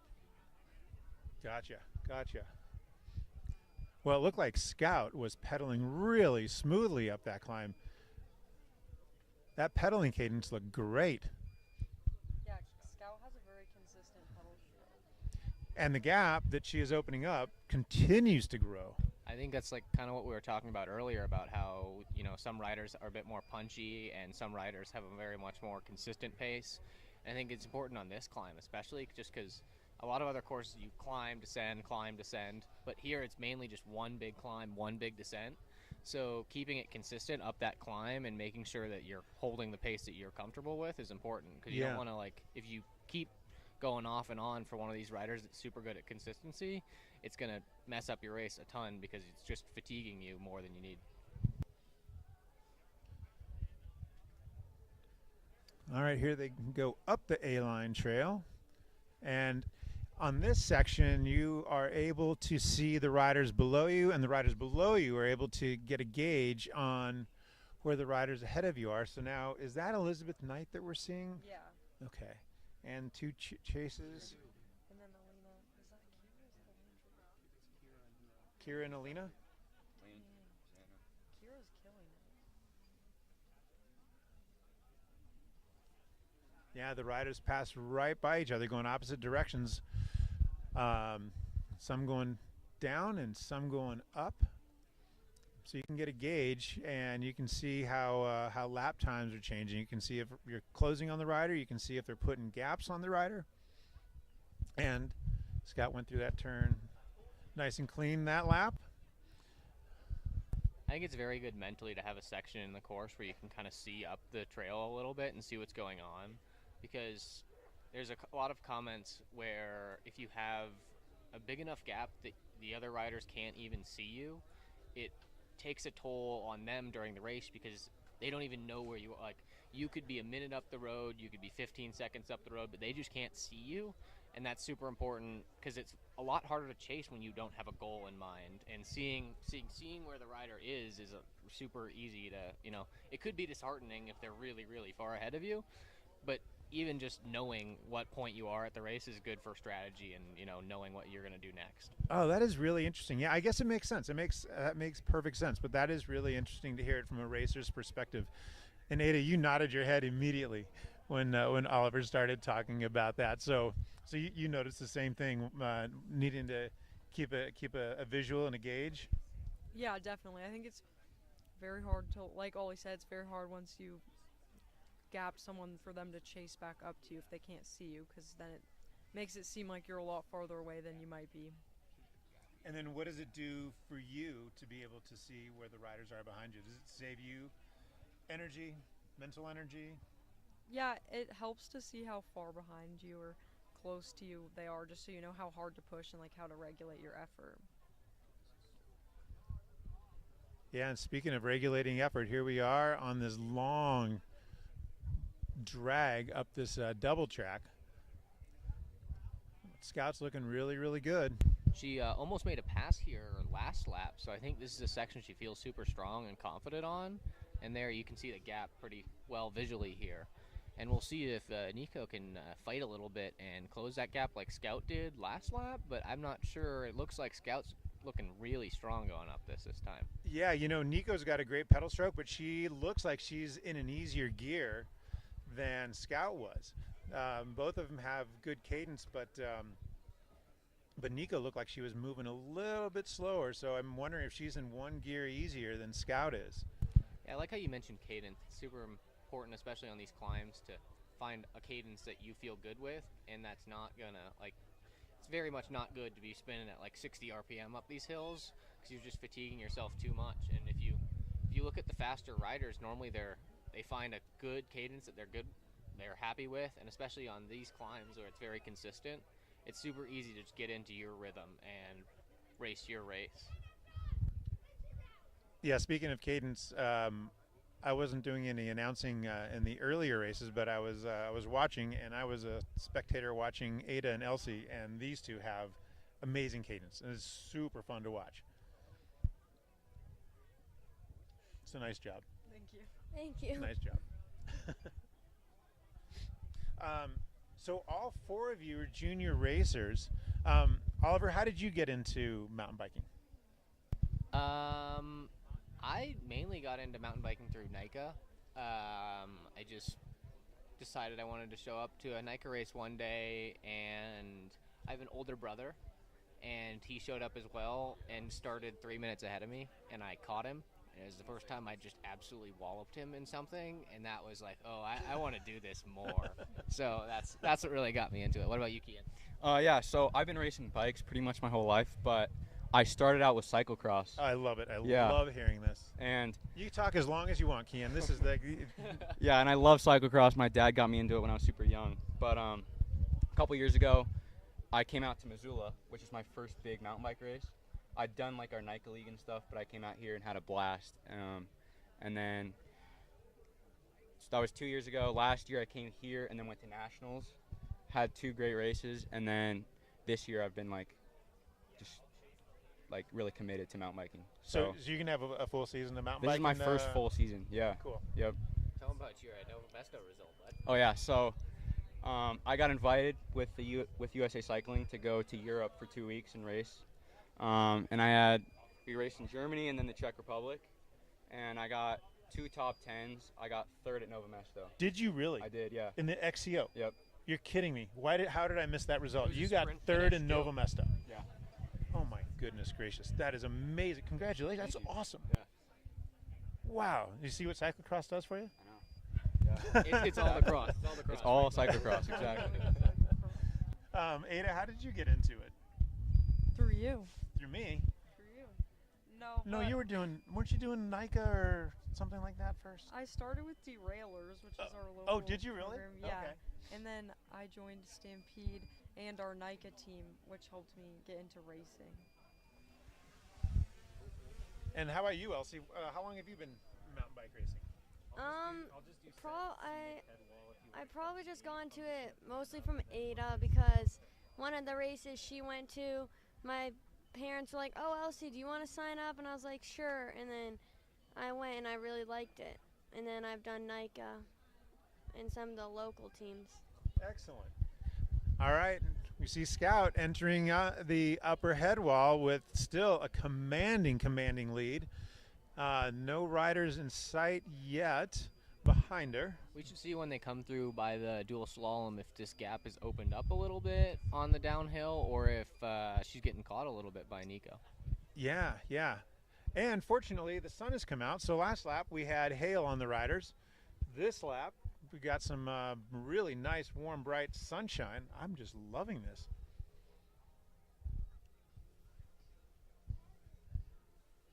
And those colors that are on the screen, that is not Photoshop. That is what Missoula, Montana looks like right now. It is absolutely gorgeous here in town. If you have a chance to visit and come and ride our trails, I'd definitely encourage you to do so. We've got some really, really good mountain biking here. All right, so Scout entering the lower head wall, and I do not see Nico at the bottom of the upper head wall yet. So this lead is growing. So Scout, quite a descender.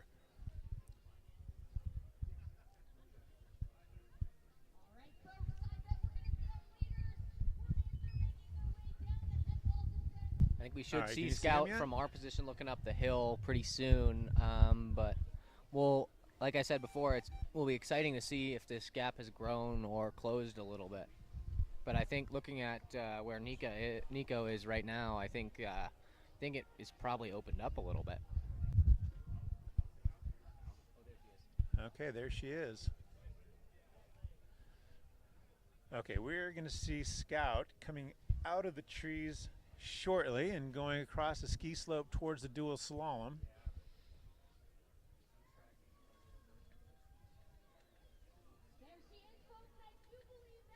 All right, here we go. Here we go. She's All right, coming she is up. going to come into view really, really soon.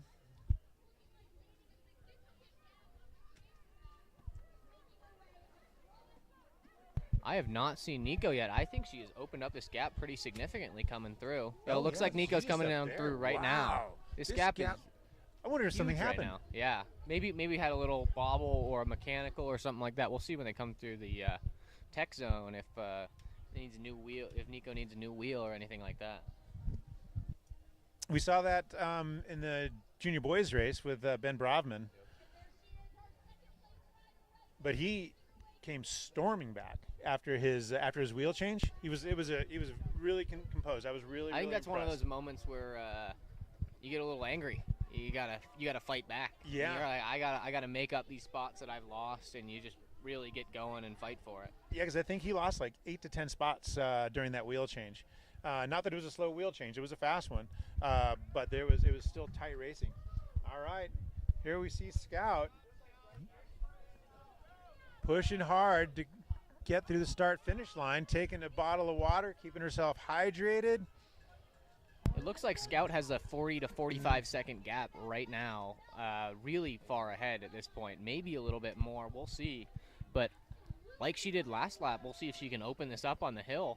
Oh, it looks like we have Elizabeth Knight coming through with a little bit less of a gap than it was from Scout to Nico, from Elizabeth to Nico. Yeah, But, those gaps continue yeah, to grow. It's just, growing a bunch on the gaps, and they're spacing this race out is this a Kira ton. coming oh, yeah, through? and Kira Mullins coming through, chasing down Elizabeth Knight.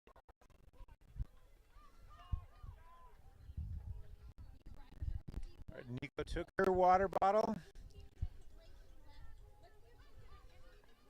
Pedaling strong. Let's see what she's got coming onto the final climb. Elizabeth Knight coming through the dual slalom, riding that really well. She is really going fast with that dual slalom. That is impressive. Looks like Kira is down about 15 seconds from Elizabeth. Yeah, that and we'll sounds see if right. she can make up this gap on the hill, because she gained on the last lap from her to Elizabeth. She gained quite a bit through that gap, so she can close it again on this last lap. All right, let's see how Elizabeth manages this this last climb compared to the previous lap. Here comes Kira coming into the tech feed zone, dropping a water bottle, taking a water bottle. All right, is she going to ride with it? Yep, she's going to ride with it for the last lap.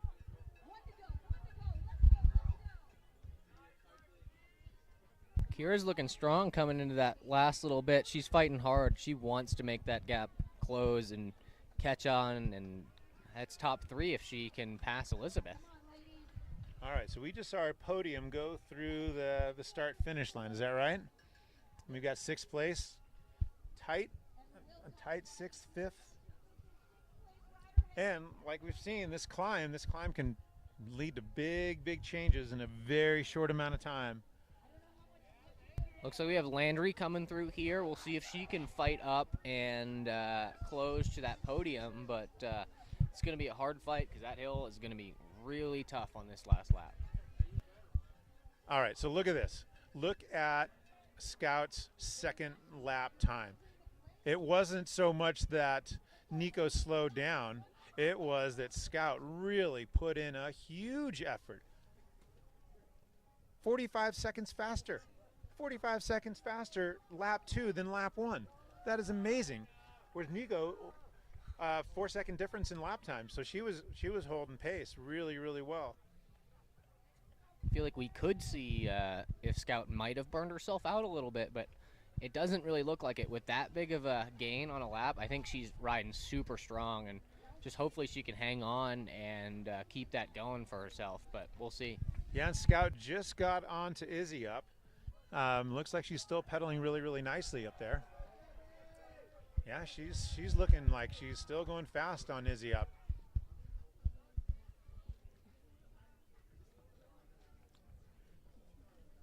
Let's see if we can get a visual here on Nico.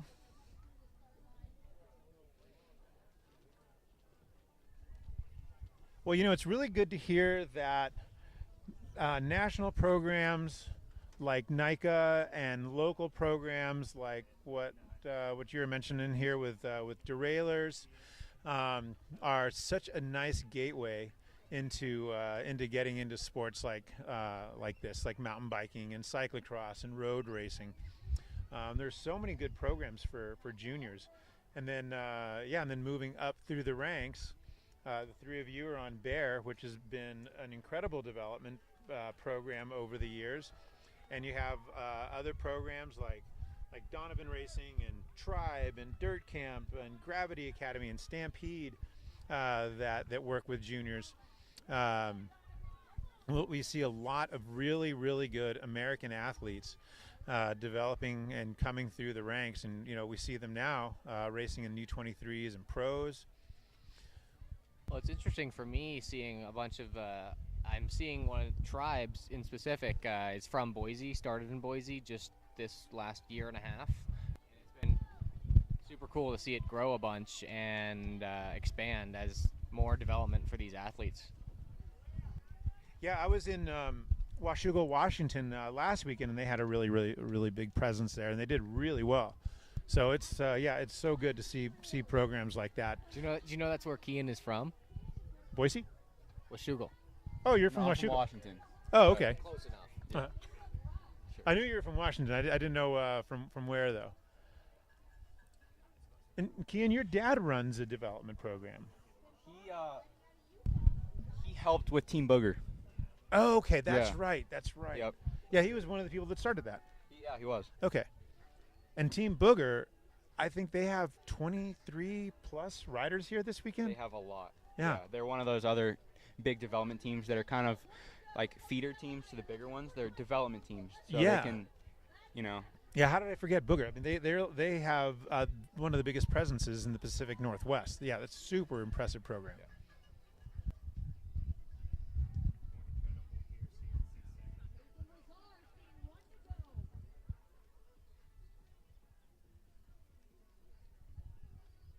Scout, that gap is massive. Where is Nico? And I where think is how Elizabeth? we were talking about how you can see the riders ahead of you through here. When you saw them the last lap ahead of you and you can't see them the next lap, that's a huge hit. It might make you slow down a little bit if you can't even see the leader ahead of you. So if you're Nico, you're getting demoralized, and if you're Scout, you're pretty pumped. Yeah, when she looks back and just doesn't see it, I hope that she's thinking to herself to just push it even harder. I'd like to see a teammate take it, but sometimes it's very comforting to know that you can maybe take it back a little bit on the downhill and not take any risks.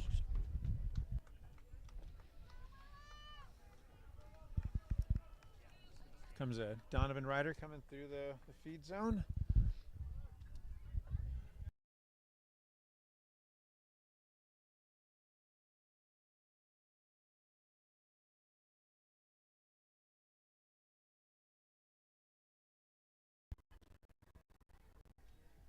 Oh, it's really nice to have the sun shining out here.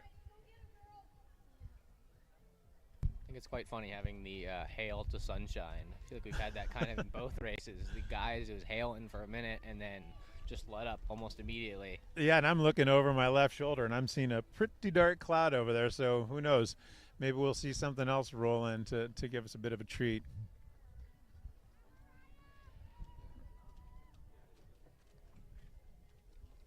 And tomorrow we've got short track racing up here in Marshall Mountain, starting in the afternoon. Elsie, do you like short track racing? Yeah, it's really fun. What do you like better, short track or cross country? Probably cross country. Uh-huh. I like long and I've probably had better experience on cross country races. Ada, what do you like better, cross country or short track? I think it depends on the course. I like both a lot. That makes a lot of sense. Yeah, I'm sure the course plays a big role. Kian, what do you like? I would agree with what Ada said on how it depends, but I think coming from a cross background, I think short track is a lot punchier, which I think suits me. It's fast. It's like a crit almost, which I really enjoy. So Nova Mesto, there's some solid climbing on that though. How would you would you describe yourself as more of a punchy climber, or do you like longer climbs? I think I'd probably say I'm more of a punchy climber, but How long are those climbs in Nova Mesto? They're probably not more than about, what, 2 minutes they're not, maybe? Yeah, they're not that long, 2 or 3 minutes. Okay. Yeah, but super physical. Yeah. Super Rudy. Yeah. Rocky. Yep. Yeah. All right. Nico onto the steep part of the climb. A-line reverse. I don't know if there's an actual name to that trail right now. I'm just going to call it the A-line reverse. That's the only way I know it. That cloud's moving in. It just might change again. Yeah, it just got quite a bit colder. Let's see if we can get some more hail going on. Just make it Yeah, interesting coming right? into this last little bit of the race.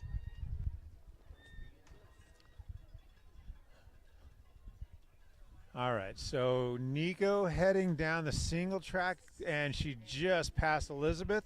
I think that gap to Elizabeth has grown. So this gap between all of our lead podium riders continues to open up.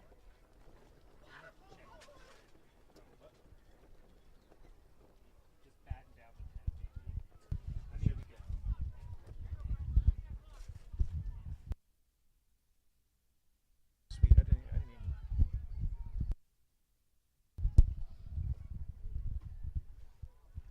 All right, into the bee's nest. Nico Knoll just entering bee's nest, and we might see Scout coming out here shortly. Now there's Scout exiting bee's nest, so she's getting ready to get onto the double track drag. Oh, that gap, wow. Scout is on a day today. I think it's important for her right now to realize that she's got that win right now as long as she can keep it smooth on the downhill and make sure that, so just keep it consistent on all the little climbs, and then once you hit the downhill, you gotta just ride your race. Don't push it. You got the gap. Yeah, she's still looking really, really good, really smooth and comfortable there.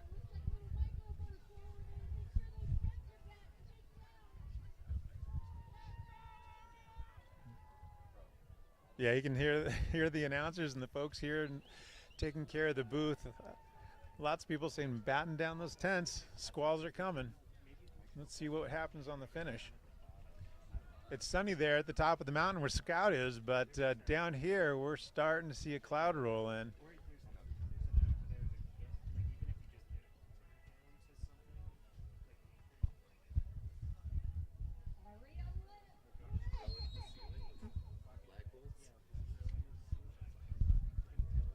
Yeah, Scout looking really steady, really smooth, and really strong. She is not backing off on that pace. Yeah, you can't even see Nico right now on the No. camera. It looks like she is just put her in the dust going up this climb.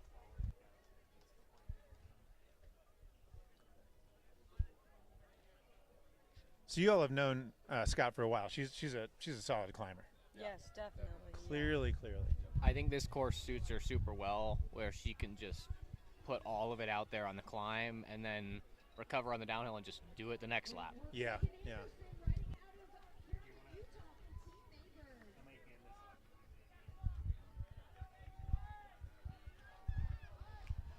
So they started this lap.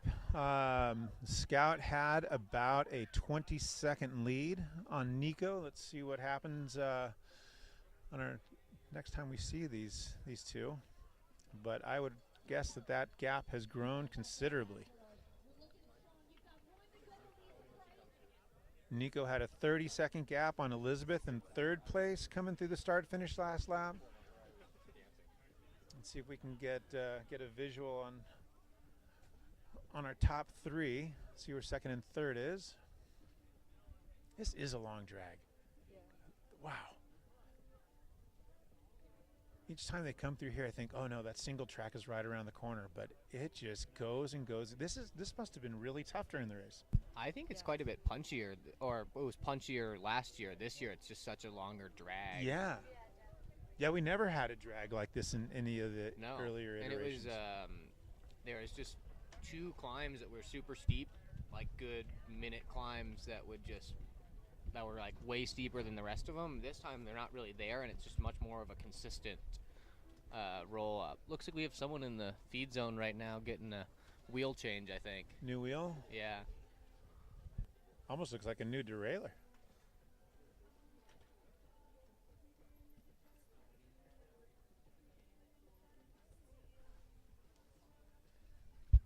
See if they get that wheel going. Yeah, something's going on with the something's going on with that UDH. Back on. All right, good to go. There you go. One more lap.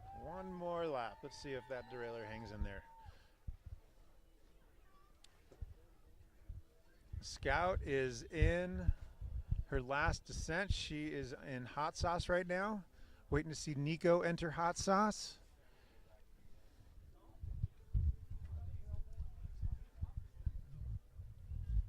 Yeah, it does not look like Nico has come into hot sauce quite yet. And Scout is getting ready for her very last descent down upper head wall. Let's keep an eye out. Let's look up there and see if we see Nico coming. Any sign of a rider in red? Oh, that gap has grown considerably.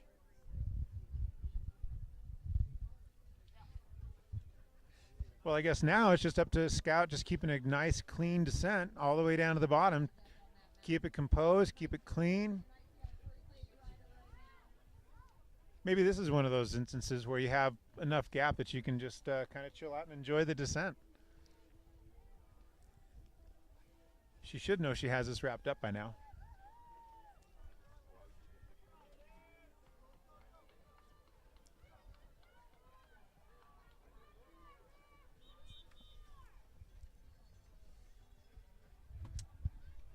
I'm still not seeing Nico. I wonder if that long dragging climb is really sapping the legs out of some of these riders.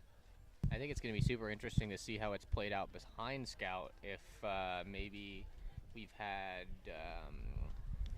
someone catch, maybe even Kira catch up there and get into that top three position, but we'll see.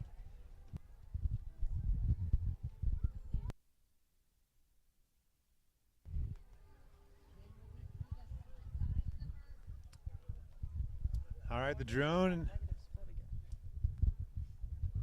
I bet you will. What do you think? She can have a negative split? Probably, yeah. She was I rallying think that climb. Scout is more of a slower starter, and then she just gets faster and faster as the race goes on. So I wouldn't be surprised if she had a negative split. Looks like there's Scout coming through on the corner up the hill that we can see, and See her yeah, on the lower head wall? yeah, She's just come through the corner. She should be at the dual slalom in about a minute.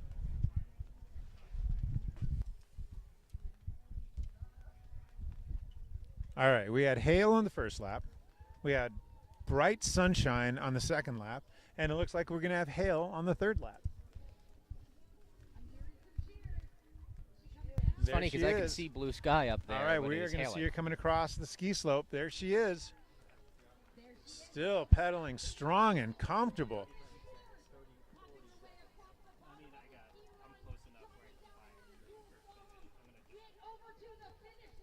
Did you get a visual on Nico yet? No, Nico hasn't even come through, and looks like it's already been 50 seconds since I started a little timer here to make sure. But maybe something happened on the downhill. I don't know. Wow. All right, here comes Scout. Rallying the dual slalom. Almost there.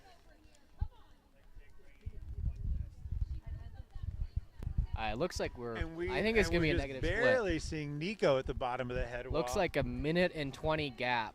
Minute 20. Wow. Continue That's to grow. quite Well, the let's gap, see. and we'll see if that grows a little bit when she crosses the finish line. Ada, maybe you're right. Maybe another negative split.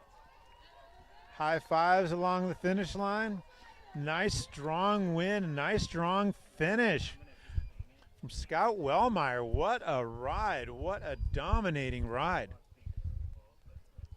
Nico heading across the ski slope here shortly.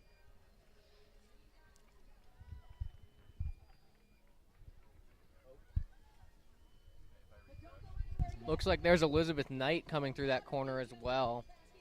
There's a similar gap to all of these riders that they're coming through. Not quite a negative split, but really close.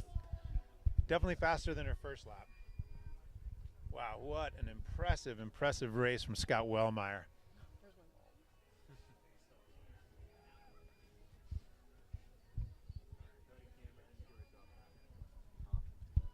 Okay, Nico coming through the dual slalom. Last few turns.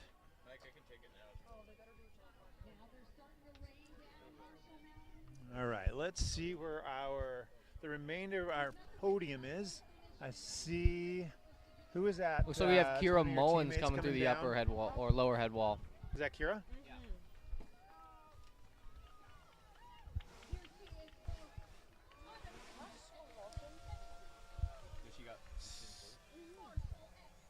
All right, Nico Knoll, second place. We've got Elizabeth Knight, the bottom of the dual slalom, ready to come in.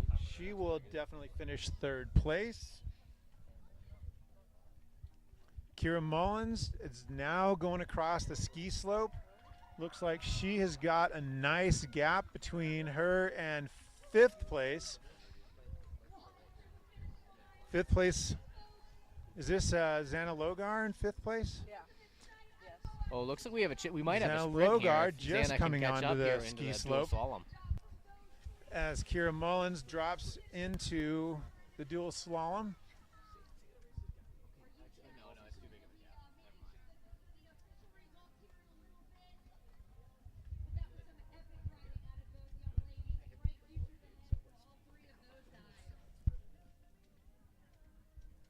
Oh, nice one. Kira hit the double. Kira hit the double.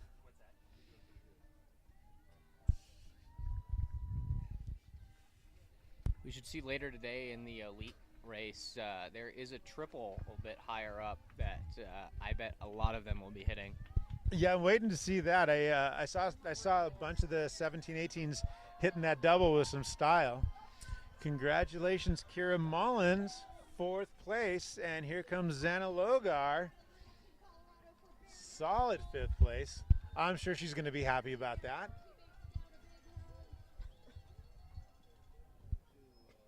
Xana has a younger sister who races. Yeah. And that's, what is her? Raina Logar. Yeah. And you've raced against her quite a bit. Yeah, I right, raced Ada? her today. She wasn't 9. She broke her wrist. Oh, that was it, yeah.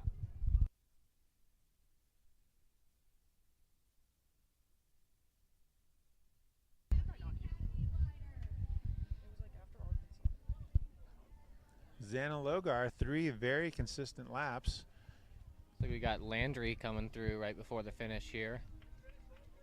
All right, so this is 6th place. Is that right?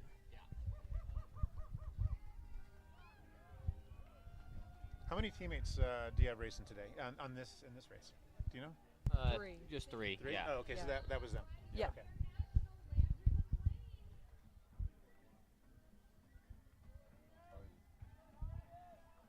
Oh, this might be a sprint. Alina and Sammy. 2 roller riders right together at the top of the ski slope coming into the dual We're slalom. going to have a sprint here. Yeah, this is going to be a nice sprint. Let's see if they take the same line down the dual slalom. One of the lines is faster. Looks I like we hear got a that gap the left opening line up is a little faster, bit. but I don't know that for certain. I think that just depends on the rider. Oh, they're keeping it tight. They're keeping it tight. Oh, they're going to come out of this almost at the same time. Oh, this is going to be a This is sprint. going to Let's be a see good it. sprint. That bottom turn is really Oh, critical. here It we was really go. hard. There they go. There they go.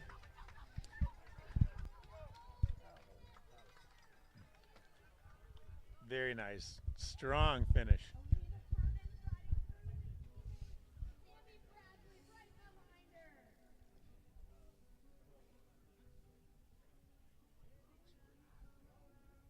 All right, so our podium for today. Scout Wellmeyer first, Nico Knoll second, Elizabeth Knight third, Kira Mullins fourth, and Xana Logar in fifth. What a challenging race. This course really does put a huge demand on these racers.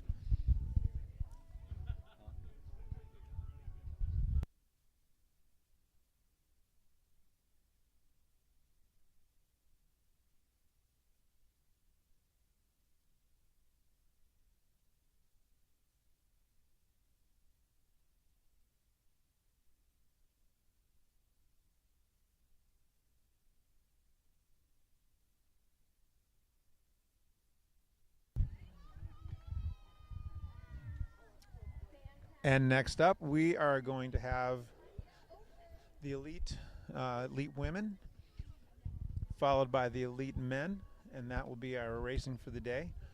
Thank you so much, Elsie Linton and Ada Linton and Karen Reed and Oliver Wilcox. Thank you a bunch.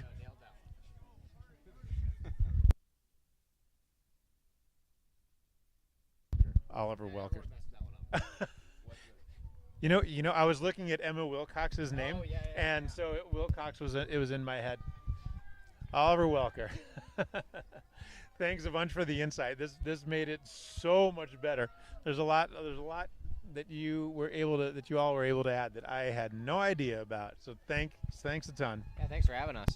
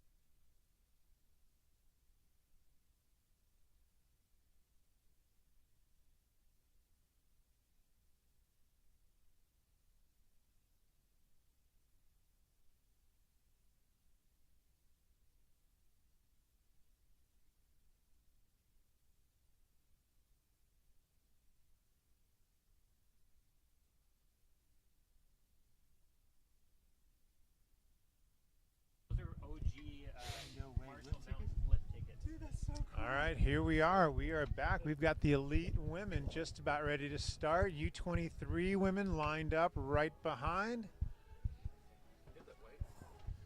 Got a little bit of rain falling down right now. Crowds are seeking some shelter up here at Marshall Mountain. But if the previous races are anything to go by, we're going to get some nice warm sunshine popping out. Maybe a little bit of hail, maybe some more rain. Solon, what do you think? I think the afternoon here at Marshall Mountain is just going to get nicer and nicer. These ladies are possibly going to have the best conditions of anybody. Good. I hope so, because I'm sitting on some kind of a cardboard to keep my butt wet, right? Or my butt dry and not wet. And this roof is kind of dripping on my lap. We put you right where the right where the water's falling down. Yeah, we get the Solon and I get the VIP seats here.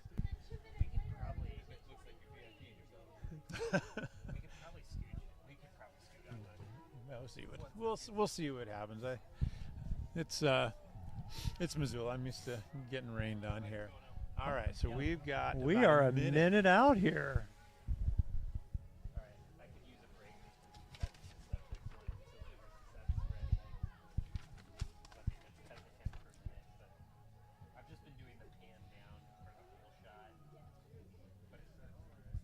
So this race here up at Marshall Mountain, the Missoula XC, is part of the U.S. Pro MTB series, and several of these elite women have done these races and have accumulated points. Looks like Courtney Merrill out of Rigby, Idaho is leading with 54 points, so she's the top points earner in this race right now, followed closely by Holly Kruchowski out of New Berlin, Wisconsin, 48 points, and 1 point behind.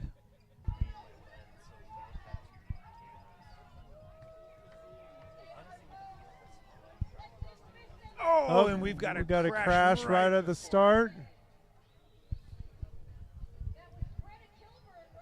Back up quickly.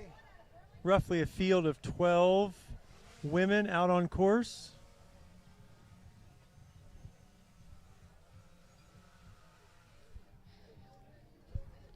They will be followed by the U23.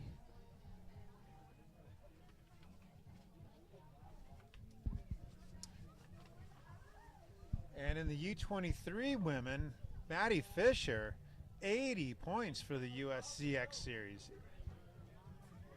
I wonder how many points is possible per race. Maybe she's won each of the races. Points is possible per race. Maybe she's won each of the races. Maddie Fisher is absolutely dominating that series. Maya Blanchard from Claremont, California, second place with 70 points. And let's see, they should be starting here pretty soon, Solon. Alex, I can talk about that a little bit. The U.S. Pro Cup, it's 10 points per short track if you win it, and 30 points for the cross country if you win it. So if you have a successful weekend, you'll get 40 points for each weekend. Well, I wonder if she's, case. And Maddie Fisher is a cross racer, quite accomplished cross racer. I had a couple of folks commentating with me on the race before, and three of them are very accomplished cyclocross racers, and it looks like we've got the U23s on course. We got followed by weight endurance, 2 athletes. We got a Delta development athlete in there. So our Donovan racer, that is Maddie Fisher. We might see these two groups come together at some point on this course. All right, we've got our elite women just getting ready to make the right turn onto Izzy Up. And you know, something we've seen in the last few races is Izzy Up being quite the decider on race selection. So Izzy Up is the new addition to the Marshall Mountain Trail system. And as the name implies, The idea with this trail was to make it a little bit easier to get up to the top of the mountain compared to the existing fire roads and single track that, well, you and I both know really well. There was a road called Easy Up, and it was anything but easy up just to torment people. So we have a select group of 6 here that have made their way out on the elites. We got a swapping of leads up front. Little bit of gap between the first 3 and the next 3. I think for the 17-18 women, we are seeing about 19-minute laps. I wonder what we'll see with these athletes here. So the expectation with Izzy Up is that it was going to be actually a place where it was going to be group riding, a lot of passing, high-speed climbing, which it has been, but it turns out that high-speed climbing has resulted in big gaps forming, and we're already seeing that here on lap number 1.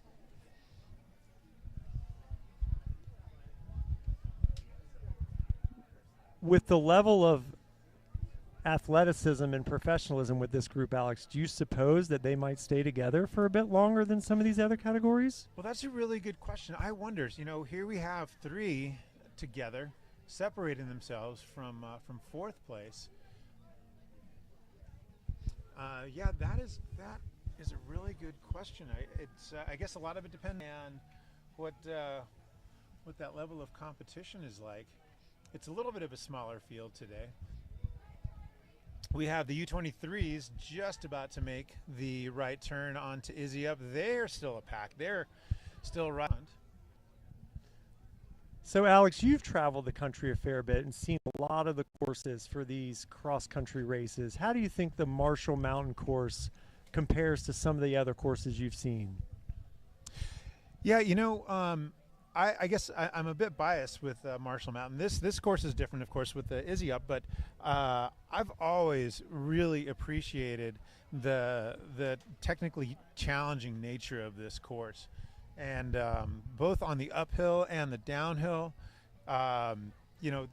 This course this year with a steady climb of Izzy Up is very different than we've seen in years past, but once you get up to the top, there's no rest. And I was talking to a couple of young athletes in the previous race, and they're saying that once you do get to the top, you don't really recover because the descent, you're working still hard on the descent, and you have to remain focused, and that requires a lot of energy. The riders want to recover on the descent, but it is not always the easiest thing to do. And I think that speaks really well to the nature of this course, that it is a challenging course, so I do like it. That said, there's a lot of really good mountain bike courses around the country. I know Nationals in Pennsylvania, that course is really, really cool. That's a fun course to ride, and that's a really hard technical course. I don't know much about West Virginia, but it sounds like that's going to be a pretty punchy course. No big climbs, but a lot of punchy climbing. There seems to be nowhere to hide on this course. You're either all out or all down. There's nowhere to rest. Yeah, totally agreed. Is that maybe why we're seeing spreads in the group so quickly? There's no way to draft. There's no way to hide behind someone. Yeah, that'd be my best guess, because you can see what's happening here. First and second place, even on Izzy Up, are opening up a gap on 3rd place. Those riders that are able to keep that constant, steady tempo are able to keep a pace that just is a little bit more than the riders behind them. All right, up the steep climb. This is the old A-line descent. You can't see the drop anymore. Well, I guess you can still see a remnant of it. We used to race this going downhill, and at the right there where they're entering this trail, just on the other side of the double track, was the A-line drop that was part of the original Missoula XC. I definitely miss seeing that. That was very much a crowd favorite. And I think he was even favored by the riders as well. All right. So, Alex, I can pick out who's second wheel. That's Bailey McSpadden with Bear National. She's out of Colorado. But can you pick out who is our leader there? Let's see. I cannot. I'm trying to get a read on that.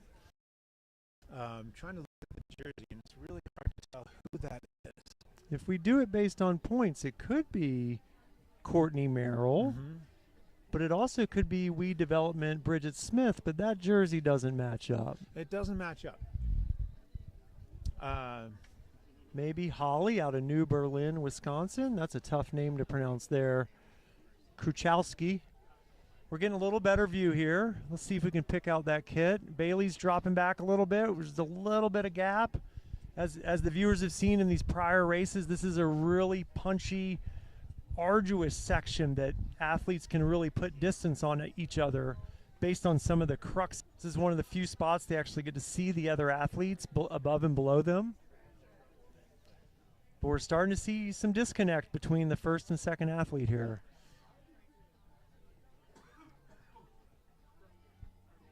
Yeah, I am curious who that is in first place. So this is Bailey McSpadden in second place?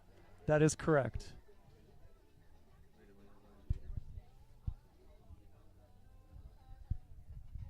They could also be talking about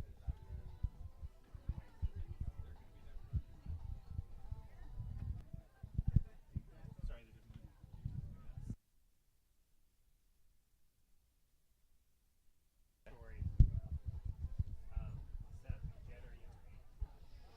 All right, so this is the Bee's Nest section of the Missoula XC course.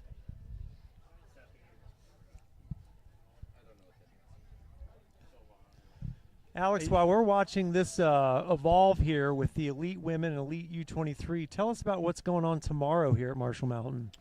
Well, tomorrow is going to be the short track portion of the race weekend.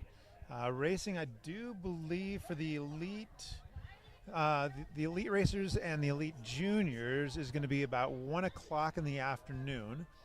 So these riders will have an opportunity to sleep in a little bit. A lot of the younger juniors were starting first thing this morning, which that's a rough one when you're looking forward to sleeping in on the weekend and you got to get up first thing in the morning on a Saturday morning and you can't watch your Saturday morning cartoons. No rest for these young athletes on this late June weekend. Yeah. But I got a feeling for just about all of them, they're more than excited to wake up first thing this morning, knowing that they had the Missoula XC. Definitely a racer favorite, and we've heard that for years. That this course is a super fun course to race on. All right, I think on the screen here we can start to see at the bottom right our leader in the Elite Women, and I wonder what kind of gap she has on second there. As many of the viewers know, this is that last climb. It kind of feels like a false flat up to the very top of the course.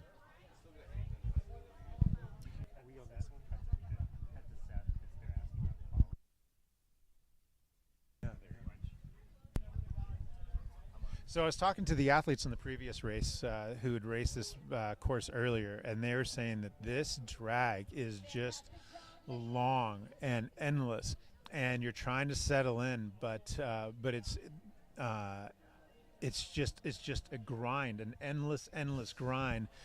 And measuring your heart rate is kind of what they were doing the whole way up.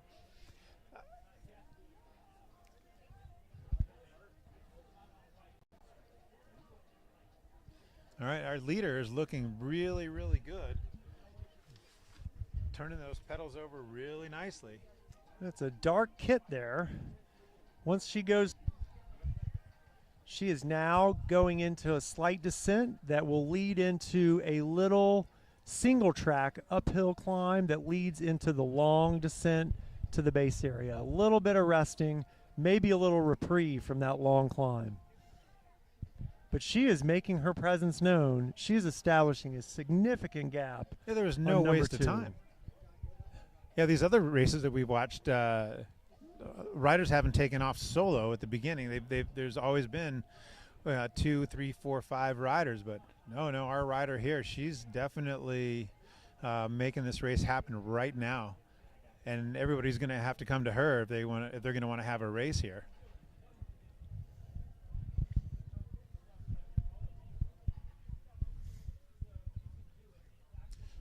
So a lot of that hillside that we see in the background there, that is going to be where new trails are going to be built here in the Marshall Mountain area.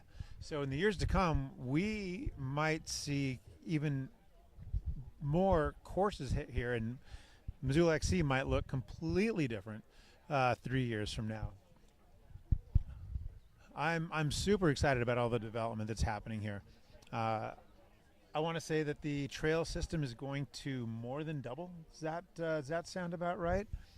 That sounds about right, Alex. It is a City of Missoula County partnership, public access, owned by each, purchased, I believe, jointly.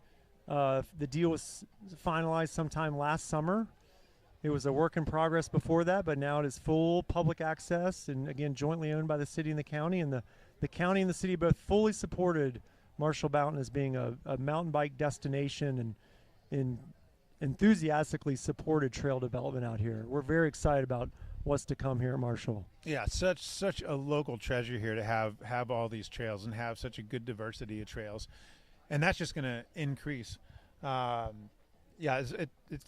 It was done with a lot of really good forethought, and I know that the folks that use these trails up here, not just the mountain bikers, but hikers and runners and cross-country or backcountry skiers. You can see where the ski trails are cut, and we spend a lot of our winter time skiing on these trails. There's no lifts, but we just ski up and make our way down and do a bunch of laps. And you can see the very top of the mountain there in the upper left of the screen. And they're skiing even behind that. So the fact that we have this mountain, we're really, really fortunate to have this.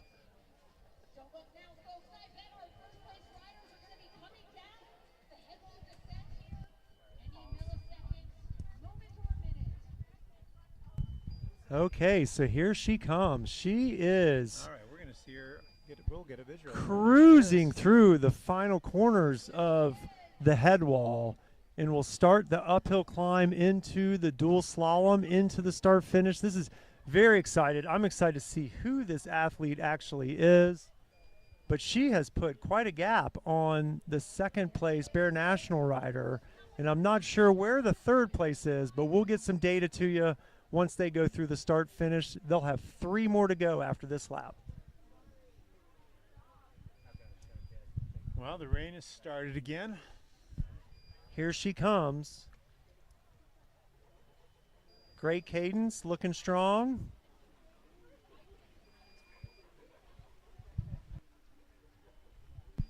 Our drone operators are trying to get us close to her to see what that kit says, but I think Alex and I's eyes are not that good anymore. She chose the right line, the rider's right line on the dual slalom, and I see Bailey McSpadden coming across the ski slope not that far behind her. Not that far behind at all, and pedaling fast, riding really, really strong. And then here we go. We see third place just about entering the ski slope as well.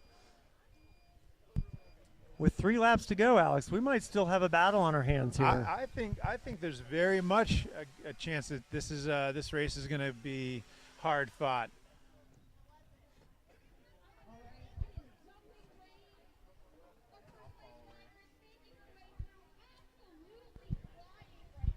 Wow, our leader is moving. Here she goes back into the start climb. She is moving. She is setting a tremendous pace. So it is confirmed. It is Greta Kilborn. She is 20 years old, and she's from Burlington, Vermont, and she's riding for Bicycle Express Racing.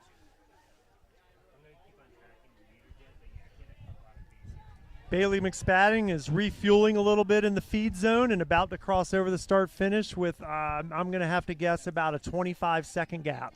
So Greta, just over an 18-minute lap. Oh, yeah, and like, speaking of cyclocross racers, Greta is a cyclocross racer from Vermont and a very accomplished one. Bailey McSpadden, 30 seconds behind.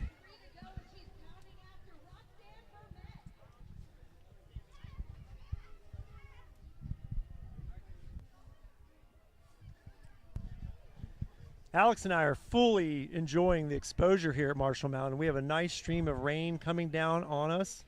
It's making us feel like we're one of the athletes out in the conditions, but it's not hailing, so we're happy. That's a great view the audience can see of Bailey going into the woods, into that climb. I remember the feeling you would have, the excitement of going through the start-finish, and then your adrenaline goes up and you start to be alone again in the mountains climbing there, and you're like, oh boy, here we go, 3 to go. Yeah, starting that climb every lap, it's a tough one until you can settle in. I'm always very impressed with riders that are able to just hold that tempo and keep the speed up. So Alex, the third athlete here is from Quebec. We're starting to see a lot of racers from Canada. Is this normal? Well, you know, if you look at the World Cup, both the elite level and the junior level, you've got some tremendous racers. I want to say there was a Canadian U23 who won the last round of the World Cup, and you have Raphael Carrier as a junior. You have Jen Jackson, a pro who's Canadian, who races the World Cups. Pardon us, we're making a bunch of noise because it is absolutely dumping rain, and Solon and I are trying to figure out a way to keep our screen on, keep our computers from getting soaked. Much better, thanks, fellas. It is dumping. I know that I knew there was a chance of rain today, but oh man, it's coming. I was hoping the forecast was very wrong, but it was very right.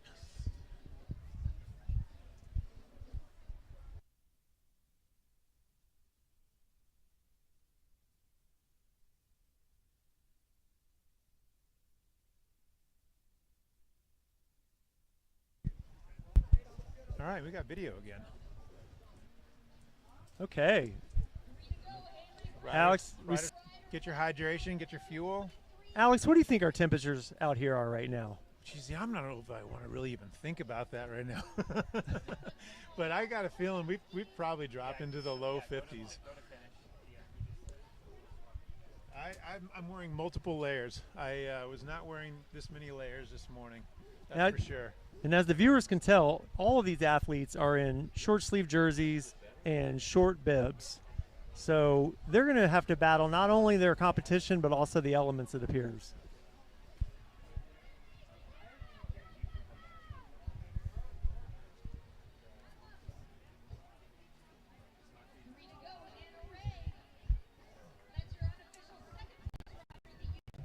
Alex, have you found that some athletes are able to perform in conditions like this, adverse conditions, over others? I know that for certain. There are so many athletes that absolutely, well, I'm not going to say they love these conditions, but they absolutely perform better in these conditions. They seem to maybe not so much thrive, but they're able to manage this kind of weather better than others. Just like some riders are able to race better in really hot weather. Some riders, it gets cold, it gets wet, and they can absolutely charge, where others will tend to wilt a little bit. But we will start to see that skill set play out here today. Everybody expected inclement weather, but we were teased into some nicer conditions earlier in the day, and now the day is coming back with a vengeance. I want to make a comment that Greta Kilborn, who is just solidifying her lead here, she is 20 years old and chose to race up into the elite instead of sticking in the U23 category. Clearly a good choice. So in the U23 for an update, we had Hallie Britton come through in first. Now the times we're getting are not accurate because they started about 2 minutes behind. So we've got Hallie Britton in first, Hannah Ray in second, Maya Blanchard in third, Maddie Fisher in fourth thus far. It's a wonderful view there of Greta Kilborn continuing to lay out her lead in this race.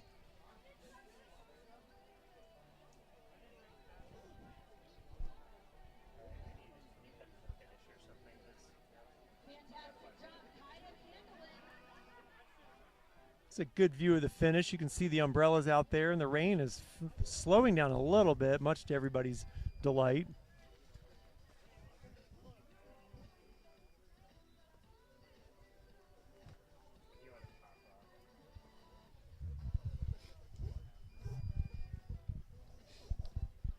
Pretty sure this is Greta Kilburn's first stop on the U.S. Pro MTB series. So it's quite a trip out from Vermont. And Alex, you're making that assumptions based on the lack of her U.S. cycling points at this point. Exactly, yeah. I would guess that if she had started any of those races, she would have at least a couple of points.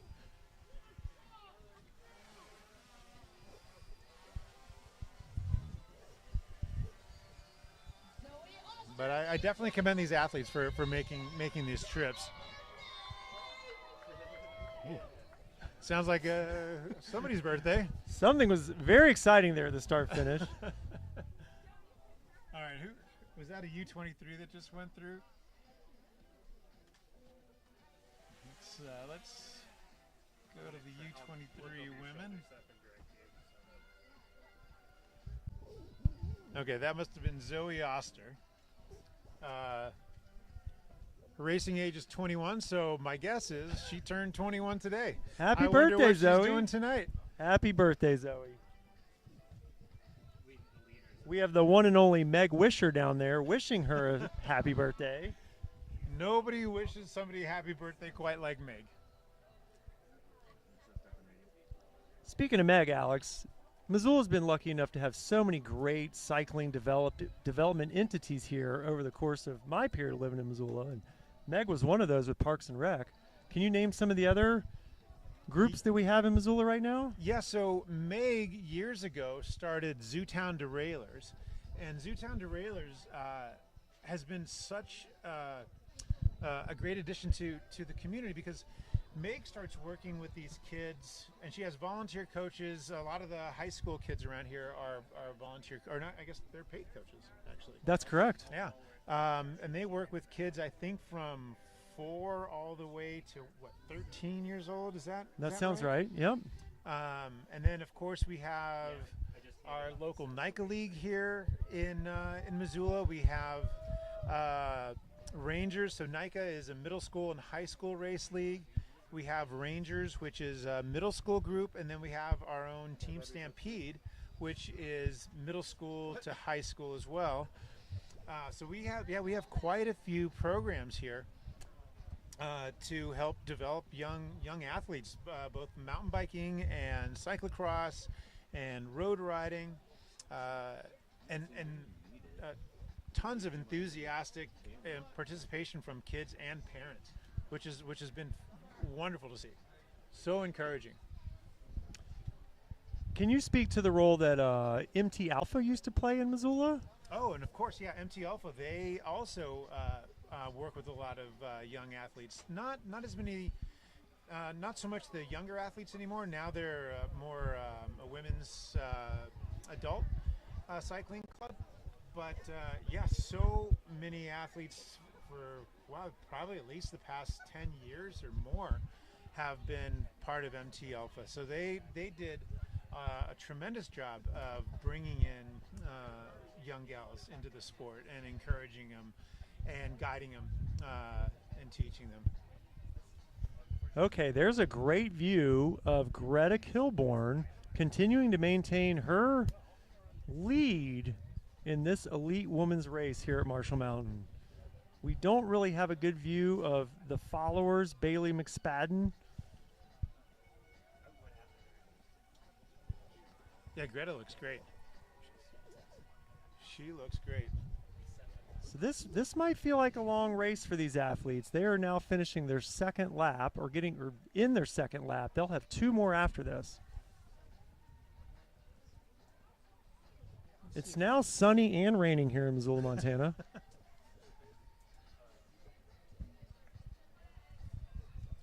think each lap we get something a little bit different. So Alex, what do we have coming up after this event today? So our final event today is going to be the Elite Men, Elite and U23 men racing together, just like the women are doing.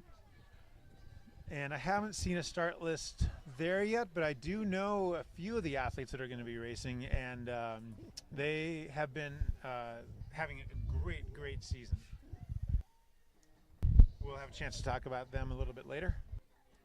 And that's at 5 o'clock today.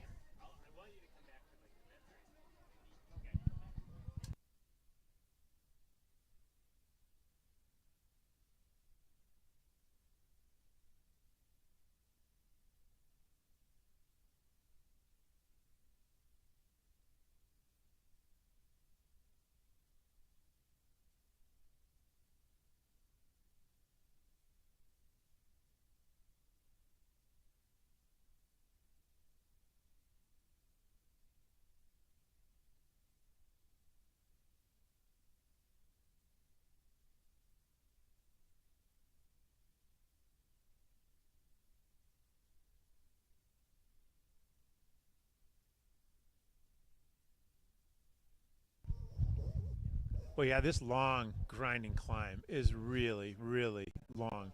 I'm sure that this is as much of a mental test as it is a physical test. Holding that pace, oftentimes, especially like, Greta coming from Vermont, I'm sure she's ridden Kingdom Trails there. I doubt she has long straight climbs like this. I'm sure that they are twisty, turny, rooty, rocky, and maybe just as green as what we've got here today. So Alex, with the changing of these conditions, is it going to change the way these athletes are fueling? Yeah, that's a good question. When the temperature drops, a lot of these athletes' bodies will actually consume more fuel, because not only are they using this energy to race as hard as they're racing, but also to keep themselves warm, because like you said, they started in short sleeves and shorts, and with the rain and on their skin, keeping say perfect temperatures like it was about an hour ago. And do you think these athletes are consuming gels, or do you think they're consuming calories through their bottles, or both? Yeah, I imagine it depends on the athlete. I would bet that a lot of them do actually have some kind of a high carb fuel in their bottles, and they're going to come through the feed zone, grab a water bottle, simply for that liquid hydration. But maybe a lot of them are carrying water, or like an electrolyte sugar mixed drink of some sort. And I think a lot of them are taking gels as they come through the feed zone. I know the trend here the last few years at the highest level of road racers taking in upwards of 150 grams of carbohydrate per hour, which equates to 600 calories. If you can imagine that, how they can absorb that and digest that is beyond me.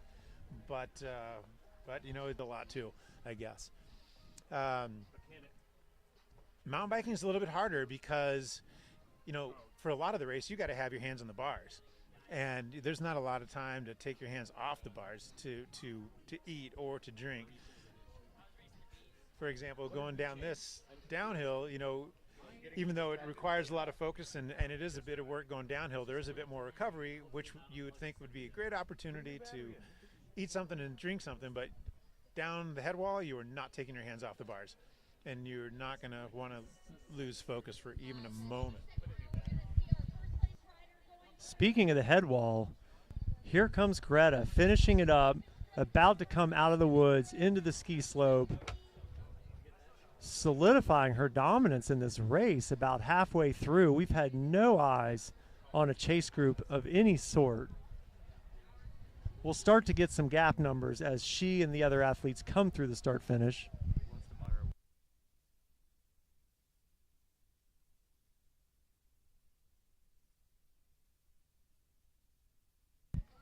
Here we go. We're about to get some good footage of her coming out of the head wall. Now she's coming through that young timber, coming into the ski slope, and she will have the dual slalom and then into the tech zone. The sun is trying to come out, but the rain is still coming down and almost sideways at this point. Yeah, let's see if the crowd down here at the base area will do some cheering for the sun, just like they're doing for the athletes. I wouldn't mind the sun making another glorious appearance. All right, here goes Greta into the dual slalom without any other riders in sight. I haven't seen anybody on the lower head wall. That is correct, Alex. She has quite... Yeah, she's riding that dual slalom descent really, really smoothly. Oh, I've got eyes on the second wheel. It is Bailey McSpadden with Beer National. She's coming down the second to last switch back on the head wall. All right, Greta dropped a bottle, grabbed a bottle. She is rallying. She is moving so fast. Wow, that is really impressive. Okay, let's see. Bailey McSpadden should be down at the bottom of the mountain shortly. Oh my God, Mike, you drive. Let's I'm gonna see be a PA. if she's coming out of the trees yet onto the. There she is. Just came onto the ski slope. And looking good.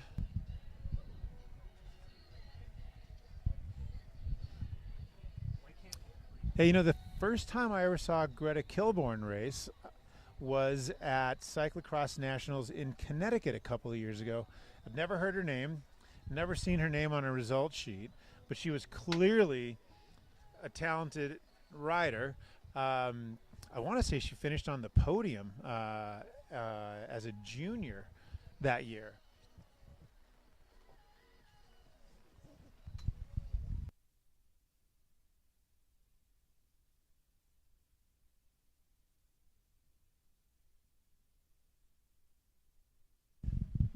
So I think I'm seeing a little bit of mix-up here where Roxanne Vermette is catching up to Bailey McSpadden.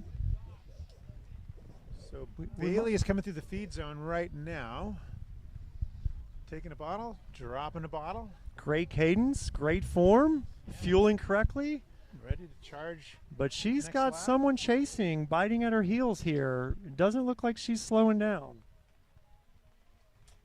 We are halfway through this race. Let's see if she fuels. Yes, she is. Swapping the bottle. Perfect exchange. No food, just liquids. Maybe she has some calories in there. We'll get some lap times here and some splits to you.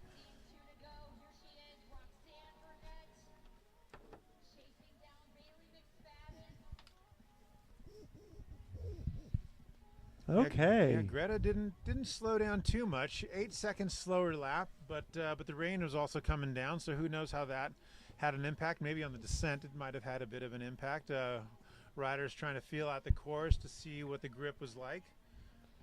Now this could be Elia Jones here from Utah.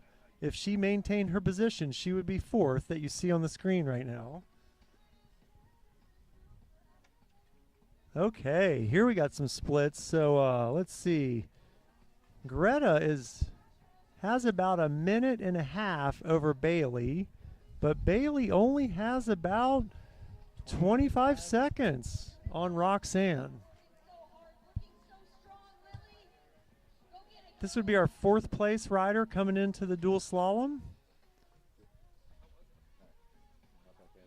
Is that Lily Boucher that just went through? Oh. From Squamish, BC?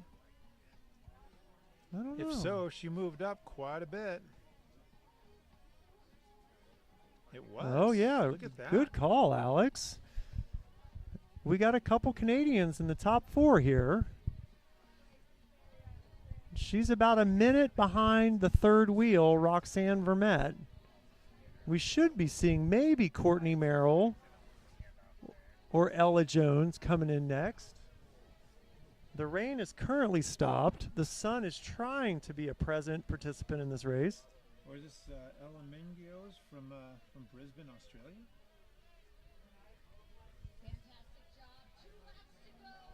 Two laps to go. This feels like a long race, Alex. It does feel like a long race. Is it because we're so cold sitting here?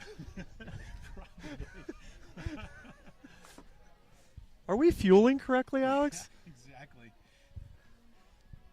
There was a I don't know what that truck was down there, but it had some kind of like ice cream or sherbet or with fruit and bananas and chocolate, and somebody brought me a bowl of that. Oh man, it was so good. That's the proper fueling for today, It was Alex. great, except for it was really cold. It was, it was like straight out of the freezer. You maybe needed some tea and hot chocolate with that, That's too. exactly what I needed, some hot tea. Well, if the audience isn't aware, the past couple weeks in Missoula, Montana have been absolutely gorgeous, 70, 80, even 90-degree temperatures. But oftentimes when Missoula XC arrives, the low front comes too, and we got some weather. Yeah, just last Thursday, just a couple days ago, the kids from Team Stampede, after practice, they all were so hot that day. And then they went for bubble tea. Yummy, yummy. Okay, we got a first U23 coming through here for her second lap, starting her third. Let's see who that is. Let's see, who do we have here? We'll get some updated stats here shortly.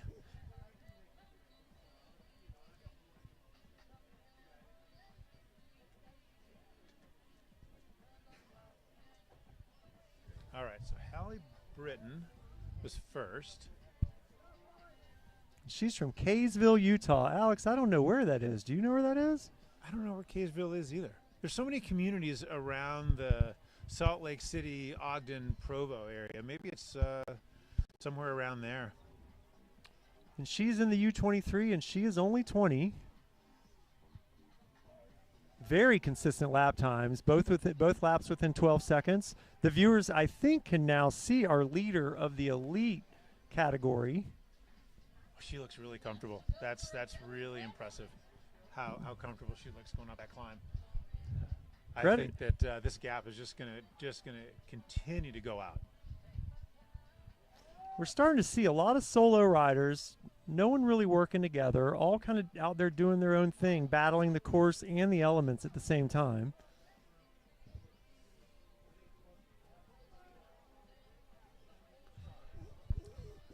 I'm really curious to know how that dual slalom descent is riding, because the riders seem to be taking it a little bit more tentatively. And you know what happens when it rains up there. That course is that dual slalom is so packed down, the dirt looks shiny. Yes. And when you see shiny dirt, it's tough to want to just let the brakes go completely. It is not confidence inspiring. I did have some reports yesterday, Alex, of some younger folks riding the course after the rain, and they told us that the climb was getting slower and slower. There's so much moisture in the dirt that it was slowing everybody down. And that might be what these athletes are experiencing now. Oh, yeah, that's interesting, Solon, because, since it is a somewhat newly cut course, maybe with the moisture on there, yeah, it's softer dirt and maybe a little bit more sinking in of the tires. Doesn't seem to be slowing Greta down, though.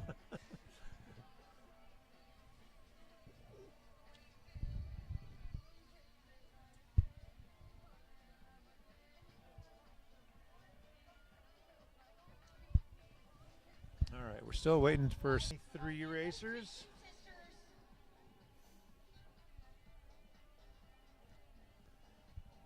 Greta Kilborn is just having a master's class of how to make your way through this Marshall Mountain course with efficiency and just stability. I can't believe that she's had such equal splits on her 2 first laps. I'm curious to see what this third lap time will be like. Yeah, absolutely. She looks so smooth. So she is already nearing the bee's nest.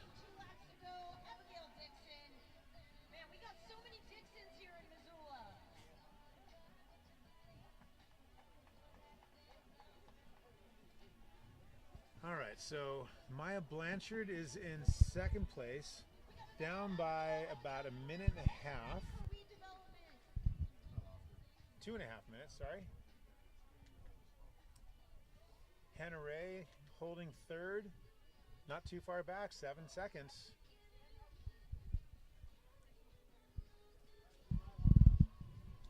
But yeah, those lap times have slowed down. I'm really curious. I wonder if the rain did do something out there to slow down the course, because that's a big slowdown. That's over a minute slower.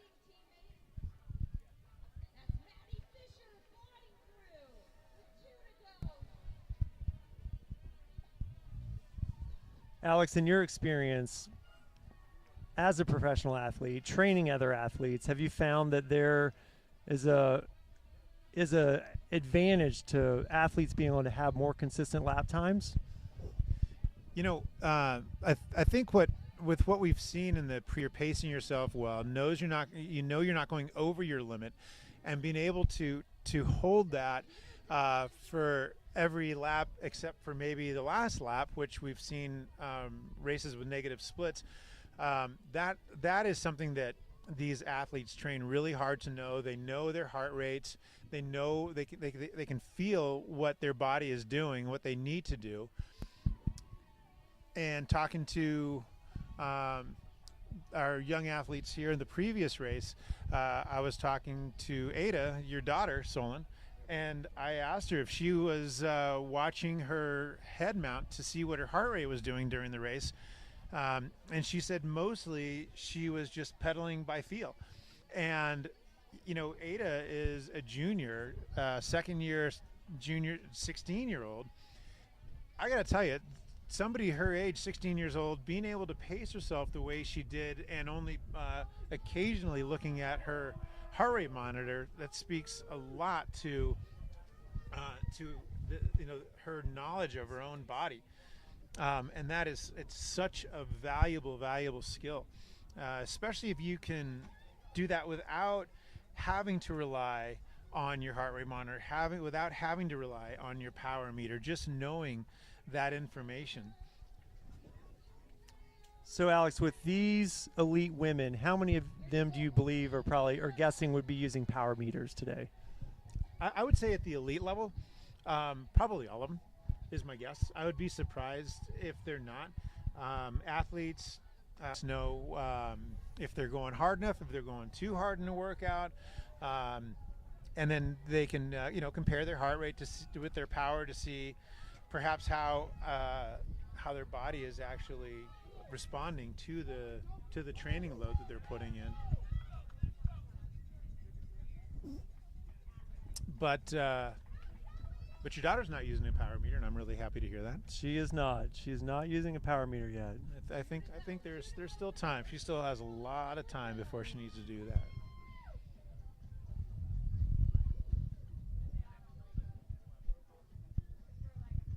I don't use a power meter anymore because it's just demoralizing. You go by feel, Alex. You go by feel. And that's why I ride by myself a lot, because like I go by myself and start riding. Ads come through not only in training, but also, like we were saying, in fueling. And some of them stick and some of them don't. It seems like it's an evolving process. Yeah, there's always something to learn. And there's always going to be new ways to improve training and make it more precise and make it more effective, because as it is, these athletes, they work so hard. And if they could maximize the effectiveness of the training that they're doing, it might even mean that they don't have to put in quite as many hours and still get the same benefit, or recognize that if they do put more hours in, they may find diminishing returns. So any kind of data that they can use, it really is valuable. But with the younger riders, again, like with your two daughters, having too many numbers in front of them takes away from the joy of why they're riding a bike. They're riding a bike because they love it. Getting out here in these beautiful mountains, riding these beautiful trails, and being with their friends.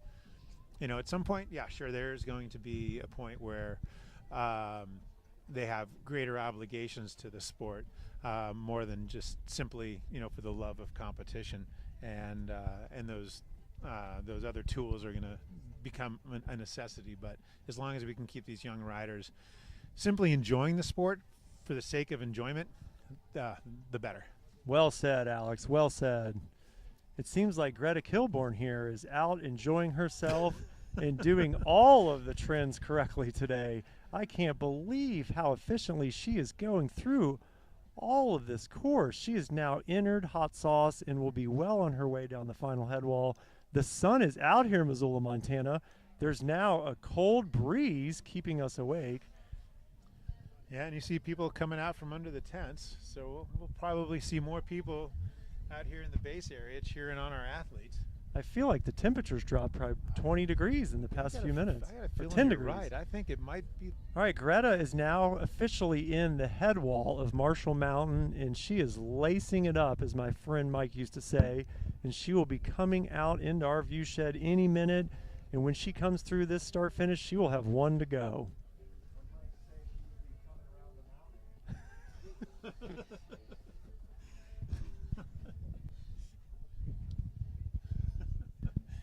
Quick shout out to Zilla Productions here with the team they've put together to bring all of us viewers these live broadcasts. As a participating parent with a young athlete, bring this type of production to the cycling community around the nation. It's such a great thing for grandparents and friends and relatives to be able to, from afar, watch these races with such a high quality production.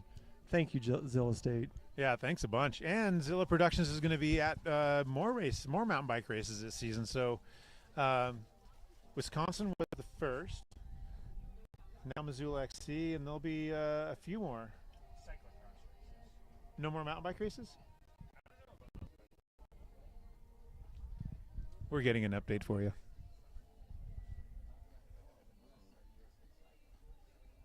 You're not doing Soho? We're doing cyclocross.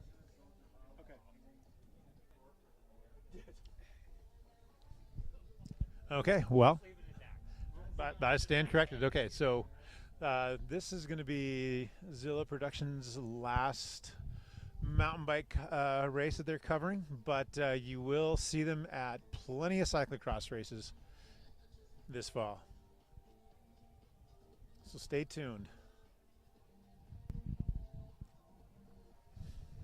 Slope, we'll see her pop out right about now. This There is a she great is. shot.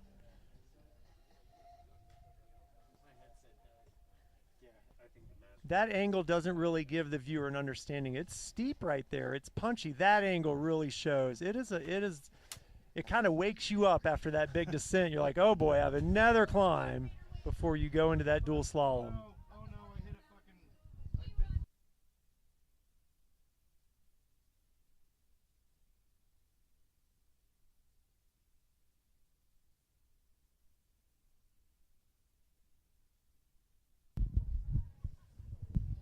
All right, we got good footage here of Greta coming through the dual slalom into the feed zone. One to go, one to go.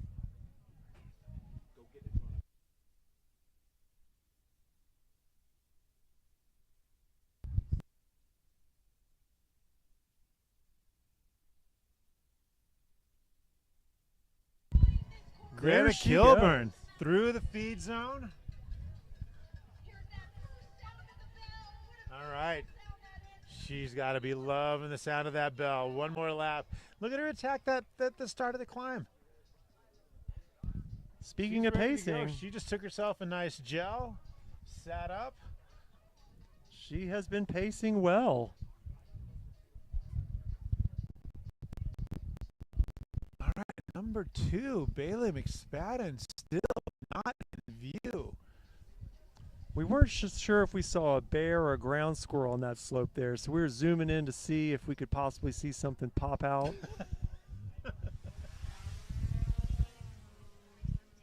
I do see Bailey McSpadden, the second wheel coming down the head wall, about to come into the ski slope. Pretty significant gap there. We're Greta- 55 minutes into this race. Greta Kilborn's lap was 11 seconds slower that time. And this course dries up really, really quick when the rain stops.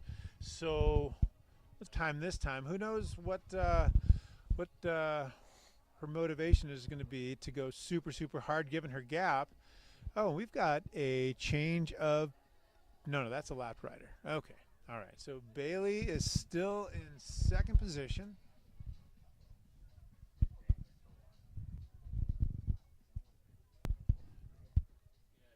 Bailey McSpadden just reaching the top of the ski trail, getting ready to head down the dual slalom, and she's dropping into the dual slalom right now.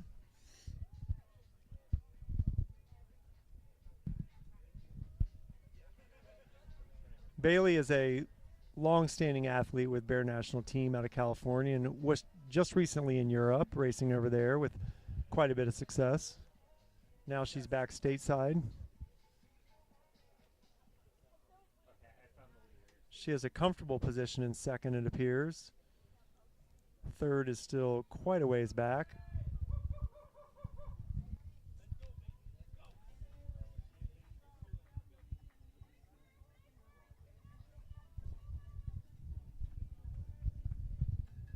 All right, Bailey McSpadden through the feed zone, took a bottle and a big drink, and off she goes.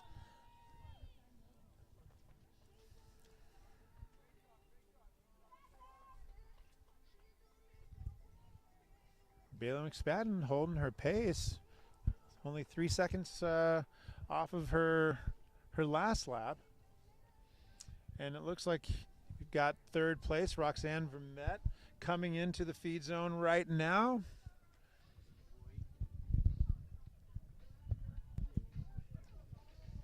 She's on a Orbea full suspension.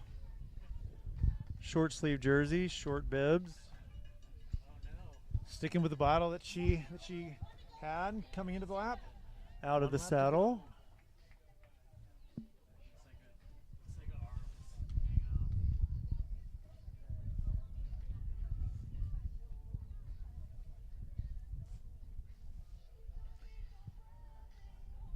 I imagine that these athletes are feeling good. They get to that climb. You know what these endurance athletes are like. They see a challenge, and they know that they're going to hit threshold, and they know that it's going to hurt, but that's what drives them. Based on the fact that it's 45 degrees here at Marshall Mountain, they might be looking forward to the climb to warm themselves back up.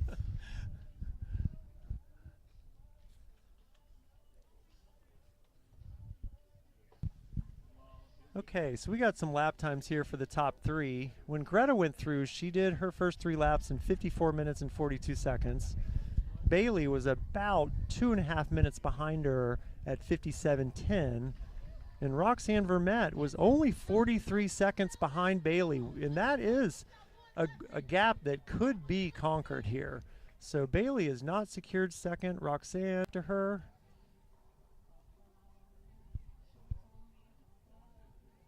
All right, Lily Boucher, fourth place. About a minute back, a little over a minute 10 seconds back.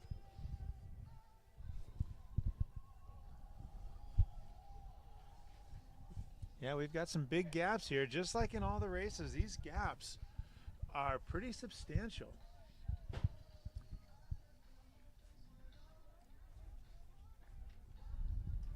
You know, my recollection is that on the original Missoula XC courses, do you recall someone where the gaps this big on the races?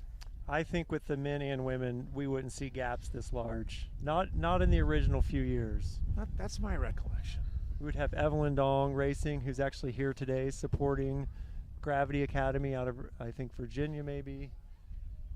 She was on the podium many, many years. And I don't believe those gaps are that big. Yeah, I think Evelyn's been working with Gravity Academy for years, hasn't she? That is correct. She's a solid foundation for that very successful group of cyclists there.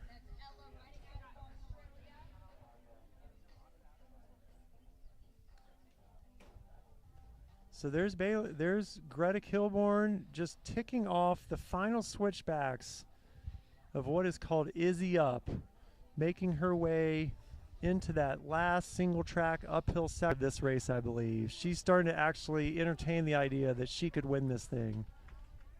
A little further back, though, we might have some contention between the second and third place. It'll be interesting to see who comes out of that woods first.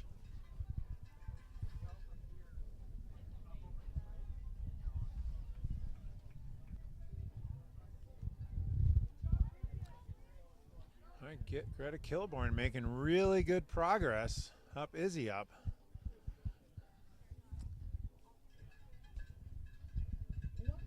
She is about halfway to the top right now and pedaling strong, really strong, not slowing down a bit, it doesn't look like.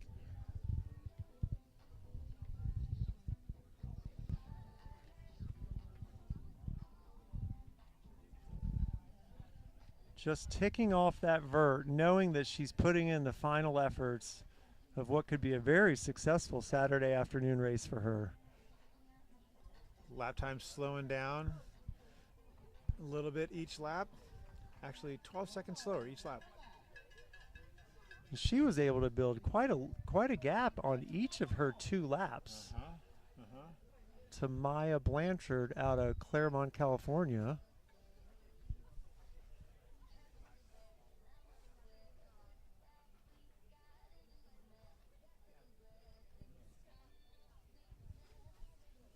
Okay, there's Greta. She's getting close to finishing. Oh no, she's just starting the single track climb there for the last time.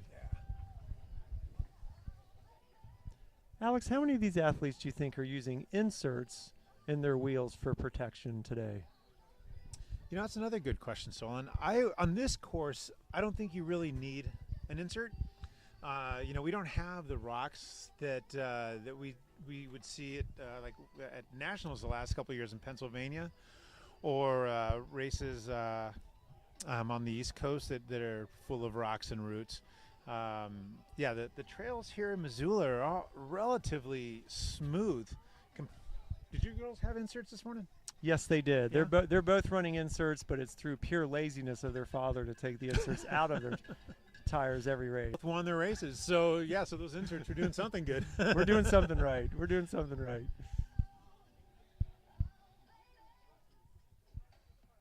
There was a lot of debate late in this week about what tires to run with a lot of people I talked to because of the predicted rain, but I think everybody ended up sticking to their more XC cross-country type race tires because of the way that this mountain sheds moisture. It wasn't a mud fest that everybody's expecting. Yeah, just prior to her start, Ada asked me if she should be running those Aspens, and it was so close to the start that my only answer was those are going to be the perfect tire. Race the wheels you got, girl. Yeah. Race the wheels you got.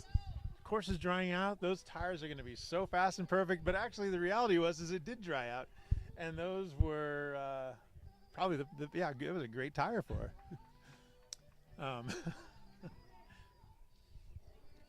How many of these athletes do you think at this level bring 2 sets of wheels, a mud wheel and a dry wheel?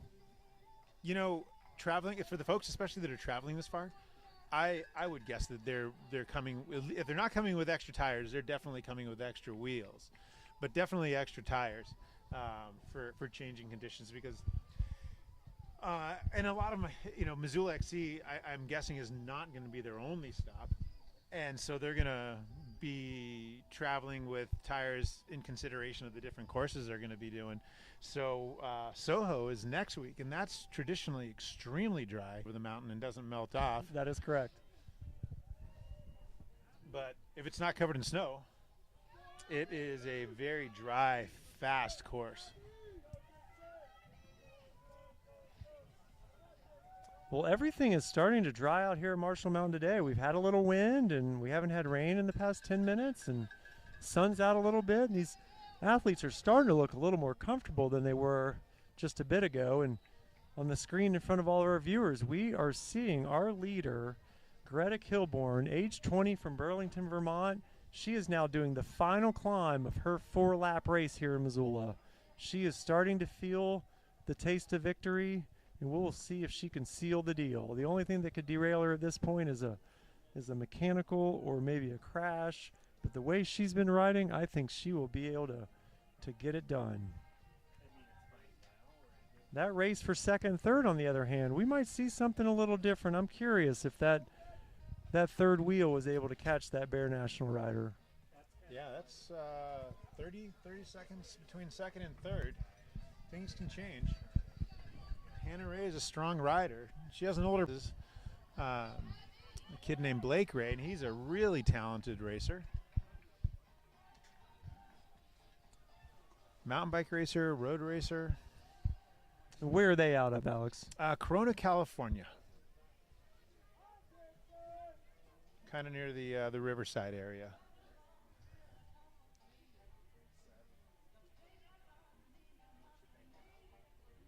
Yeah, you know, the rain just stopped moments ago. The sun came out, and all of a sudden I'm looking over the dual slalom course, and it is not shiny anymore. It looks very dry. Agreed. And, yeah, back to its dry, normal self. All right, Greta Kilborn still just driving up that double track at the top. Boy, she's been on that forever. I really could. The mental fortitude to be able to just push on that climb that hard. So, Alex, these athletes will end up racing for more than an hour and 20 minutes. Is that considered an average time for a cross-country race, or short or long? I think that between an hour 15 and an hour 30 for the elite men, elite women is the goal. That's the goal that the UCI sets out. And so they're going to be right in there. Right in there. She should be around 120 if she keeps her lap times, and we can see her on the screen now coming around the arc of that road there. Leaving the road, going into that final little single track push up, and that will be her last climb of the race except for the finish. Oh, Greta's got to be so happy to be onto this section right here. She's feeling it, Alex. She's feeling good now. Yeah, you know, she went through that portion of single track before Bee's Nest, and I'm sure she was able to look across at the trail that crisscrosses or that goes back and forth behind her or below her, and see nobody and know that she has a really good buffer. So now she can come into this single track, and if she wants to ride it fast and have a good time, that's great. And if she doesn't, then she knows that she's not under a lot of pressure to try to have to go fast. It's one of the interesting characteristics of this course is that you do have 3 or 4 different spots that you can see where your competition is or is not. It gives you the information you need to make certain decisions. Yeah, if you're behind, you can see just about how far behind you are. If you've got a lead, you can see what kind of lead you have. Yeah, it's. I'm sure it's helpful in a lot of ways to both the pursuer and the pursued. Here she comes. Some of the final turns on the head wall, or some of the initial turns on the head wall. This is a new feature here. They added this nice little jump right here. Let's see if she hits it. Oh, she went around it a little bit. That thing's pretty fun to play with. Going into the more shaded areas, a couple rocky sections, a little insecure as she comes into this next road cut here. This is one of the off-camber parts that Alex was talking about in one of the earlier races. We're going to get a perfect view of her coming into this. As she comes into the sun, she makes this left-hand turn, and then this next left-hand thing is about one of the most insecure things I've ever done on a mountain bike. Yeah, it's funny. You just can't see it from here, but it just slopes downhill, and I'm telling you, I can never ride that smooth.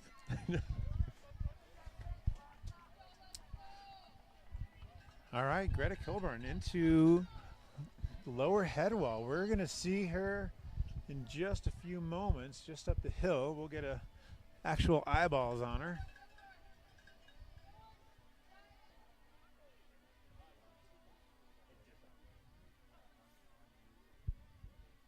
She will be out any minute here. Any minute. And our U23s, they're each sitting at like a 1 minute gap from each other. This course is so interesting how it is creating these gaps with these riders.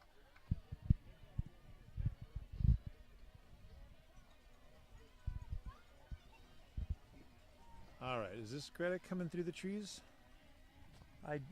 Yeah, yes it is. That, I believe that is her. All right, here we've got our leader, Greta Kilborn, to the dual slalom for the final time. She can taste it now, Alex. She can taste it.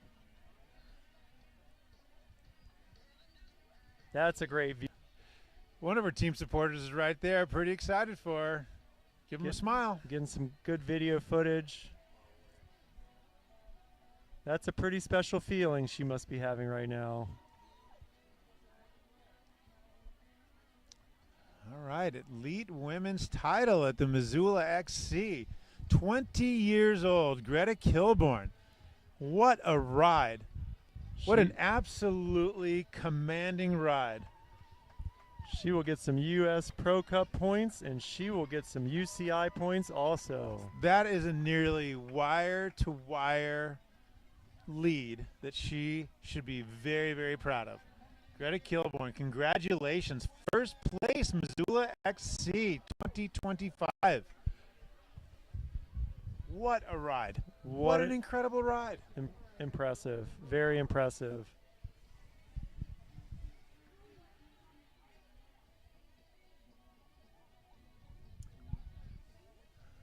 All right, there's our winner. Looks like she's given a debrief to one of her, And from there, she stayed within about a 30-second range the entire time, all 18 minutes each time. She actually ended up doing. Well, there was a here we go. Nope, I can see the Bear National rider, Bailey McSpadden, coming around the second to last switchback on the head wall. It's pretty fun back there, Alex. That dark corridor with those roots and those jumps. That's a neat little area, but then it all of a sudden pops you into that steep slope, and you wish you had your seat dropper up, and you wish you had downshifted ahead of time. Well, you remember back in the early days, we had the Buffalo jump, so we didn't go across the ski hill. We kept on going down over the Buffalo jump into a trail called Local Glory, and that was a good bit of fun. But it also meant you came into the finish climb a lot slower, and that made that finish climb so hard back then. That was a crowd favorite, the flyover. I think when the city and county assumed control of Marshall Mountain, all they saw with the flyover was liability. It was quickly gotten rid of. Much to the chagrin of some of the young local talent here in Missoula, Montana. Here comes Bailey McSpadden riding for Bear National. Making her last few turns on the dual slalom. Age 22, out of Vail, Colorado. And she put time onto third place. She sure did. It was only just over 40 seconds last time, and it's definitely more than 40 seconds right now. Coming through the tech feed zone for the final time, getting some cheers from the crowd, looking strong.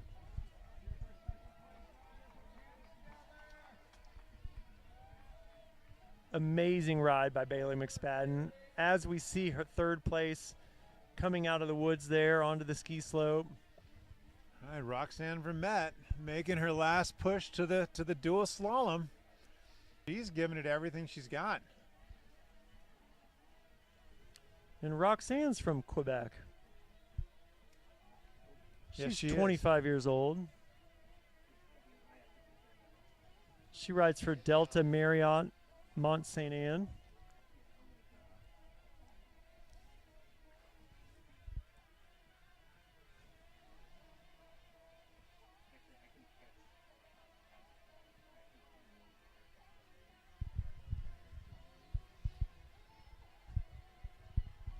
Up next, Alex, we have the Elite Men starting at 5 o'clock Montana time. And that should be a really good race. The Elite Men is always good competitive racing. All right, charge all the way to the finish. Roxanne Vermette. Incredible Third place. ride. Congratulations, Roxanne.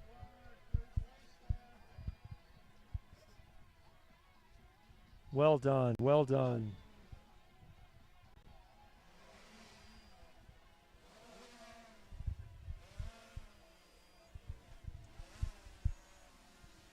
Possibly our 4th place here coming across the ski slope. Yeah, that looks like Lily Boucher. I wonder, Alex, how much intermingling of the U23 and the Elite we had over the course of this race. It's hard for us to tell from here. Yeah, it's hard to know which riders are in which category. We can't see their numbers as well from here. We can still cut between. It's gotta be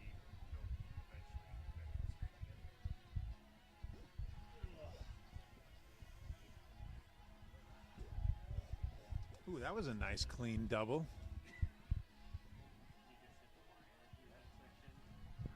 Do you think this is Lily, Lily Boucher, I'm pretty sure it is. number 4? That's correct. She's 21 out of Squamish, BC. Great form. Nice bike. It's a great view of the start finish. What a good, strong finish for her. Nice work, Lily Boucher.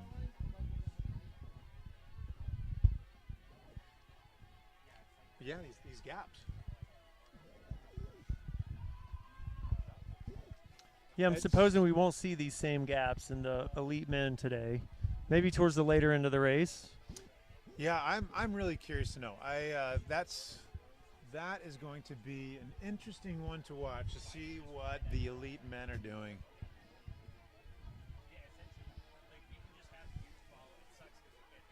They tend to kind of punch themselves in the face until they all fall down except one, right? Exactly. Yeah, that's exactly right. We have some local talent here out of Madison, Wisconsin. Caleb Schwartz will be lining up, aiming for a podium finish today. Yep, he's been riding really, really well. Elliot Thornblade from Missoula, Montana is going to be racing. And he's been riding really strong. I've seen him on a couple of the Wednesday night races here locally and absolutely crushing it.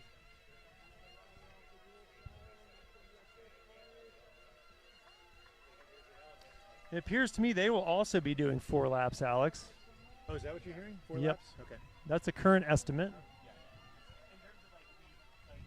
We could speculate that they maybe will be doing 16-minute laps, maybe 15-minute laps. Yeah, the junior men, the fastest lap was final lap, Ethan Wood, 14:47. So we could speculate that they will at least be doing 15-minute laps. Yeah. Yeah. So maybe they'll do 5 laps. But I haven't gotten the official word. Yeah.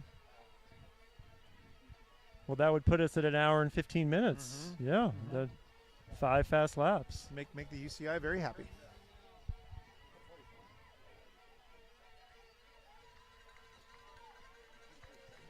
Another strong finish You know, on I a think Juliana this bike might- here. This might be our first U23.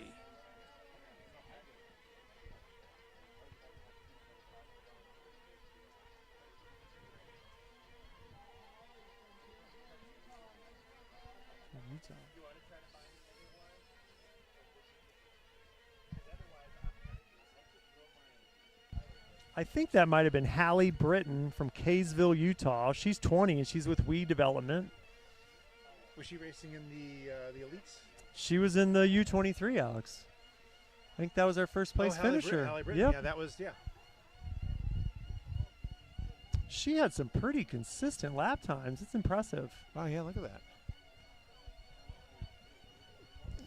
And this looks like our number 2 U23.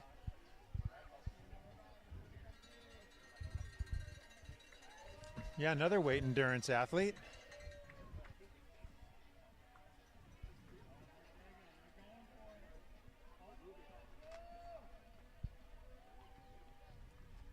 So is that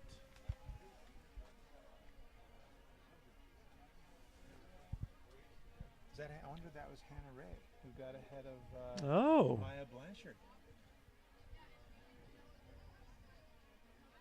Because let's see, is Maya Blanchard, the Delta Development. I believe that this is Maya coming down right now. Something happened. There was a change. That Hannah, if that was indeed Hannah, There was a mix-up. yeah, that 30-second gap was overcome and extended.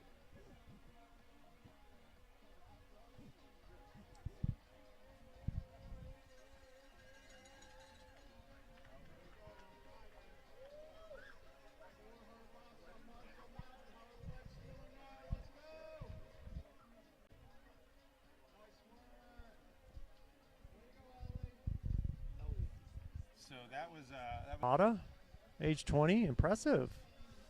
We have quite a few international riders here today. I'd say it's almost 30-40%.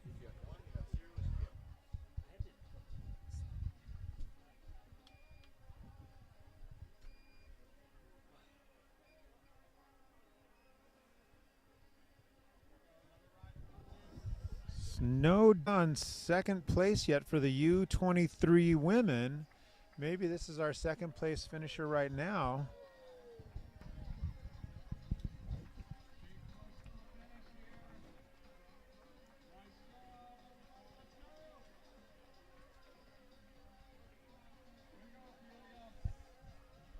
Okay, that was Ophelia Grandmont, who's 21, also from Quebec, racing for Delta Marriott MSA, 21 years old. Congratulations, Ophelia. Well done. Got two riders coming down the dual slalom. Got two riders coming down the dual slalom here. One of them is Delta Development.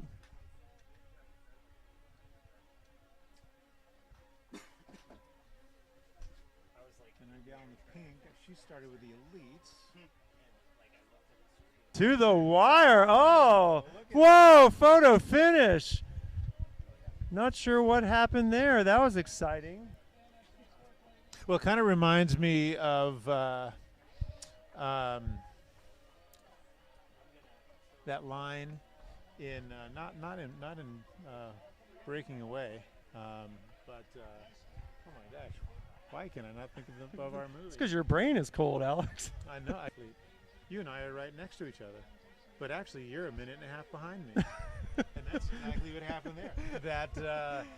That elite racer was actually right next to her competitor, but was actually a minute and a half behind her. Kevin Costner was in a cycling movie, Yes. Alex? Yes, and I am just absolutely embarrassed. I shouldn't have even opened my mouth. But it wasn't Breaking Away. It wasn't Breaking Away. It was, you know what's going to happen. I'm going to wake up in the middle of the night. It's going to be like 3 in the morning, and the name is going to come to me. We could ask Jed. He might know. We'll ask Jed.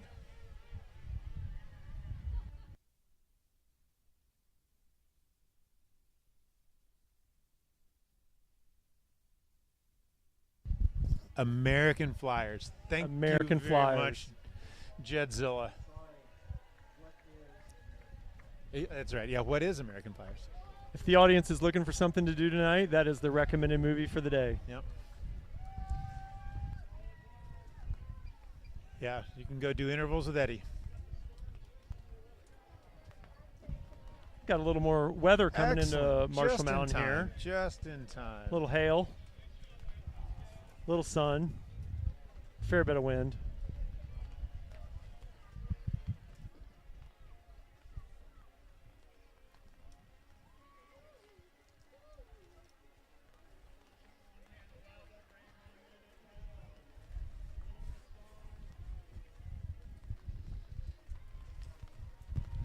Our finishers are coming through the finish chute and heading straight to their team tents to warm up.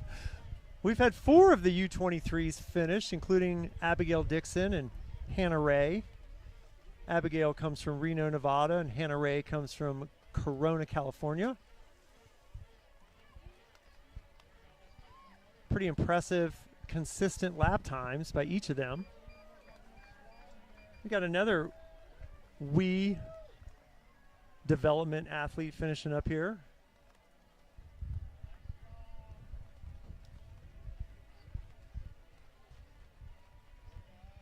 Solid finish. Solid finish. Great racing. Hour and a half of racing there on Marshall Mountain. That's quite the effort. Yeah, an hour and a half of very determined racing.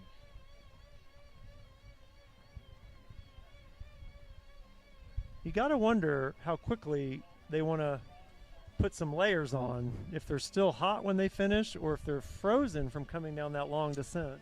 Yeah, no kidding, right? I imagine once they come across the line and stop, their body will cool down really, really fast. Yes. I remember doing a criterium in New Jersey, and I was getting so hot. I had no idea what the temperature was. It didn't even matter. I was just boiling hot in this race. We finished, and we were racing in about, my body temperature just dropped. And I remember putting every bit of clothing on. I got so cold so fast. All right, we've now had 9 of the 12 elite women finish, from what I can tell. Holly Kruszowski just came through out of New Berlin, Wisconsin, 4 laps, hour and 26 minutes. Congratulations. We're getting some pretty interesting wins here coming through the venue of Marshall Mountain.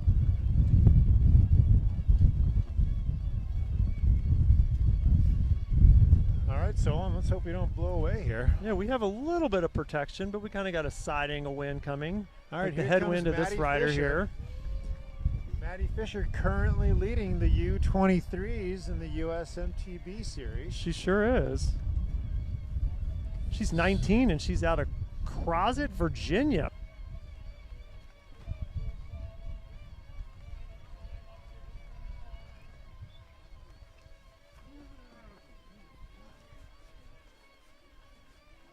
All right, we have another athlete coming through the start finish here. Nice tan sidewall wheels, tires. Congratulations. Great race.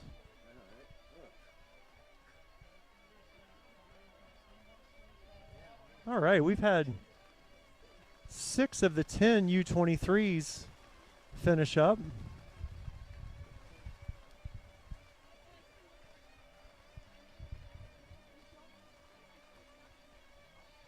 You know what's really interesting, Solon, and you probably remember this. In the days leading up to Missoula XC over the years, have always been just spectacular. How many years has it? I can recall at least 4 years where the weather and the days leading up to the XC, perfect, and the days after, perfect, but the days during, rain. Well, this is like that. Torrential downpour. Last That's year right. was quite nice. That's right. But I think your estimate is correct. So let's see what we get for the men's race. So we're going to take a break here, and we will be back in just shy of half an hour for the Elite Men's race. Stick with us. Thanks for watching, everybody.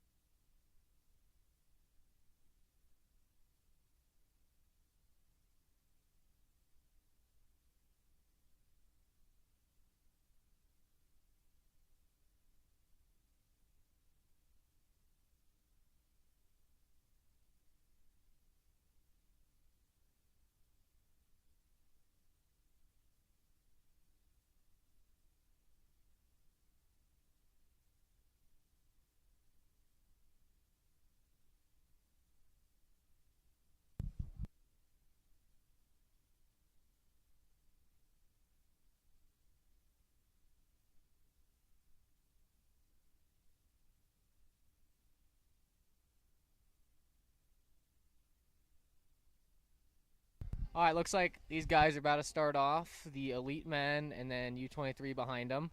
And they're off. Who's that into the front there? We got looks like some Canadians out front. We got Caleb Schwartz, third wheel. Fast start. Fast start.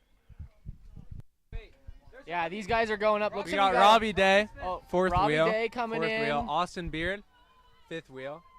So, looks like a fast start here coming into this big climb. Oh, there's Landon. Yeah, it looks like these guys are in for a good race. Looks like we're going to have our U23 men starting close behind them.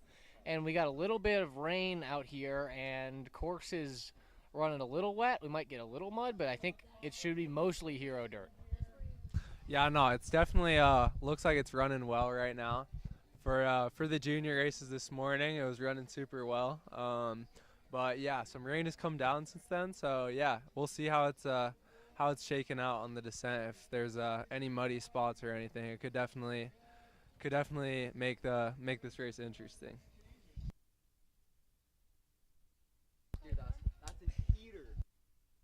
Yeah, it looks like they are all pushing hard. It's stringing out pretty quick here as they roll up the start of this climb. It's gonna get real fast, real quick here with these guys. They're all quick, and they're all gonna be pushing hard.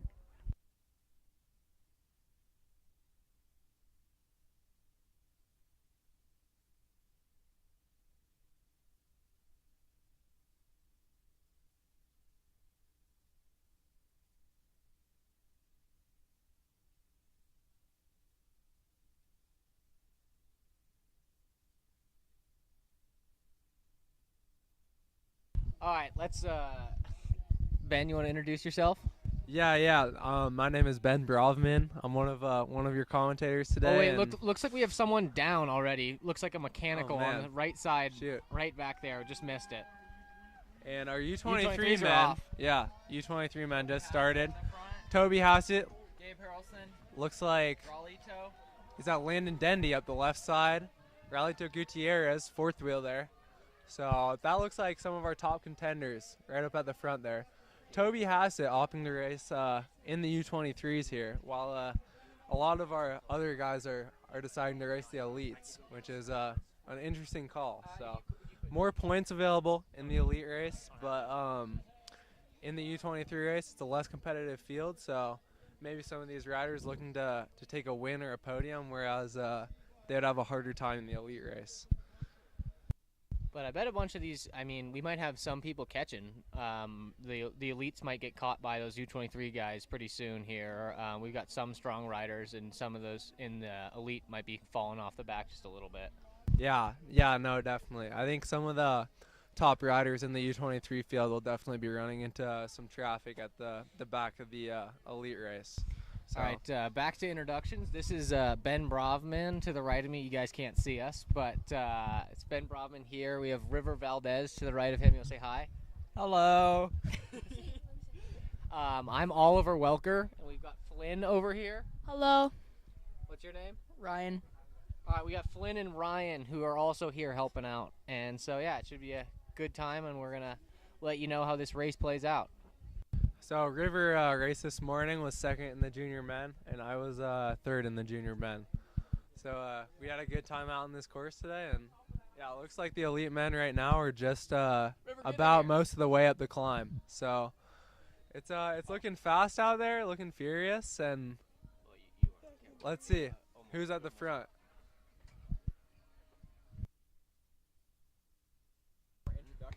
Yeah, look at these guys pushing it hard, rolling up here, and trying to figure out who our leaders are here in a second.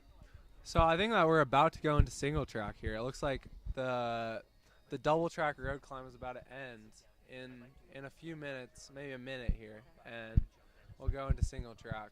So this part of the climb, it's hard to see, but it really kicks up here to maybe 30-40% around some of these corners, and there can definitely be a yo-yo effect through these turns. So we got two Bear National Team riders in the top 5. And so is that Robbie Day? It looks like Robbie Day, second wheel, looking to maybe go through to the front there. That could be Landon Stovall there, fourth wheel. it's looking like he is just getting over a broken elbow, which has had him out almost this entire season so far. So it's great to see him up at the front of the race here. And hometown hero Caleb Schwartz, looks like he's just maybe going through to the front, sliding in second wheel. Now these guys are really ramping up the pace, so looks like looks like this field's really stringing out, and we're gonna have a small group of 3 or 4 guys here at the top of this climb. Well, it looks like we've got hail coming down again, much like in the junior men and women's race. I think we had a little bit in the elite women's as well, but we're getting some good weather here, and there's already some wetness on the ground, so I think it's gonna be, we might get a real nice mudder here today. Ben, you like the mudders, don't you, bud? I love the mud for sure. I mean, racing cyclocross, I have a lot of experience in the mud, and I really like it. But I know a lot of people don't, so it could definitely make an interesting race if we get some more rain here and things slick up. But the dirt here, it's really silty, sandy, I would say. So I think it would need a lot of rain to really get slick. I mean, I think only a few corners would really get muddy. So I mean, I don't think that these guys will have any issues unless, you know, we have some freak weather coming here out of the blue. So Well, I think all these guys have got quite a bit of experience as well, and they all, I mean, maybe some not as well as others, but they all can ride mud, and they can make it happen if they need to. So oh, we got a rider down. Is that Caleb Schwartz leading the pack? Does he go down there? No, it looks like Caleb, it was whoever was in the lead. I think that was Caleb Schwartz. It looks like. It looks like he had some sort of issue, but he's back up on his bike going here. There's a short descent that these guys are going down right now before they'll and shake it up a bit. So it looks like we still have 3-4 guys at the front only. So still a pretty select group here, even with that small mistake from Caleb. Looks like we only have 3. We got a little bit of a gap. Looks like, I think that's Landon who's trying to close back onto the group of 3 on the front a little bit. But yeah, looks like we have about 7 riders who are just taking a commanding lead on the rest of the pack here as they go off. There's some gaps in between it, but they're all pretty close together as of now. So it looks like Caleb is really throwing down the pace through this tighter section here. This last short descent, there's some really hard technical switchbacks, which you know, there's a big yo-yo effect there, so that'll definitely string out the race automatically. And through all these short, punchy, steep sections in the woods before this last road climb, this will definitely allow the field to break up just naturally more. Saw a couple bobbles through some of these corners. It looks like it might actually be a little bit muddy up through here. It looks like everyone's struggling just a little bit to make it up and over some of those roots and stuff. It looks like it. It looks like the dirt through here, I mean, you can kind of see that shine coming off the screen. So I think, I mean, that gives us a clue that maybe that this area is getting a little bit slick. Like right there in the center of the trail, you can really see it's looking a little bit slick with that more clay type of dirt. But after this, they're getting back into some more silty dirt. So, and it looks like this group is maybe coming back together. So back onto the road, Caleb Schwartz leading it out. And so now we got 2 bear riders and Austin Beard, 5th wheel, in rounding out this group. So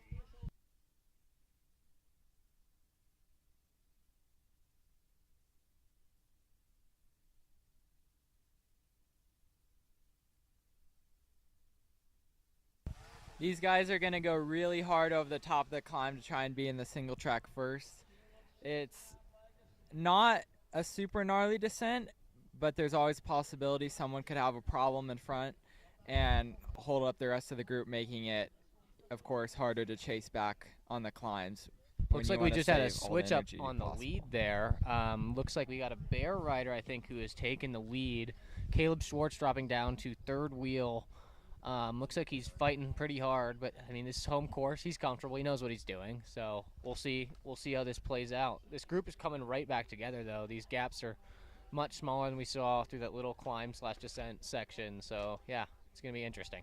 yeah, this top section of the climb, I would say it's flat enough that you're still getting somewhat of a draft. So maybe just no one wants to really take up the pace, and that's allowing for some more riders to get back into this front group. So it looks like we're getting to a group of around 8 riders now, or 7 riders here, and they're just rounding over the top of the climb here. So right up here it really flattens out and then descends down on the road for a second, and then these guys are going to bang a tight left-hand turn on the road before they come into the single track. So I think we'll see a hard sprint from these guys going into the single track to try to secure that position as far up in the group as possible, so to avoid some chaos in the first descent. So it's looking hot right now for sure. Yeah, like we saw in the other races, it's really important for some of these guys, especially if you have don't want to be following anybody else. So it's super important to get on the front and ride your own pace down that downhill. So this group is really breaking up.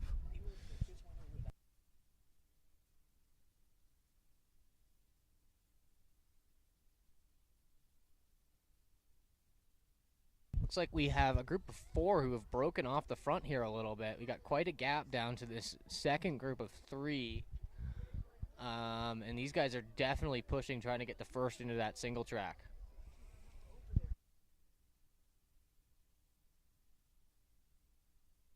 Okay, so these guys are now getting into the first section of the descent here. This section is pretty flowy, not as tight as that descent in sort of the middle of the climb, but we have one rider on the front now really driving the pace. And now that's, I believe, Caleb Schwartz, second wheel. And oh no, there's it looks like this group is really breaking up in the descent. I mean, coming into this descent with a lot of fatigue, it really makes it tricky. I mean, this usually isn't a descent that would give much trouble to any of these riders, but I think with the fatigue, just hitting that first climb almost all out, these guys might not be able to match the pace of this leader that we're seeing right now.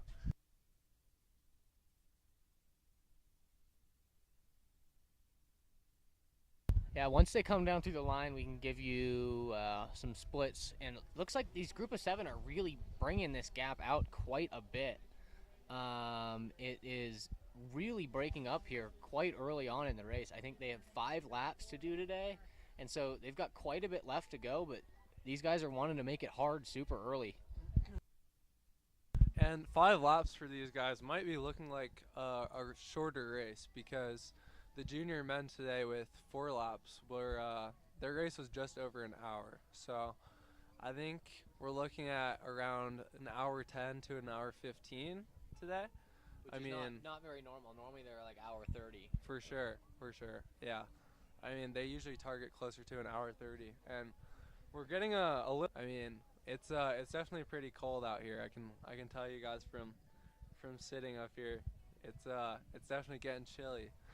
So we'll see how these guys deal with the rain and the cold coming up into this second lap, but they should be coming down the descent into the finish any second here. So yeah, they're right. Looks like we've got even bigger gaps here. Wow. And that's Landon Stovall and Robbie Day coming through that corner right now. It's on your screen. Austin Beard there. And is that a Donovan Racing rider here? Is that Kai Loki, do you think? It might be Kai. I don't know. That could be Kai Loki. Good riding from Kai, though. Super strong. And, oh, big breakaway here. The group is looking pretty shattered.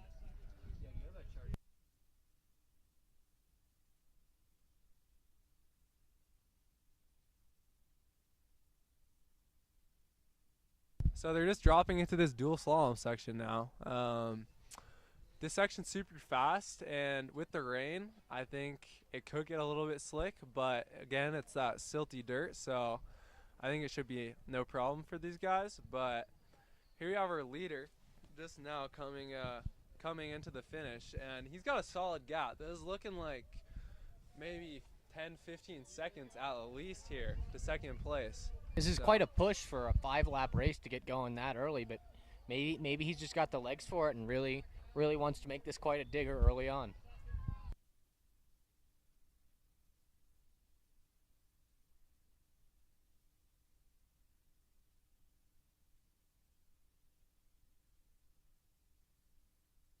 So that was Logan Sadesky in our lead here. Sorry about the ID on that rider, but Logan Sadesky taking a commanding lead on this race right now. He has got a solid gap over Caleb Schwartz in second place, and then we can see this this group of about 5 riders coming through here for riding for third right now. But I mean, this is a super long climb, so pacing yourself is really important on a course like this. So we'll see if anyone went out too hard or blows up. Like this climb is, I mean, probably one of the longest that we have in any of the U.S. Cup races. So if not the longest. Yeah, so and it looks like that Donovan rider that we saw earlier was Kai Loki as he came through that corner. So our top 7 so far, that main group that was off there, was Logan Sadesky, Caleb Schwartz, Landon Stovall, Robbie Day, Austin Beard, Tobias Steinhardt, and Kai Loki. This is quite a deep field on the front here, and these guys are definitely going to be pushing this next climb super hard as well, just like they did on the first lap. So this is going to be quite an interesting race. Could be any of these boys' day out there. Yeah, for sure. I think that first lap is really important. I mean, the positioning really matters in the first lap, but on that second lap, I think it really cements your position. I mean, I think the gaps are still small enough in that second lap where you can move up, or if you went out too hard, you can even already start fading. So especially on such a long climb like this. And now we're just seeing some of the back of our field. Now back to the climb. Okay, so that's Austin Beard and Robbie Day. We can see Logan Sadesky rounding this right-hander coming up the climb off the front still. Looks like we still got a similar gap. I think Robbie Day might be closing that up a little bit, but it was good 15 seconds when they were going through. I think it's probably about 7 as of right now. Yeah, it looks like Robbie Day has overtaken Caleb Schwartz for second place right now. So, and now it's looking like any minute our U23 men should be rolling through. Is that yep, no, at the top slalom.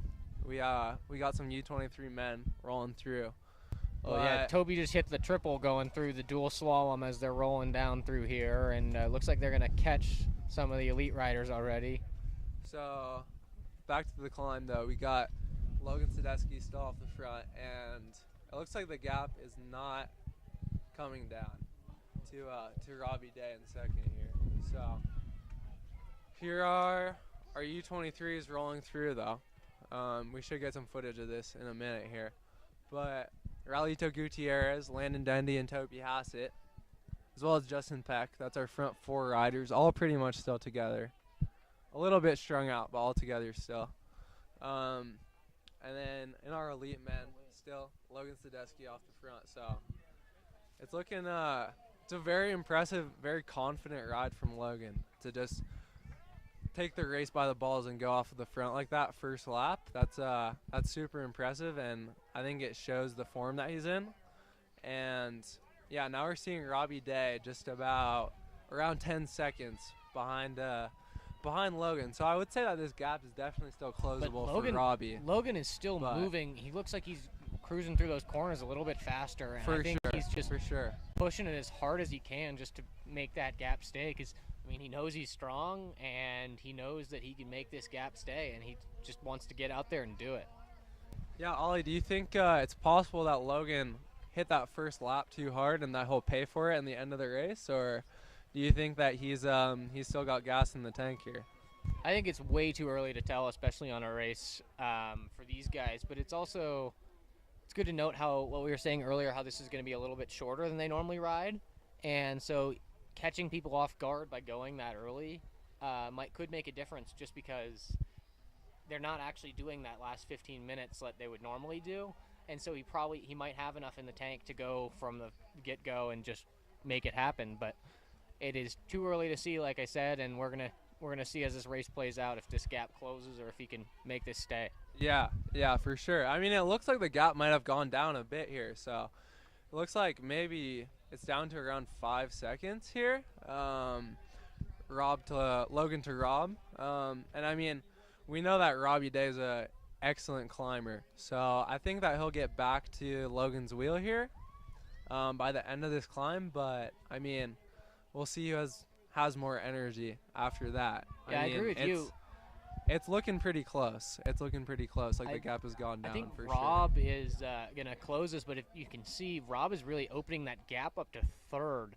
So it might be a race of just these two if they can keep the legs together and make sure they don't blow up too early. But yeah, it looks like it might only be two man's race, because if you look here, we now got another, I don't know, 15-second gap to third from Robbie, and Robbie's closing on Logan Sadesky. Yeah. Now it looks like that's Caleb Schwartz still in third there, but big gap from Logan back to Caleb. But this gap to from Logan to Rob is just hanging about five-ish seconds here. So we'll see if Rob is able to close this coming into the single track section here, which is it's looking pretty slick. So I mean we know that Logan has excellent technical skills, and I mean Rob also has good technical skills, but I think that Logan is probably more accustomed to these wet conditions.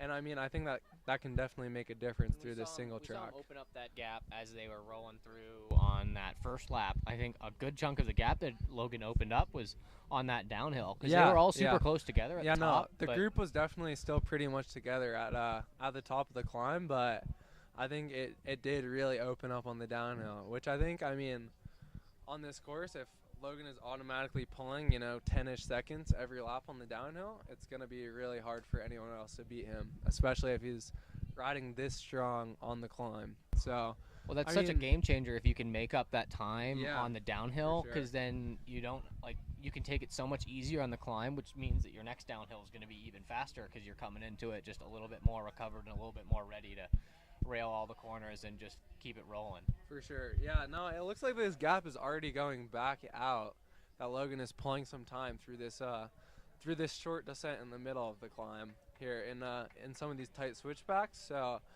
it looks like maybe this has gone out to almost another at least 10 seconds in just a few corners here. So it looks like Logan is really taking it to Rob technically here. Yeah, and I think it's a struggle for Rob because he's not right on Logan's wheel, and you can't just follow exactly what he's doing.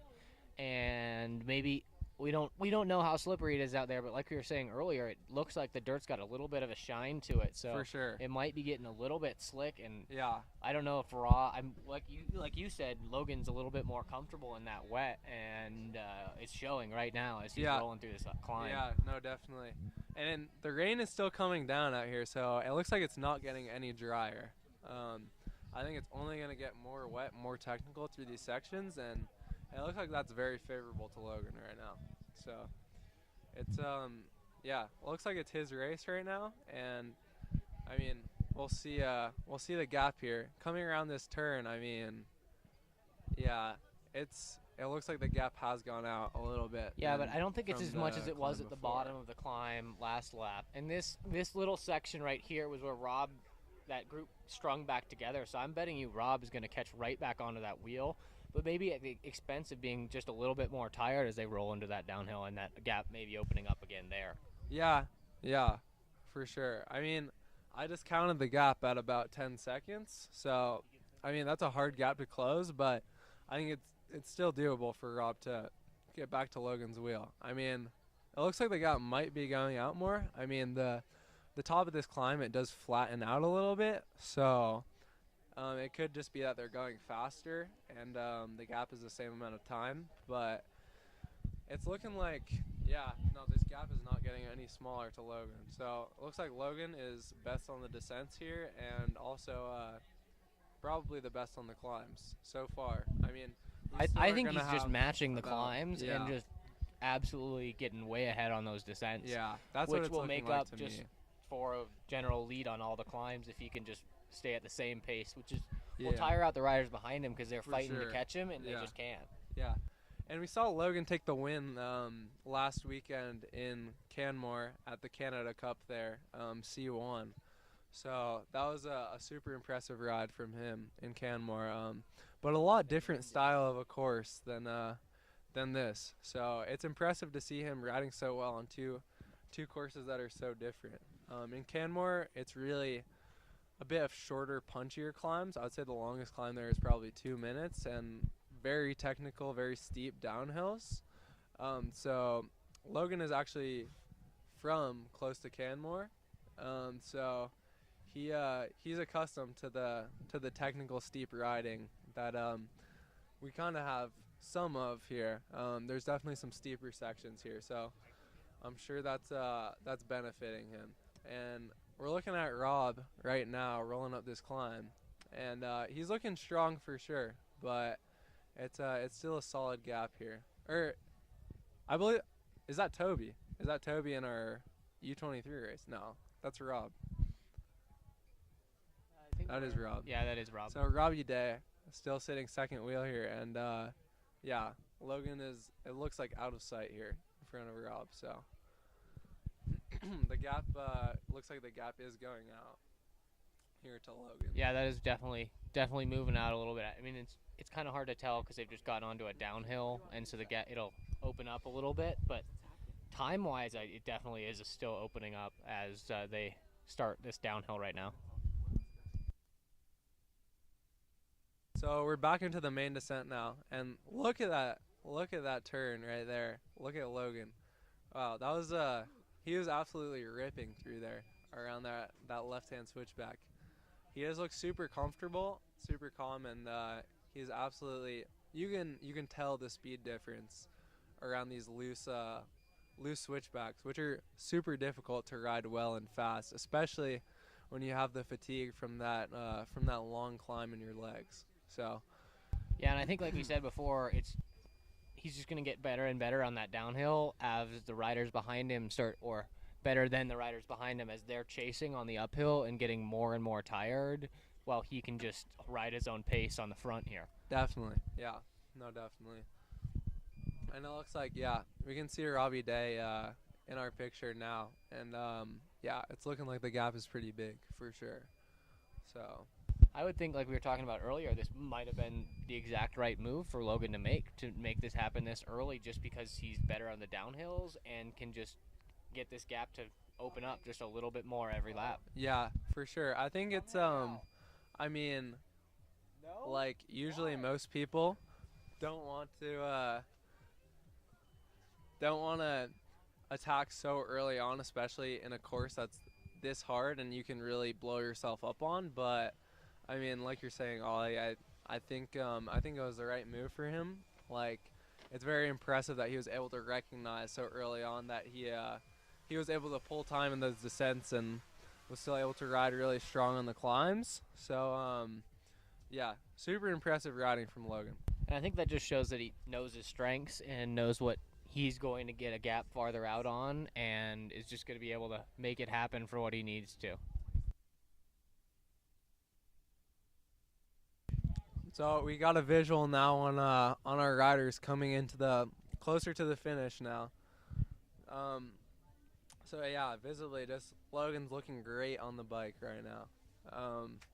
Super impressive. He's rolling up to it looks like towards our dual slalom section.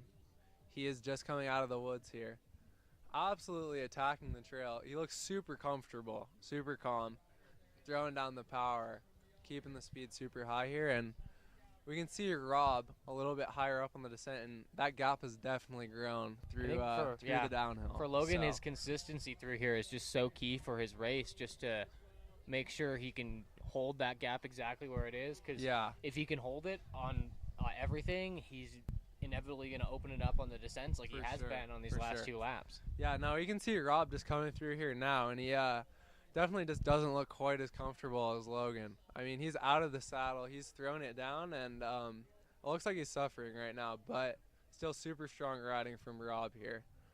And now we got our 3rd place rider. We got a visual on. That's Austin Beard, who is overtaking Caleb Schwartz. Caleb Schwartz just behind him. Yeah, it looks like really, Caleb's fighting hard to get back on there, though. Fighting super hard to get back on Austin Beard's wheel.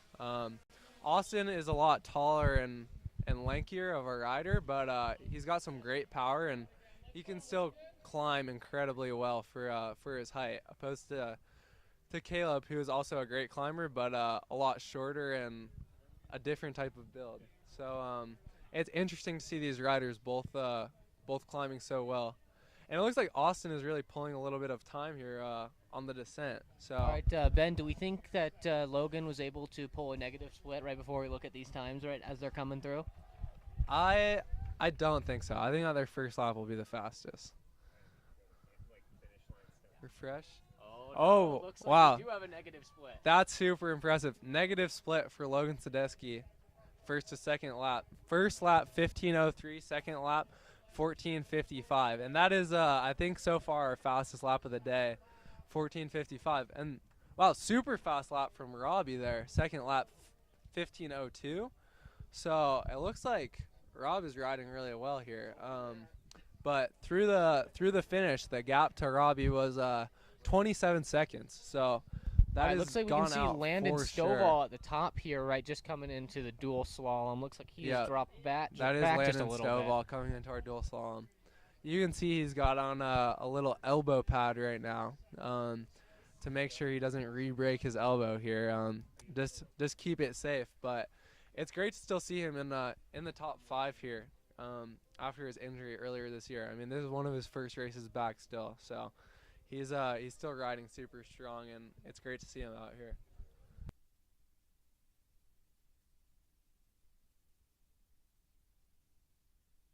Oof. Looks like Landon Sadecki, when they came through the finish line, had Logan Sadecki, that's my bad, had about a 27-second gap. Yep, 27 seconds back to Robbie. So that is a fat gap, you could say.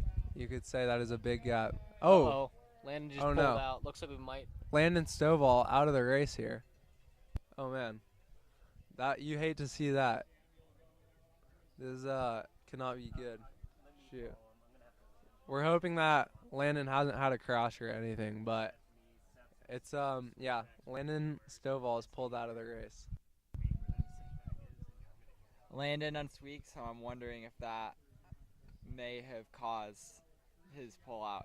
Yeah, he did have a crash in pre-ride. So I know that he was having a little bit of issues with his hip after that crash in pre-ride. So we're hoping that he's feeling all right here. Okay, looks like still commanding lead from Logan Sadecki as they go up this climb again and just pushing it hard. I mean, what are you going to say about that? That's really out there. 30-second gap on lap 2 of the Elite race is quite impressive, and he just does not seem to be slowing down at all. Definitely. We can imagine that they'll be feeling maybe a little bit more fatigue coming into that third lap. So I think we'll have a slower lap for that third lap for sure. Maybe some of these guys trying to recover a little bit from a hot start. And once we're able to get a visual on Robbie coming through here, I think we'll be able to tell just a little bit on how he's feeling. You can tell by body language and stuff like that just how these riders are feeling, if they're just really tired. But if you look at Logan right now, he looks smooth and he looks calm and collected as he's rolling up this climb, which is super important to see. It looks like he's out for a recovery ride right now. And momentarily we should be getting a look at our U23 leaders coming through. Looks like Toby Hassett in the lead, Justin Peck on his wheel, and then Raulito Gutierrez right behind him. Landon Dendy, Adam Moat, and we got 2 other riders. So massive group for the U23s here, which is it's interesting to see because, I mean, with such a selective course, Ollie, I mean, you'd imagine that this would, after 2 laps, probably be a little bit more split up than 2 riders. Oh, never mind. Looks like Toby was in second. We have Miles McKelkey, who is leading out just by like a good 2 seconds. Wait, no, never mind. It looks like Miles McKelkey on our computer is 2 minutes ahead. I don't know. Sorry for the correct. technical difficulties here. Watch out, touch screen. This is saying currently that Miles McKelkey did a 14:05 lap, and we don't know if that's correct. But if so, that would be insane. That's almost a minute faster than Logan's fastest lap so far. So maybe we're having some technical issues here. What do you think, Ollie? I'm not quite sure, but let me reload the page real quick. So back to our elite men here. Yeah, we can still see Logan Sadesky off the front, and he's looking back down the switchback to see if anyone's there. And there's Rob just down the switchback. So I'm sure that'll inspire some confidence in him to look down and see Robbie that far back. So that's always a good feeling when you're in the lead and you can look back and really feel the room behind you. Well, if you look when we'll see them come up through those switchbacks closer to the top, there's space to see ahead of you and behind you for both riders. And as in earlier races, if you can open that gap to the point where you can't see the rider in front or behind you, it's quite a bit of mind games there, where it's a lot harder to catch when you just can't even see who you're chasing. For sure. I mean, people say out of sight, out of mind, that's definitely how it goes sometimes. I think if Rob is not able to see Logan anymore, that gap might just go out, over a minute by the end of this race if we can assume that Logan puts down a smooth race. So I think it'll be difficult for anyone to close this gap at this point. I mean, he's got over a 30-second lead, and he's looking really strong. Well, so. I mean, this whole field has blown up super fast. I mean, off of our top 6 right now, from 6th to 7th is a whole minute gap. And so it has just really been stretched out here. And that top 7, or now 6, after Landon pulled out, it's been narrowed down quite a bit here. Yeah, and we got sitting in 5th place in our elites right now, we got Tobias Steinhardt out of Albstadt, which is super interesting. I mean, this German rider looks like he's made the trip out to the U.S. to do some racing here. So yeah, sitting 5th right now, and still a solid gap though, almost a minute from Tobias to Logan. So this shows how hard Logan is pushing it right now.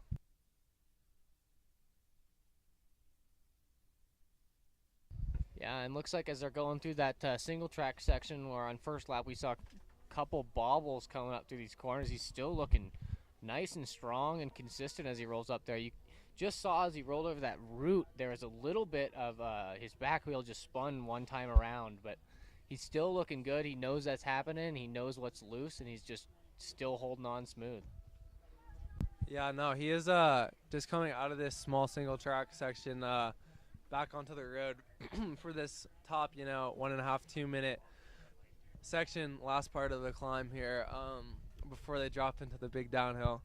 And yeah, still looking super composed, super relaxed, and really strong on the bike. Well, if you see after this rain, they're all choosing this kind of right/middle line. You can see how all the dirt's being patted down just a little bit, just so they can get the smoothest line possible and just keep rolling.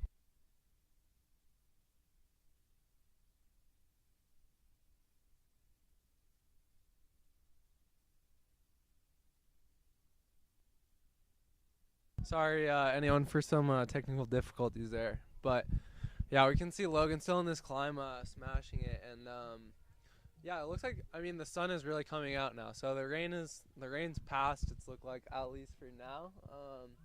And, we got blue skies for at least a little bit here, which I'm sure will be nice. And this ground really dries up fast. So it looks like any of that moisture, any of that slickness in that single track that we had before will be gone on this lap. So. Yeah, it looks like it's drying out real quick, and the clouds around here, we got a nice little open spot like Ben was saying, and hopefully that holds out for these guys. But a little more rain might just pack down the dirt more, because like you said, it's already absorbing quite quickly, and these guys aren't having that many issues anymore, and it looks pretty smooth.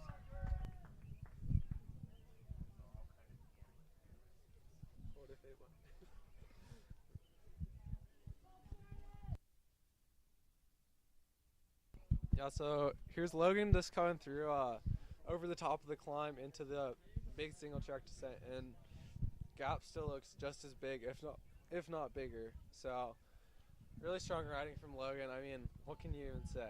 Like, I mean, yeah, we haven't even seen Robbie in a little bit on the camera, and the Logan is just holding this gap right where he's had it, and I guarantee it's going to open up just again on the downhill like he has every lap. Yeah. I mean, I think he's been making up the last 2 laps. He made up at least 15 seconds on the downhill.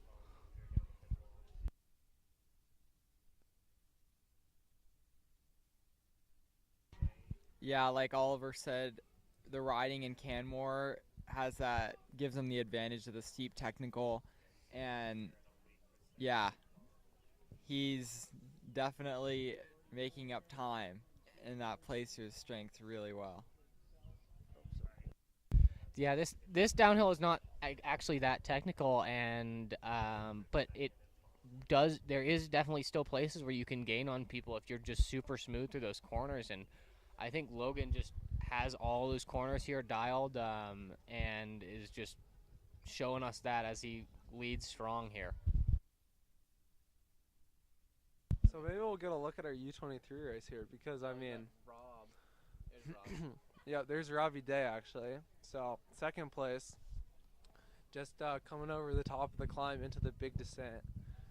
Robbie Day, looking strong still, but yeah, that gap's definitely gone out. Ollie, what do you think? What do you think that the time will be back to Rob coming through this next lap here? I'm betting it's going to be like 45 seconds. Yeah. Maybe it could be a minute depending on how hard they're pushing on this climb. Yeah, look it's at just that. smooth through those corners. A master class. Logan through those corners, absolutely railing those berms there.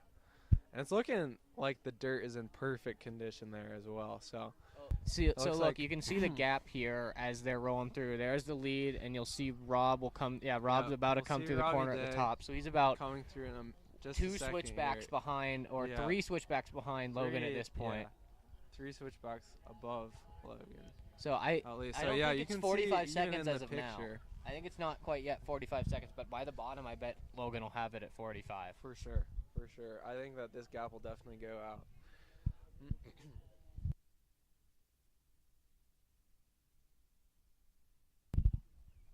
So yeah, super smooth through all these corners for Logan. Just look at how he's carrying his momentum, carrying his speed through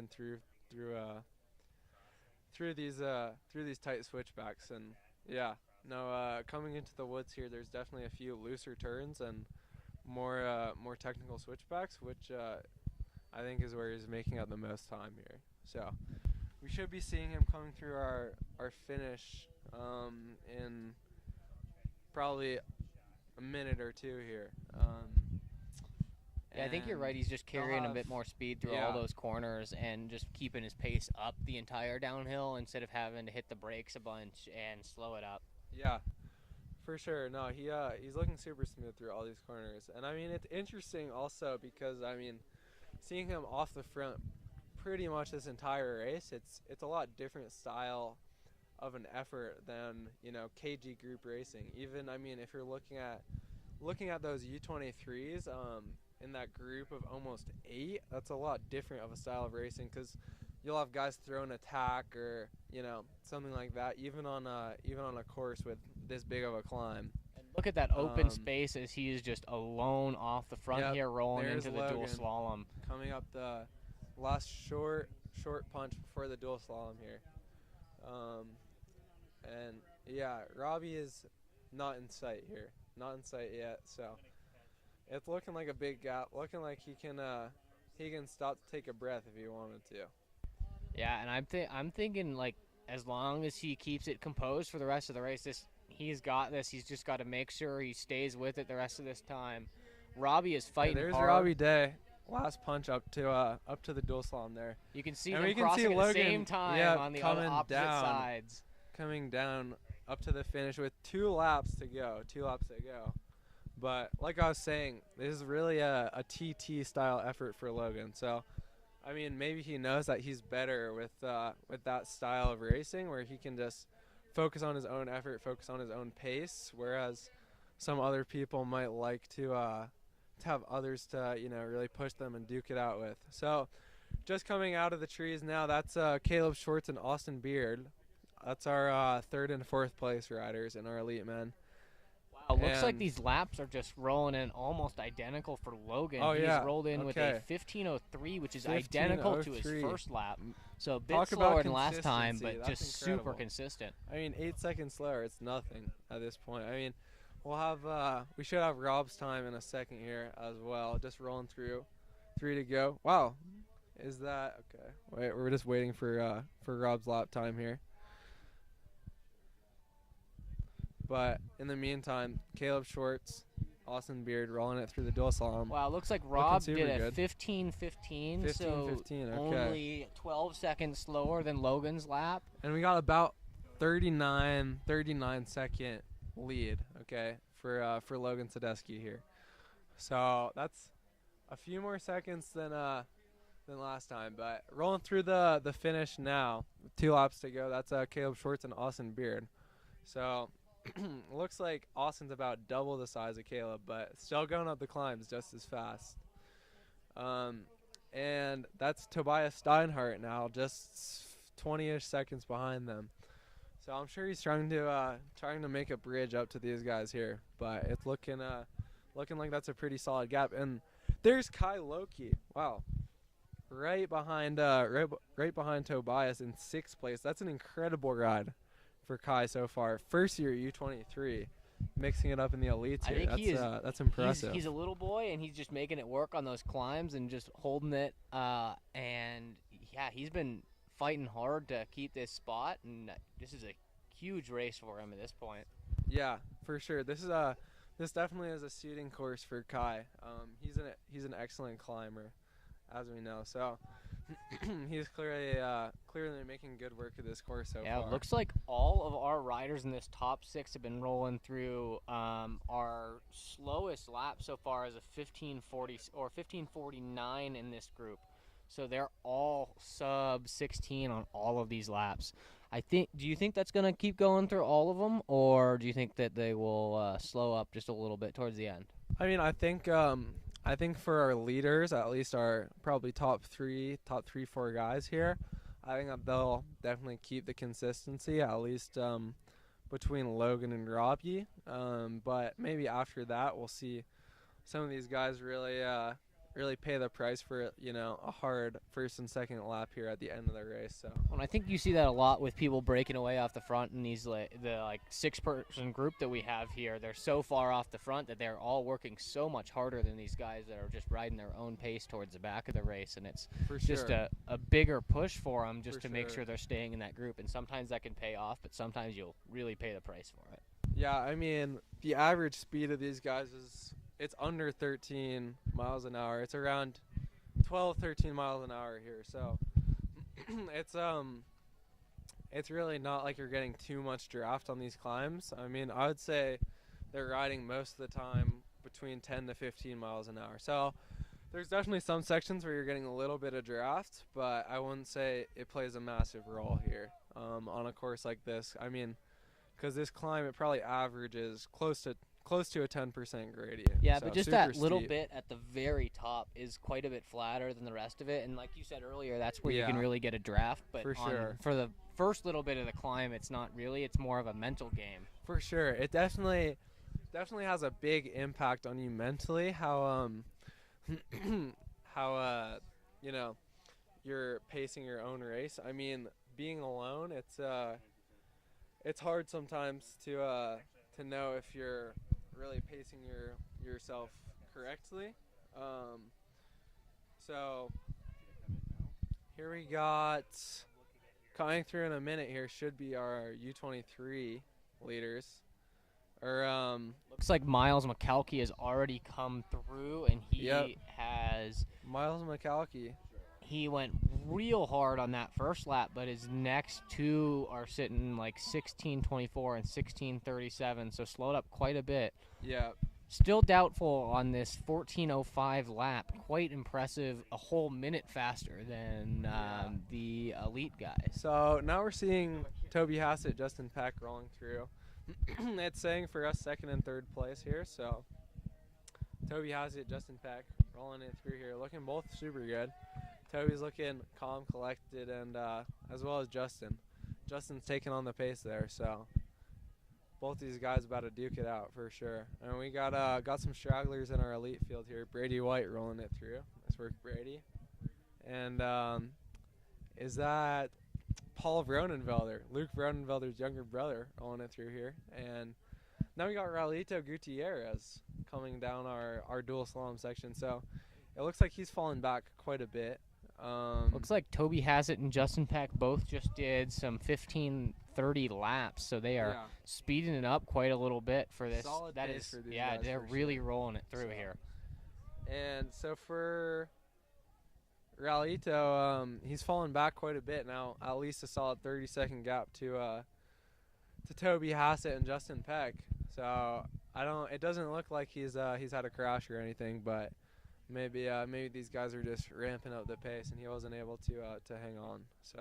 Well, and I think, like you said earlier, like when we have these groups up there, and I was also talking about this, where the group racing, you can really pay the price, or you can really do super well. For sure. Different people with different physiology definitely can benefit from the different styles of racing, like we were saying earlier. Like we're seeing again Logan here, just totally TT style off the front. He's pretty much on an hour 10-minute time trial here. So yeah, he's still looking really good, really composed, and I mean he looks comfortable, to be honest. We got now coming through still some more U23s rolling it through.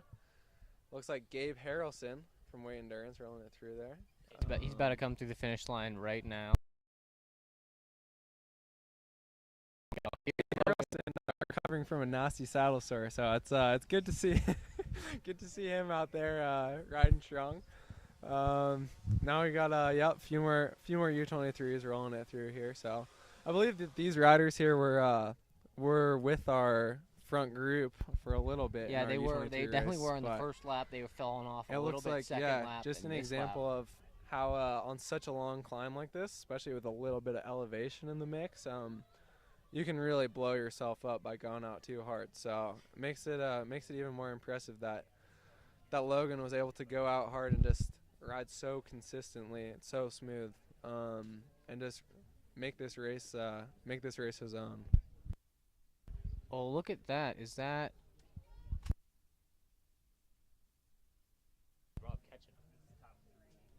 So I think we're getting visual now. Is that looks like Logan, and it looks like maybe Robbie Day is started to catch up to him. Not quite sure yet, though. Yeah, we don't have a close-up on it, but this might be. We're not quite sure based off the shot, but it looks like this could be Robbie Day starting to catch up to Logan. So this could make for a super interesting race. Oh no, sorry.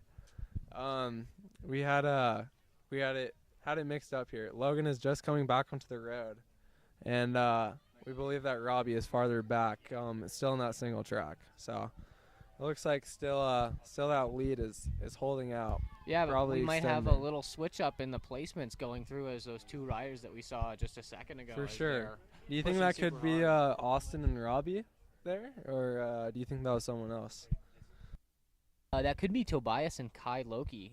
Looked like one of them could have been a Donovan kit. Could be. Yeah, but again, incredible riding from Kai as a first year under 23 in the elite race here. So really impressive from Kai.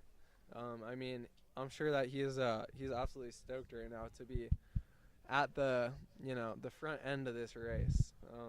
So top racing for a top 5, it's pretty sick as a first year U23 for sure. Yeah, especially pushing these elites. I mean, when you get in that field and you can just hold on to all these elite men that have been riding for so much longer than you have in this field, it's super impressive on his end. And even if this course is advantageous for him, I mean, these guys have ridden for so much longer, are quite a bit more experienced than him, and it's super impressive for him to just get out there and fight for it and take that spot. Yeah, definitely. No, it's really cool to see guys making having a breakout ride first year first year in the U23s, like coming out of the juniors, it can definitely be tough to step it up to that next level, to be competitive with, often racing against elites and much older guys. So it's a big step for Kai, and really, really cool to see.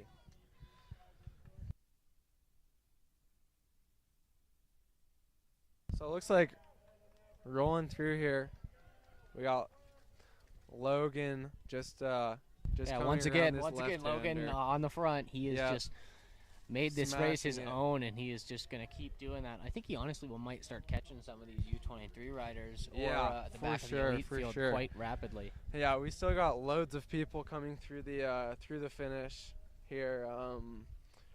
Going back out for more laps here, and Logan is about to come around back down the descent for his 4th lap. So we should be seeing. Here's Logan now. Just here in the he top is, of the just descent, rolling over that top bit, and he's going to be coming down the descent. Like we saw earlier, this has been his strong point, and I don't know, maybe he can open up another 15 seconds. It's been consistently, 15-second gap opening up every lap. So I'm thinking we might get a minute gap at the bottom here. Yeah, no, it's been insane how much time he's been pulling on this descent here. So really cool to see. Really cool to see. Someone really taking charge of the descent here, which you don't see every day. No, a lot of times you have like 1 or 2 riders. Like in your race today, Ben, it was just River and Ethan Wood that were off the front there. Yeah. And they stayed together until that very last lap. But here we're just seeing Logan just wanting to push it himself. River, what do you have to say about your race today? Able to push the pace on the first lap, but couldn't quite hang on with Ethan all the way to the finish. He had a really strong last lap climb, and I just kind of fell off. But yeah, I think like Oliver said, it's really interesting to see. Like, I was expecting more of a race similar to this, with it getting really blown apart. But I mean, the U23s they're in time. At least the top riders are. So yeah, it is really interesting to see how every race plays out with such a selective course. Yeah, well, if you look here, we can just now see this huge gap from Logan, who's right here, to Rob, who is now probably a good 5 switchbacks back, lost 2 switchbacks from the last lap. And I'm betting, we are going to be around a minute gap as they come through the start finish here.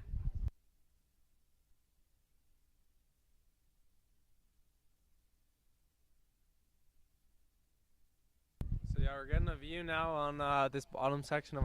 You can see these super tight switchbacks here. Dirt is looking super nice, mint out here, and there's Logan just riding into the very bottom section of the descent there. It looks like, so he should be coming out any minute here.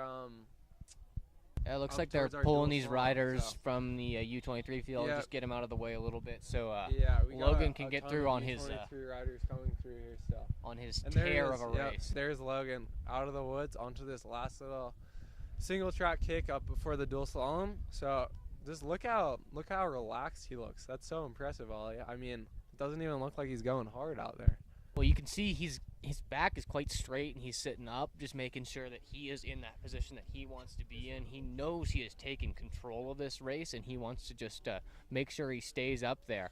Look at that. He's got his arms pretty straight rolling through the downhill. He is so comfortable, and he knows this is his race, and he knows he's got to hold on and make it happen.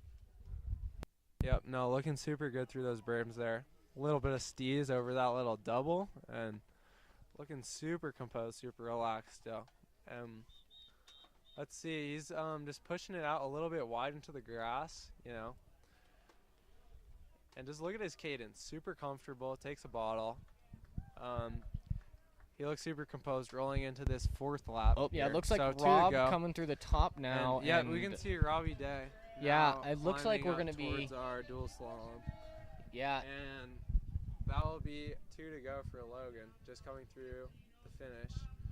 So here's Rob. 1 to go? Wait, no, they got 2 to go. Yep, 2 to go. 2 to go for these guys. So here's Rob rolling it down the dual slalom. And, I mean, you can see the differences in riding style between these guys. Just Rob doesn't look quite as comfortable, not quite as flowy as Logan through these doubles. I think he looks comfortable. So. He just isn't quite as relaxed. Looks like Logan has rolled through with another lap that is just within the same 10-second window. He's got a 15:02 lap time. Oh, and it looks like we got a shakeup for our third place ride. That's Caleb Schwartz, who has broken away from Austin Beard for third place. Looks like not a massive gap yet, but still around probably 10 seconds, it looks like. And, I mean, I think we could assume that Caleb probably pulled that gap on the climb on Austin.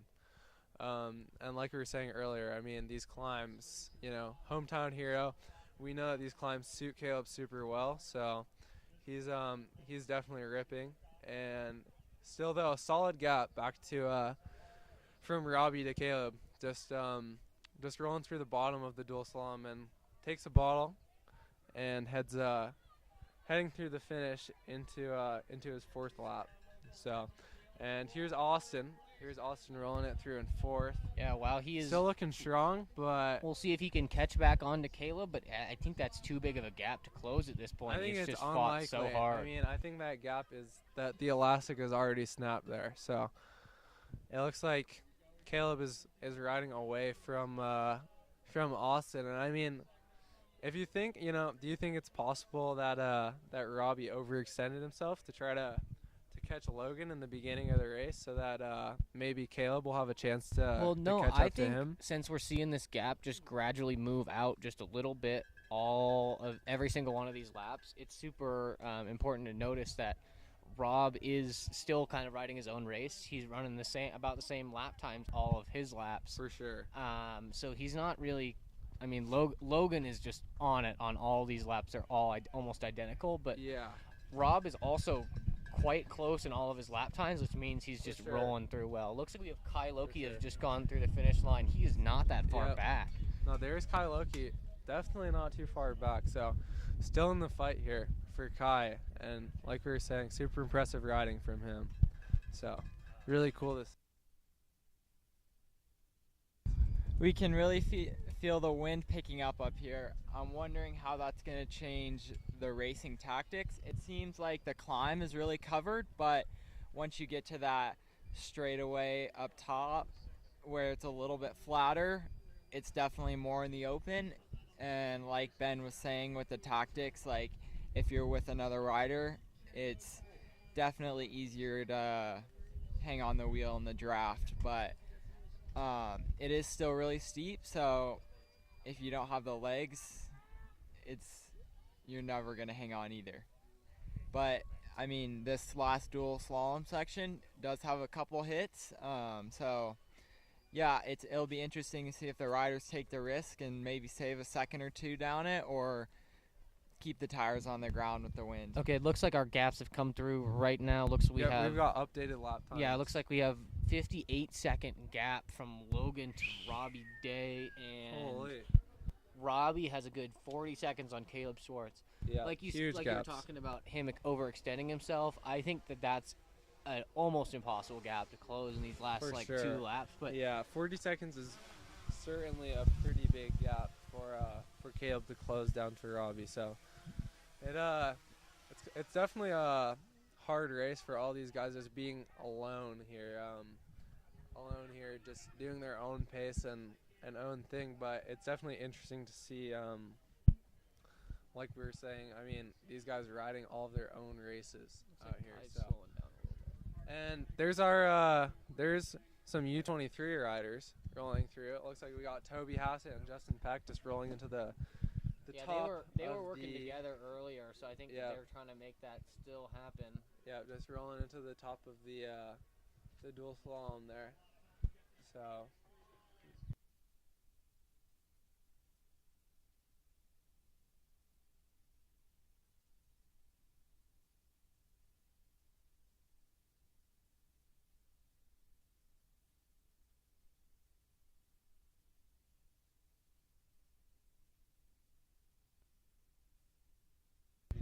Oh, it looks like there's a bit of a gap here between Toby and Justin, but Justin's closed it right now. They're just trying to stay together, keep it smooth and consistent as they come through this climb.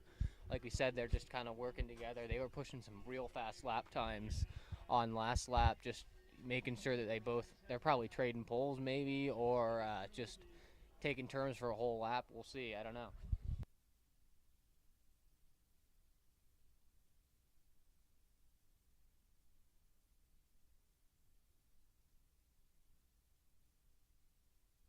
So we got some more U23 riders. It looks like rolling through here through the dual slalom. Throwing a little bit of steez, why not? Oh yeah. I want the camera in there. I want to see if any of these guys will hit that triple. Yeah. No, it looks like Landon Dendy rolling it through right there. And we also got a few elite riders who have gotten passed by our U23s. I think that's Chuck Norris and Brady White right there, who started in our elite race but have gotten passed by our U23 field. So, yep, there's Landon Dendy rolling it through our finish line. 1 to go. So, good looks. And, yep, no, there's we got more U23 riders rolling it through. Oh, here the camera is switched. Let's see where we can see these elite men who are going up this climb.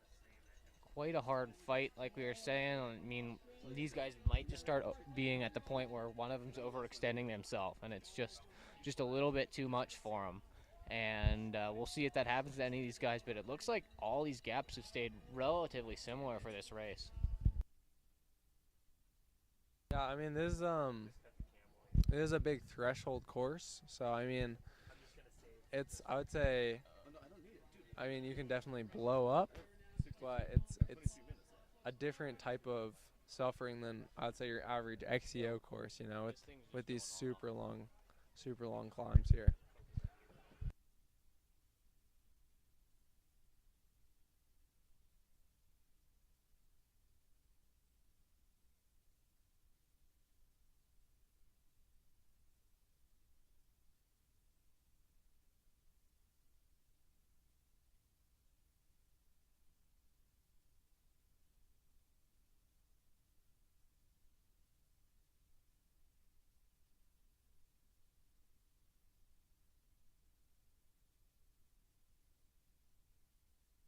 Okay, so we actually had a mix-up here. These guys, I think, are on their last lap right now. It looks like their 5th and final lap. They are rolling into here. So we got 5 laps for our elites, 5 laps for our U23s. So this is some more U23s rolling it through here.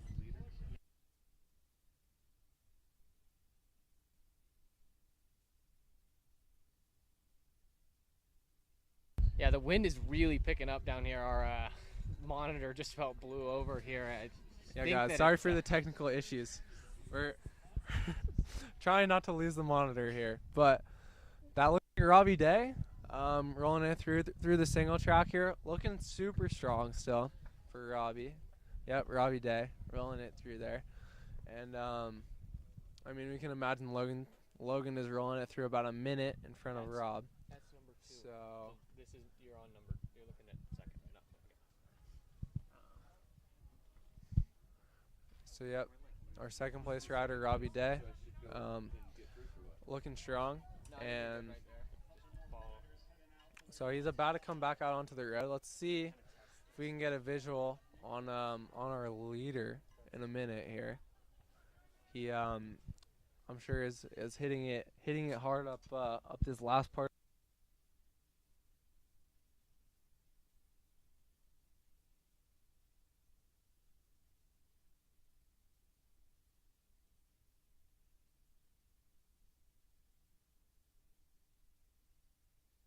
That's Logan Sadesky as he's coming through that last little kind of false flat climb area as he's finishing off the climb on this last lap.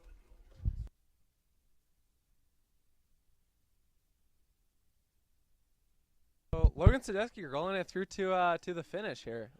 This is his last time of the climb, and I mean this is a relieving moment coming around this 180 turn here. because this is the end of the main part of the climb. And yeah, like he still knows he's got a little bit to go, but this is it's a key moment in the you're race. Pretty where much you just cruising to the finish you're here. Cruising in, and he knows he's got to keep it upright, rubber side down. I wouldn't want to crash here, and he's been looking strong on the descents all day, so I think he should be good. I'm sure he has the maturity to take it a little bit easier last lap, and make sure he doesn't stack it and just take this one home. So perfectly executed race from Logan, and incredibly dominant, incredibly strong ride from him. So great to see. Little bit of doubt from us when he went so early, but I mean he held on to it great, and he made this race his. So yeah, for sure. And I mean we can see some of the mechanics starting to pack up their stuff here and head to the finish to get some recovery for the riders. And I mean, yeah, this is it. So we should see Logan coming through in a few minutes here into the finish. I'm sure he's got a big smile on his face we've rolling got some it down this big descent. gaps in this field, so I don't think we're going to have any sprint finishes or anything like that, but maybe in the U23 field we might get some sprints and I know we see saw some Toby Hassett and Justin Peck together there off the front of the U23 race. So, I mean, we'll see if that shakes out up the climb, or maybe we'll get an exciting sprint finish. So, we should be seeing soon here. And oh no, is that Logan Sadesky running into some lapped traffic? Hopefully this guy will pull over for Logan, because I mean we know he's so fast on the descents. I don't think anyone's going to be matching him. Yeah, it looks like we're a little caught up here. Yeah, that's super annoying for Logan. That would be the fault of the officials, I would say, for not pulling that rider. Oh, it looks like Logan has got past, and he is rolling way ahead. You can see that gap open up to the other rider immediately. Just look at the skill level of Logan. In about 10 seconds, he pulls 5 seconds look at through him these flowing corners. through those corners. That is something to watch right there, people. Take notes on this because, wow, absolute masterclass. To ride him, and he's just been keeping it smooth all day. Oh, it looks like he might be coming up onto another lapped rider. Yeah, you hate to see it. But he's got hopefully such these a gap, guys it doesn't will. matter that much. Hopefully these guys will get over for him, let him through. So yeah. Oh yeah, got over immediately. That was awesome from super that nice. rider. Yeah, super nice from that lapped rider, letting him go by. I mean, hopefully he'll get by these guys so he can hit a nice post up without anyone else in the view here. So what do we think the post up's gonna be? I don't know. Anything interesting or just a little generic hand up? Yeah. I don't know if it'll be anything crazy, to be honest, based on his Sully and Canmore. So. Yeah, I think we need to go phone call here. That'd be awesome. I mean, yeah, hanging up the phone, that would be cold. Yeah, for sure. Yeah. Looks like another lap. Yeah, there's Logan Sadesky Hopefully get out of the way right away. Final about minute of the race here. So yep, rolling it up to the dual slalom here, and behind another lap rider. That sucks for Logan. Trying to get by. Yep, there he goes through there. Let's see what stees he throws through here as they come through this downhill. He tosses Hit the up triple. some stees Come on. here. Oh, no, just double and roll. Hey, but like we said, he's got the maturity to make sure he doesn't just crash and ruin this nice race. So I think that's important. Yeah, and, he definitely doesn't want to stack it for the in the triple last few might not seconds be the here, most positive thing. Yeah, but incredible race from Logan Sadesky. Wow, You look love at him to go. see it. Absolutely commanding win from Logan Sadesky. All right, so let's good. check the post up. Big smile on his face as he's rolling into the line here. Thumbs up! Thumbs up, that's all. He's too nonchalant. Takes the win with just the thumbs up. Doesn't even care. Doesn't even care. And now we're looking for Robbie Day. Should be rolling through here in a minute. But yeah, incredible race, Ollie, from Logan Sadesky there. Absolutely massive lead. Let's see if we can get a look at his lap time, his last lap here. Let's see.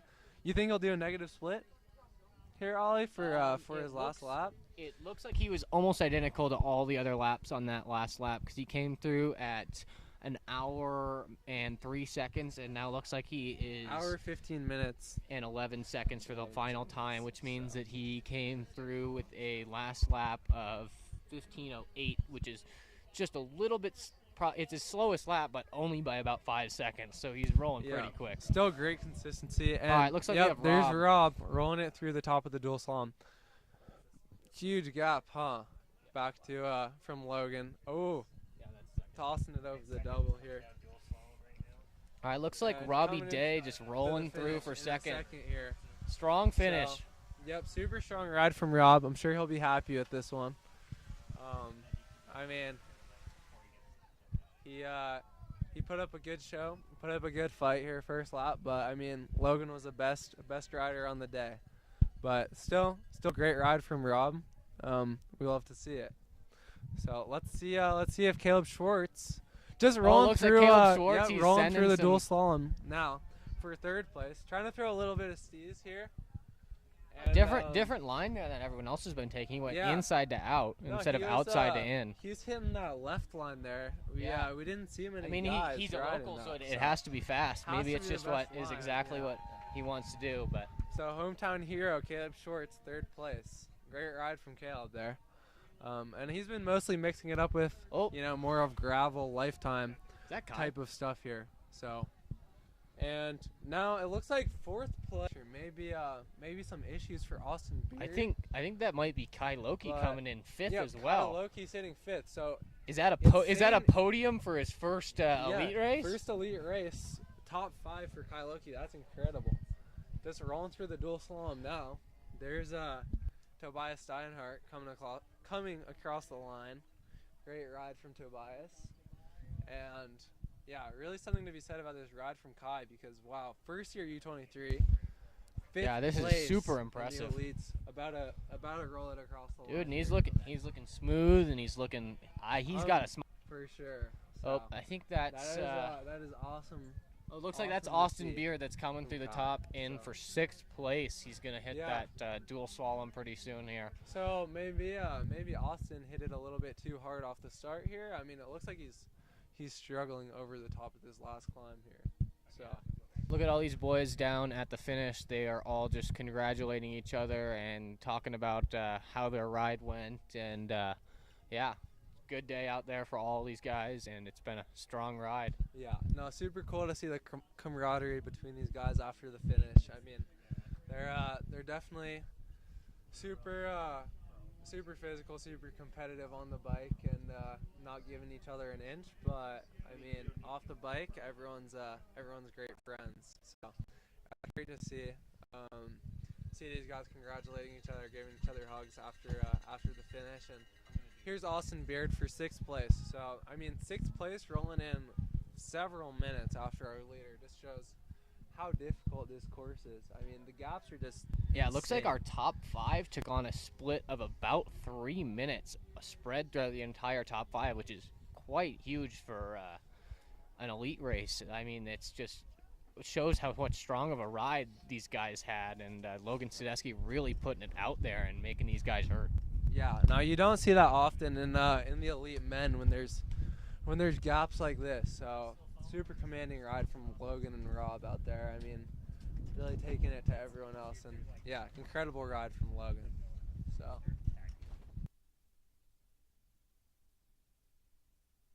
Super fast first lap, really kind of took a digger on that last one and the 4th lap and ran a 17 minutes. So yeah. struggling a little bit, but it looks like Toby's gonna roll through here. So yeah, Toby Hassett rolling it through in our lead. He is gonna win a bike race, ladies and gentlemen. Bar hump! Huge bar hump from Toby Hassett over the triple. Oh, at the top of the here dual we slalom. go, dude. Big steez, maybe one of the biggest tricks we've seen all day. He's gonna be happy about this one. Toby just getting over a little back injury, which has had him off the bike for a few weeks. So great to see Toby taking the win in the U23 race. I mean, typically Toby would want to be, competing in the front of the elites, but there he goes. Little hand off the bars, little Sally. Big dub for Toby. So big man out of Golden, Colorado. Riding for the last 2 years with Bear national team, and yeah, great to see him take I think his first win in the Bear kit here for Bear. Yeah, it's been a good ride from him today, and all these guys. There's Justin Peck, who was riding with Toby for most of this race, and he's just coming through now. Second place for Justin Peck throws up a little number 2. So sweet ride from Justin. And yeah, great to see Toby getting over his back injury and even with not his best form being able to take the win in the U23s here. Yeah, he's been putting on a big week this week. And he's just trying to, get out there, and looks like it's worked well for him. And he's just fought through this race and looks super strong out there today. Yeah, for sure. Definitely a guy to keep your eye on for the rest of this season. We got last few guys rolling in down the dual slalom here. Massive gaps, as you can see, between everyone out here. So I think this race, you can't really hide your fitness out there, and that's kind of how these gaps came out. It just was fighting super hard, and that's how these guys made it happen today. It wasn't a strategic race. It was just a throw the big guns out there and see what happens. It's definitely survival of the fittest out there. So we got is this third possibly in the U23 race? We're not sure at this time, but that rider looks super stoked with his ride. So you'll have to see that. Love to see guys just, going out there, throwing it down as hard as they can for an hour and a half, and having a good time doing having a good time doing it for sure. So you'll have to see it. There's Brady White rolling down the bottom of our dual slalom. A few more riders. Could be Adam Moat rolling it through the top of that dual slalom there. Possibly Adam Moat. There's Landon Dendy rolling through the finish. Brady White finishing up our Elite Men's race. Nice job, Brady. 2 Donovan riders. Looks like we got a little sprint action going on here. They're gonna come. This guy's leading it out. Adam Moat coming from behind. 2 Donovan looks like they're riders, gonna take that same positions that they came into that sprint, but pretty hard to come around someone in that tight finish. Yeah, it's only about a 5-10 second sprint, so it's pretty hard to get all the way around. Not coming around someone in that short of a finish. Looks like Paul Vreunenvelder finishing up a strong ride here. Maybe his brother is watching the live stream right now. Shout out to Luke. Shout out Luke. Shout out Luke. The GOAT. Nice work, Paul.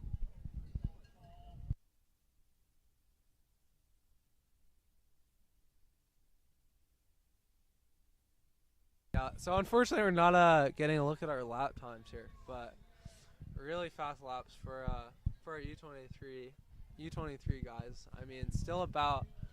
Oh, looks like we got Raulito Gutierrez who's rolling through the finish here in a second. He's gonna strong ride from him as well. Coming into the finish for our U23 guys.